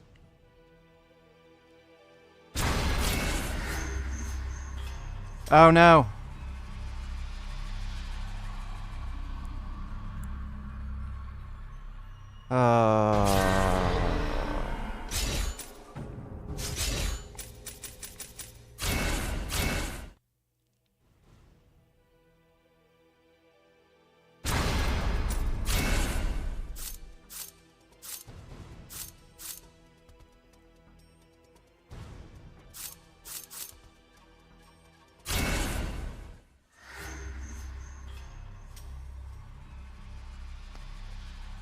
Oh yeah, the Rachel mission. Oh, this is gonna be great. I totally forgot. Oh boy, this is just gonna be awful. Wait, did it change my fucking graphics settings?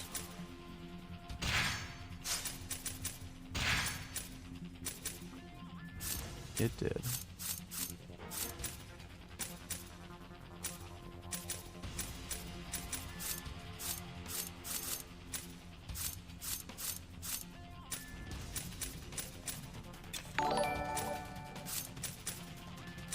Schools are beginning to heavily implement AI competency in curriculum.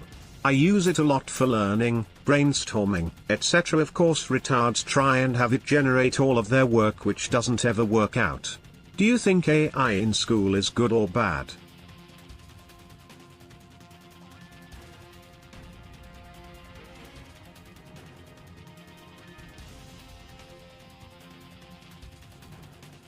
I don't know what you mean.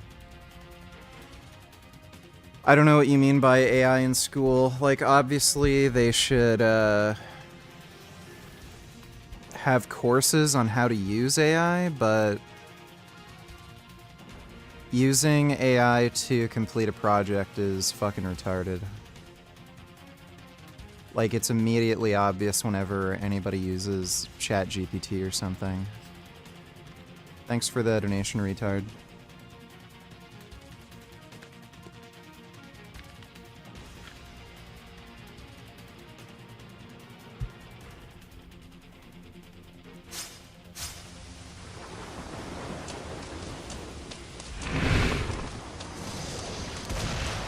Oh, this is gonna be awful.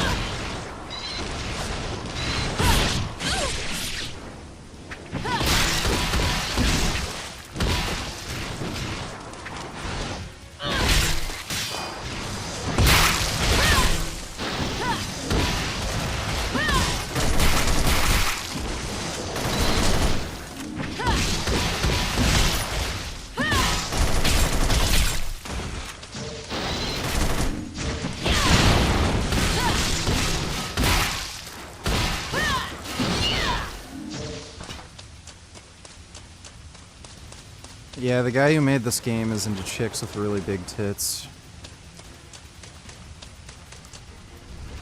Not a bad rear end, though.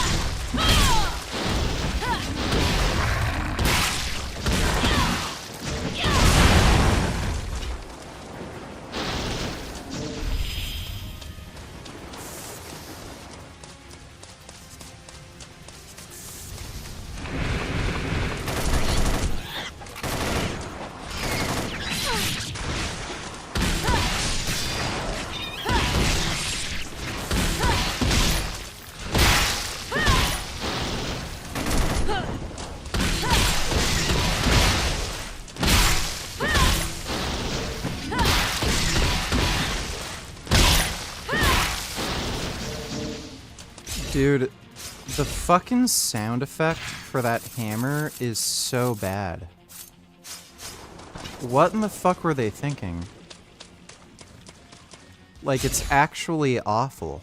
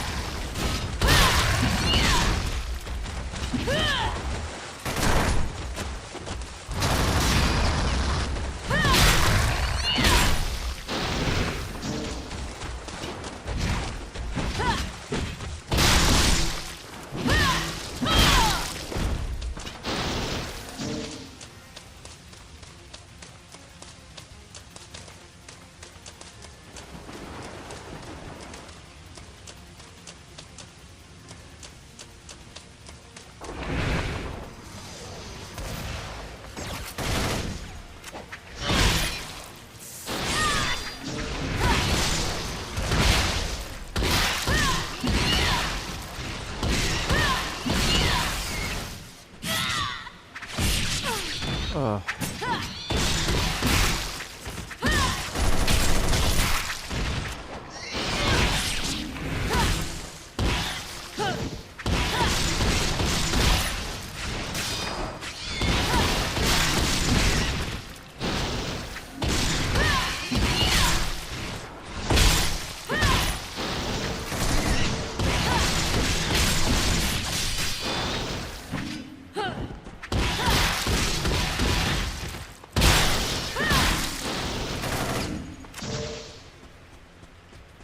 What's annoying about this character too is there's like one combo that's good.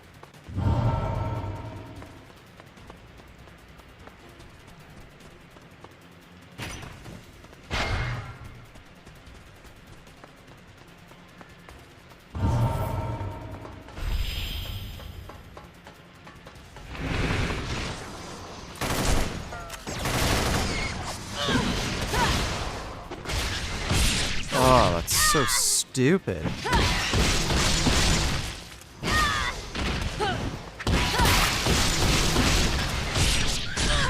Yeah, so they can literally just travel through the fucking ground, and then you can't do anything to dodge them because they do some stupid grab move.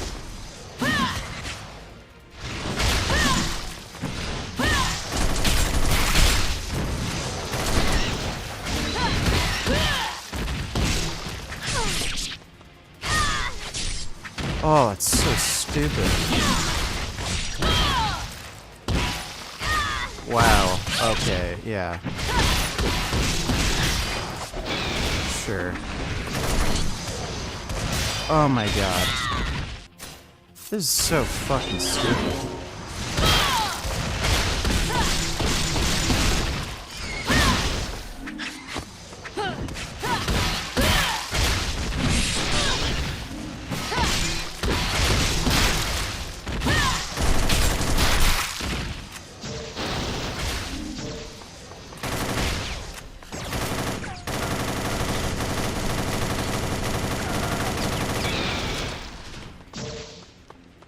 I don't know why she doesn't just use her gun.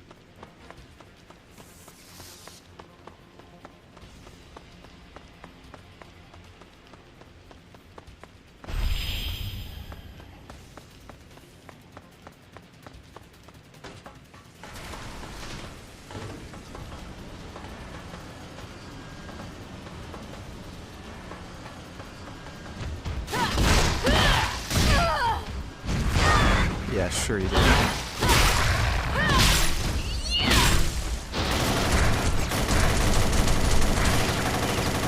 Yeah, see, just use the gun. Why do you even have that stupid fucking hammer thing?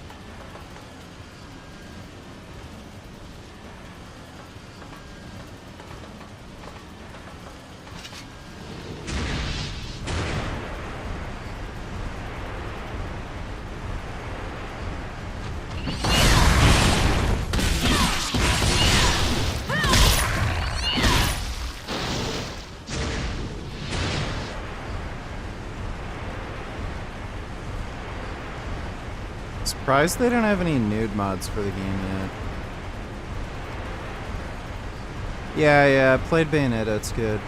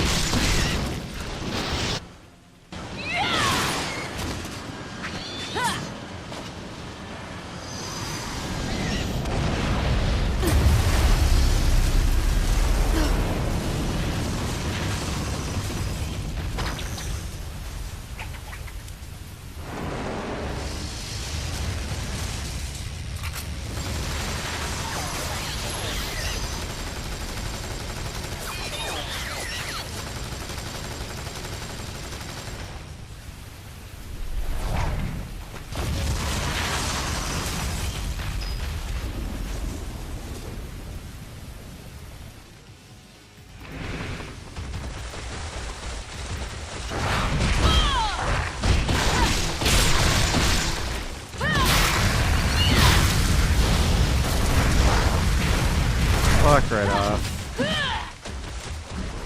Oh my god.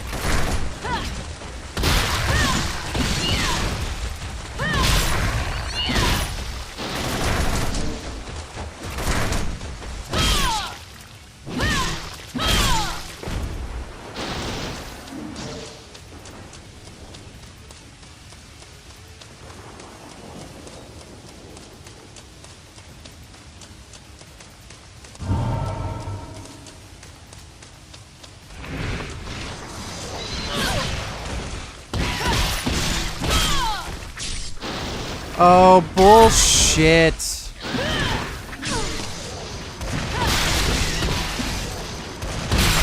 This game loves bullshitting you.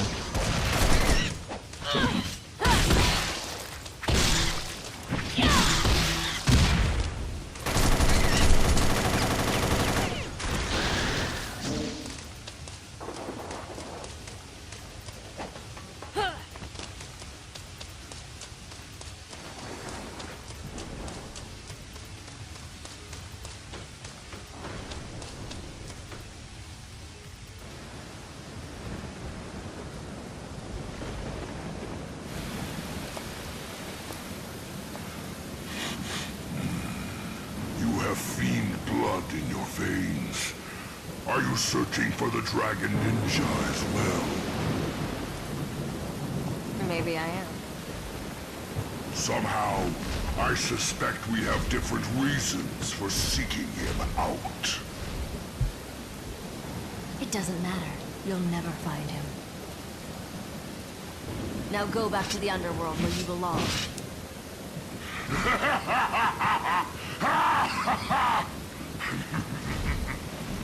A fragile little doll, trying to take on a greater fiend. Very well. Show me what you can do.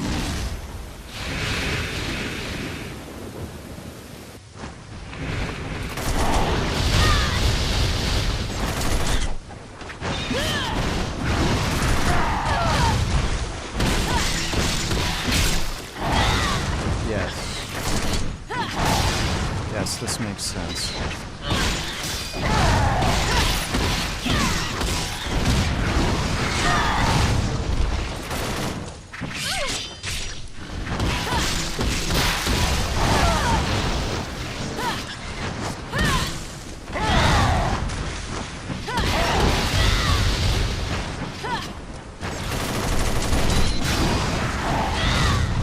Oh my god. Oh my god.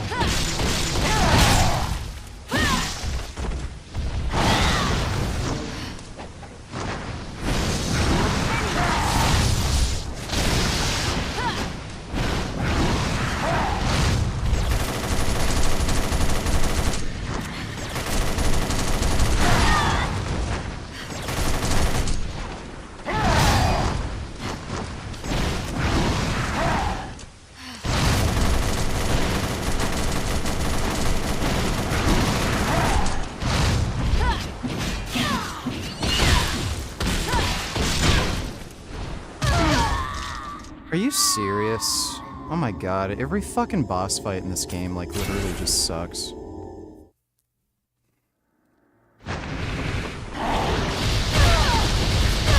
Like, really?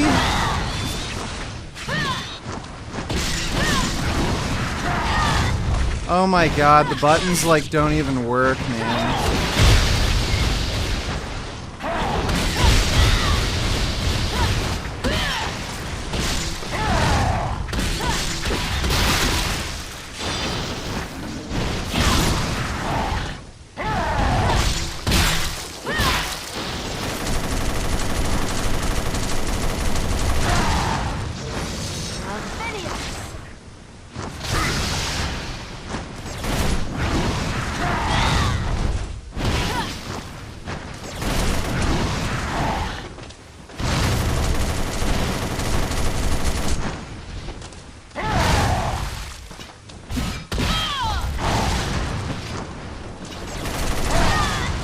Oh. Oh my god. Yeah, bro, like, literally.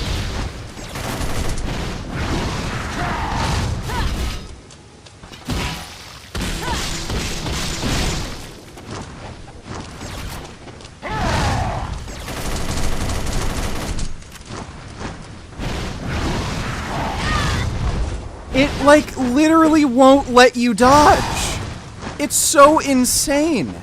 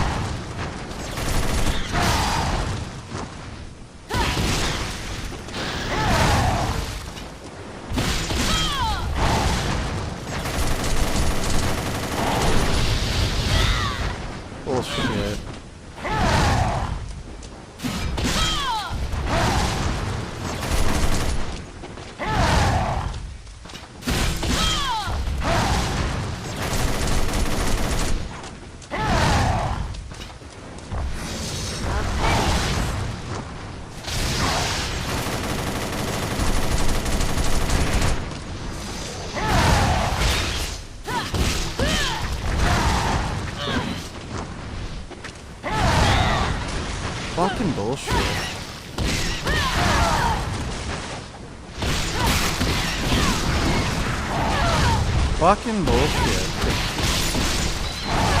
Fucking bullshit. Fuck you.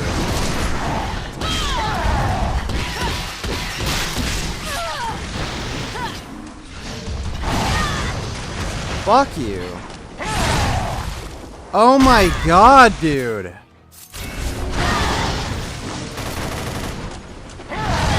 Oh my god. Fuck you.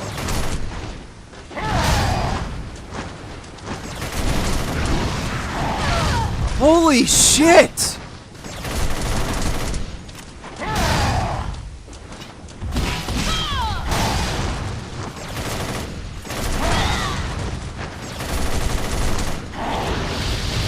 Yeah, yeah, cool, dude. Yes, this is peak gameplay. Yeah, sure.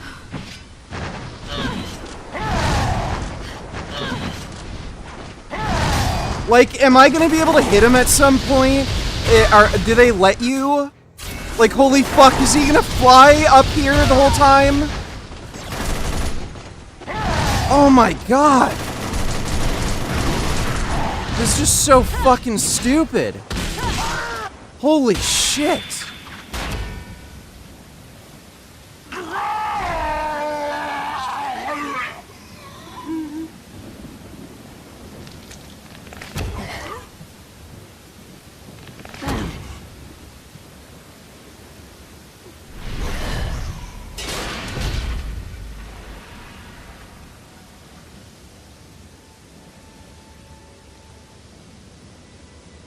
Night has lifted. Dawn has come.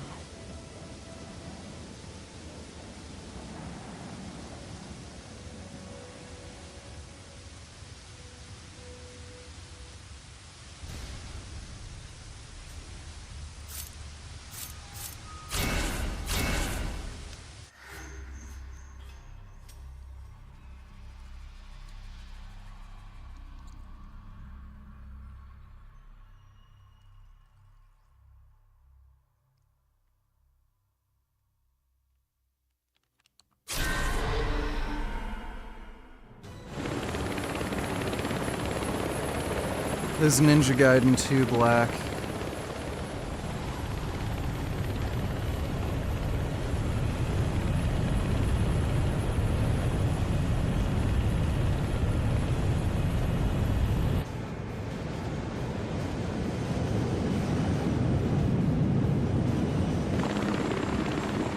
Yeah, I played the Splinter Cell series. I'm bringing us in!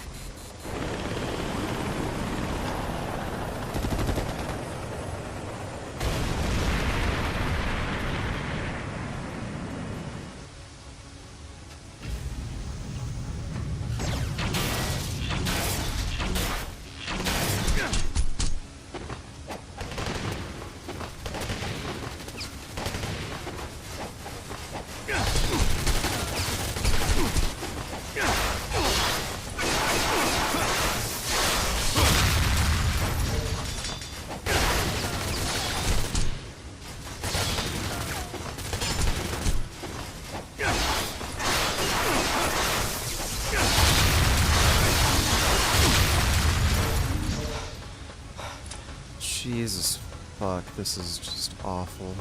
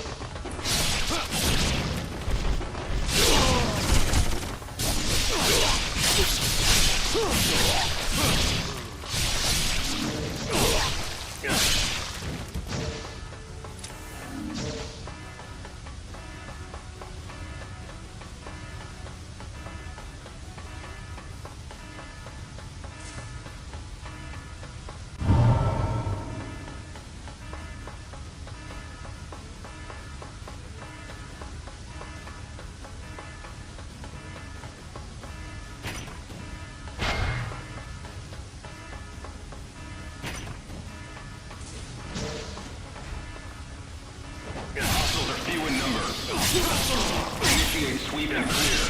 Intercept and neutralize.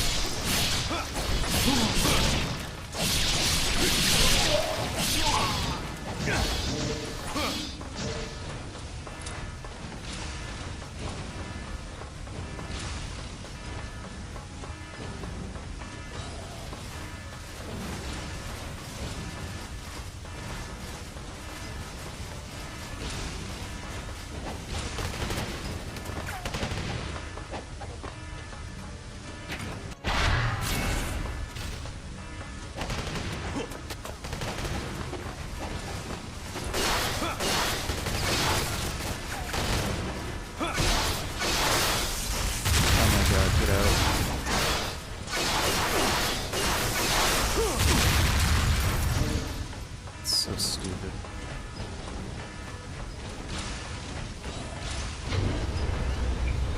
Hostile identified. He's a Class A ninja. Repeat, we have a Class A ninja. All hands, intercept and terminate.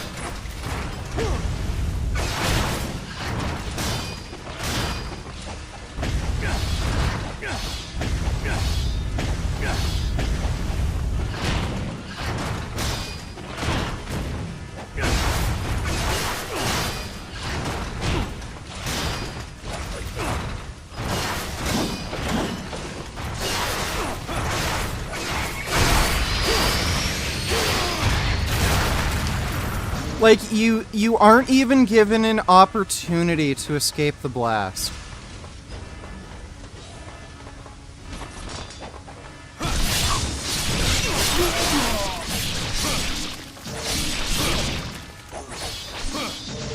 Central control room compromised. The control room has been attacked. Now switching all flight systems to autopilot. We've got the profile stabilized. Control switch.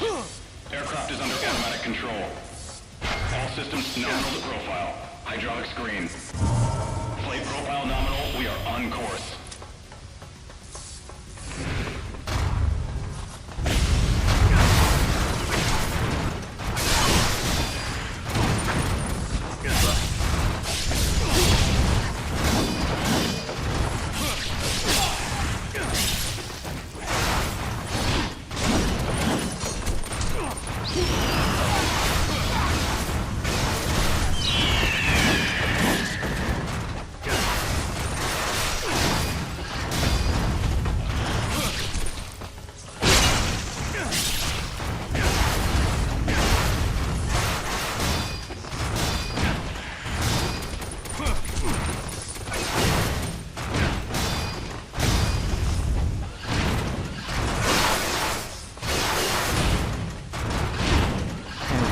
see anything.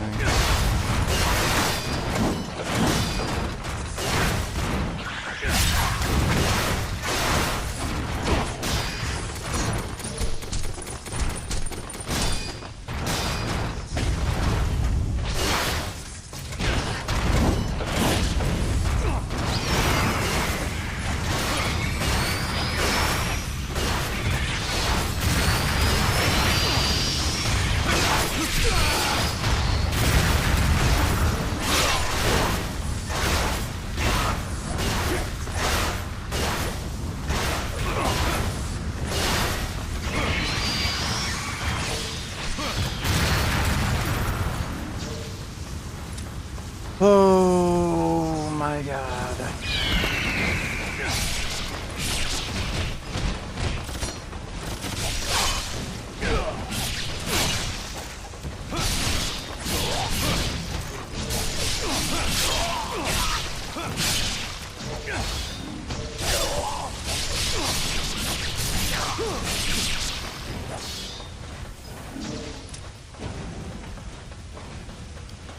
I used to have nunchucks. I know how to use them.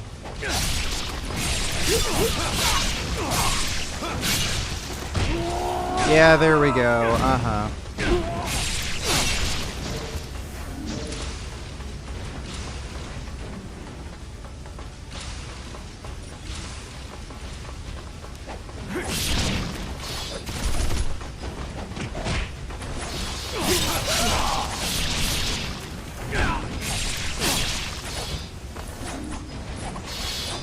Oh my god.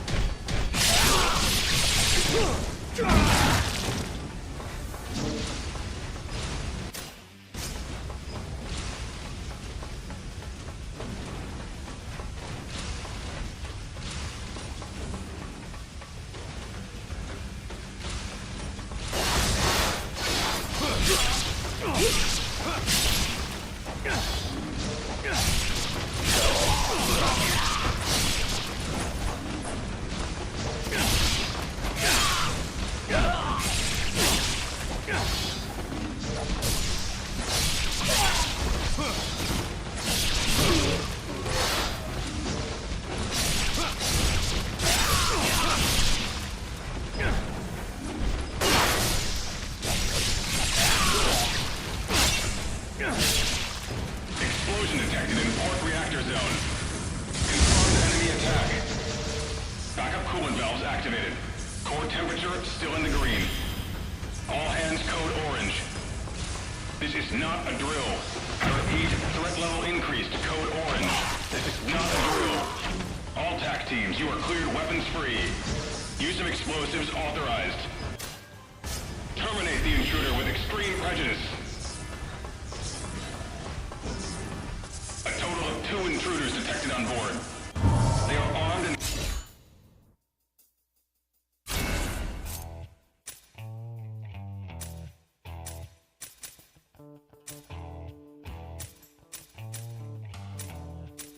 considered extremely dangerous. It's time to take the fight to them. They want war, they get war.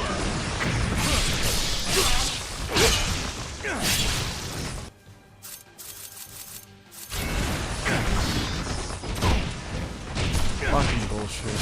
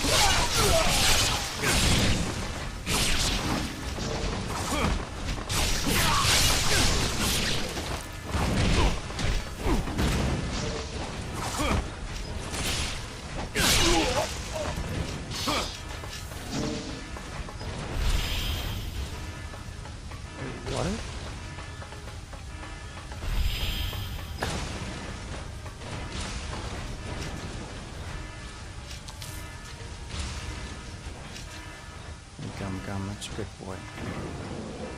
Explosives detected. One of the hostiles has an RPG. I'm going to try to get a closer look on the cameras. Let's see. It's a woman. Attack teams.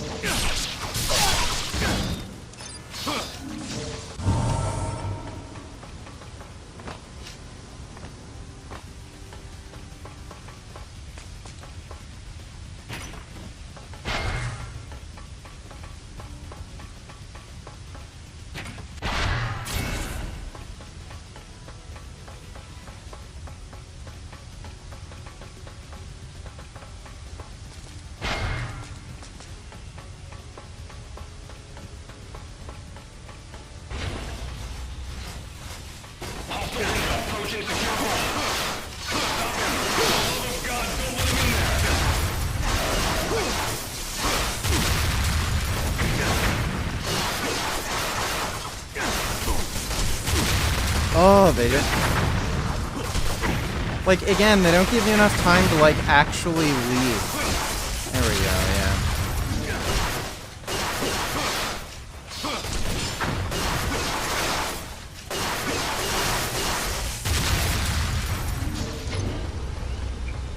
Armadillo temperature rising. Damn it, we have a cool leak. Biotech teams, get on it. Expect high temperatures and noxious gases in adjacent holds.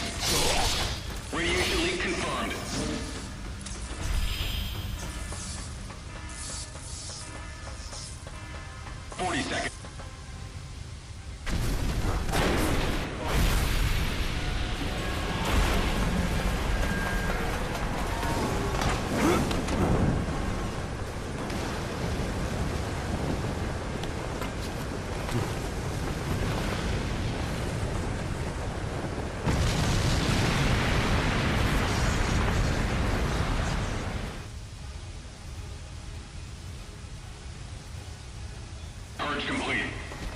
Lost engines on one side, but profile remains on. We are still in code red. Repeat, still in code red. Secure the starter reactor.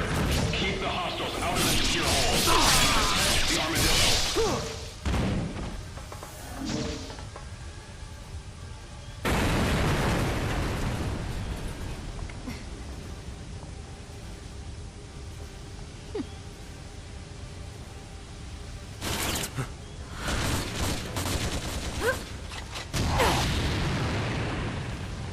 Be careful with that.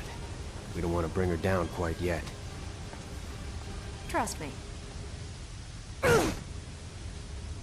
Someone kill that damn ninja!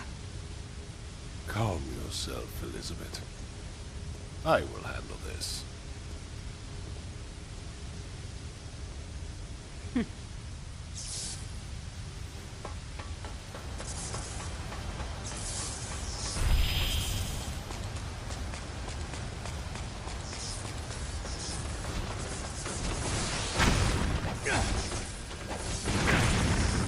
Oh, what a loader.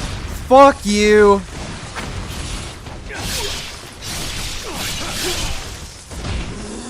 Yeah, sure.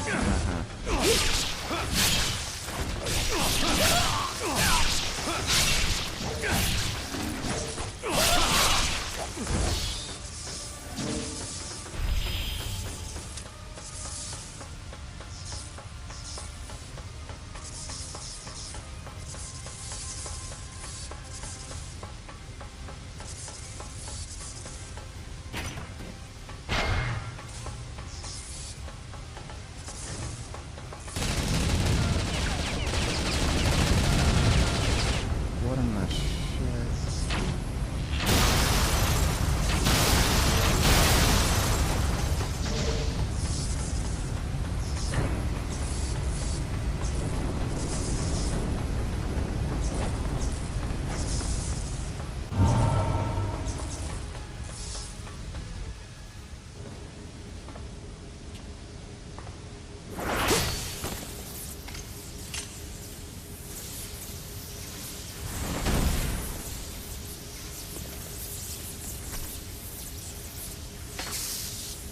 Young blood. How many times will you stand in our way?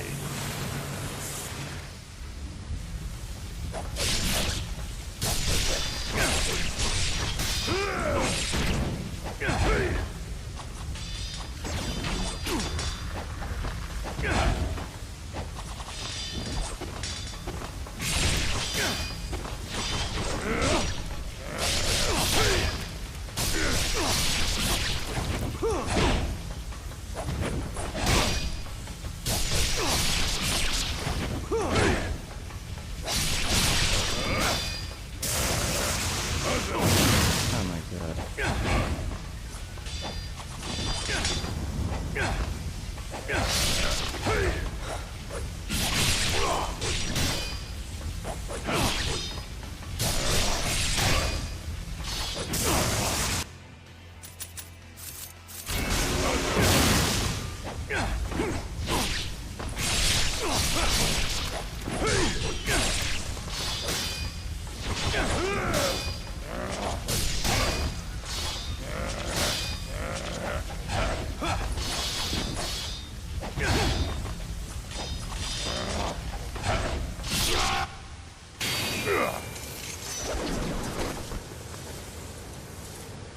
Explosive decompression throughout the ship. Hydraulic pressure dropping.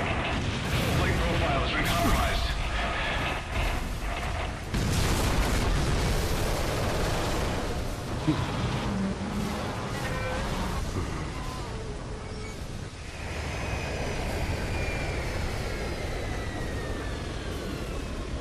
The boss fights in this game are really bad. You made it. Like, do not hold a candle to Devil May Cry. Altitude dropping. Recovery impossible. We're going down. We're going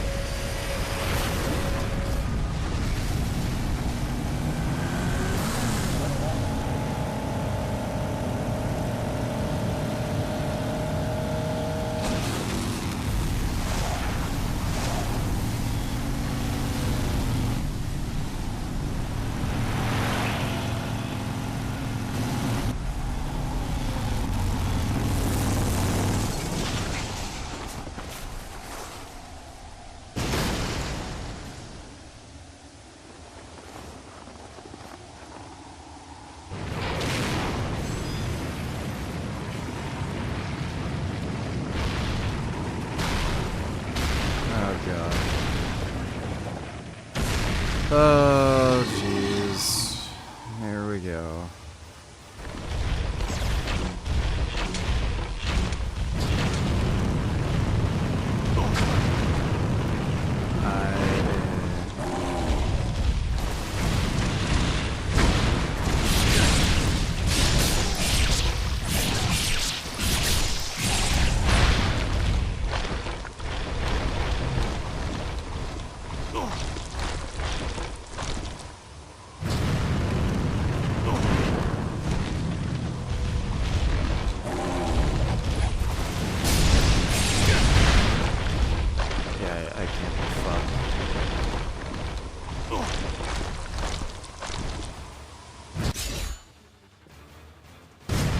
Not today.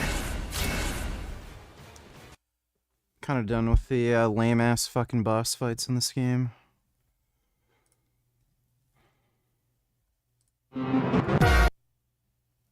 Well, I'm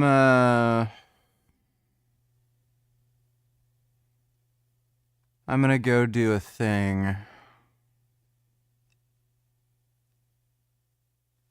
I'm not sure if I'm gonna go get groceries, and I'll see. I'll shovel the driveway and I'll see how I feel. But big thanks to everybody who donated in Streamlabs, really appreciate it. I'll try to stream later, probably around 8. I'll try. I don't really know. I'm tired. I'm tired and I'd like to just have a day off. I don't know. I'll try to stream around 8. But thanks everybody. Appreciate all the donations. And it might be on later today. Alright, take care.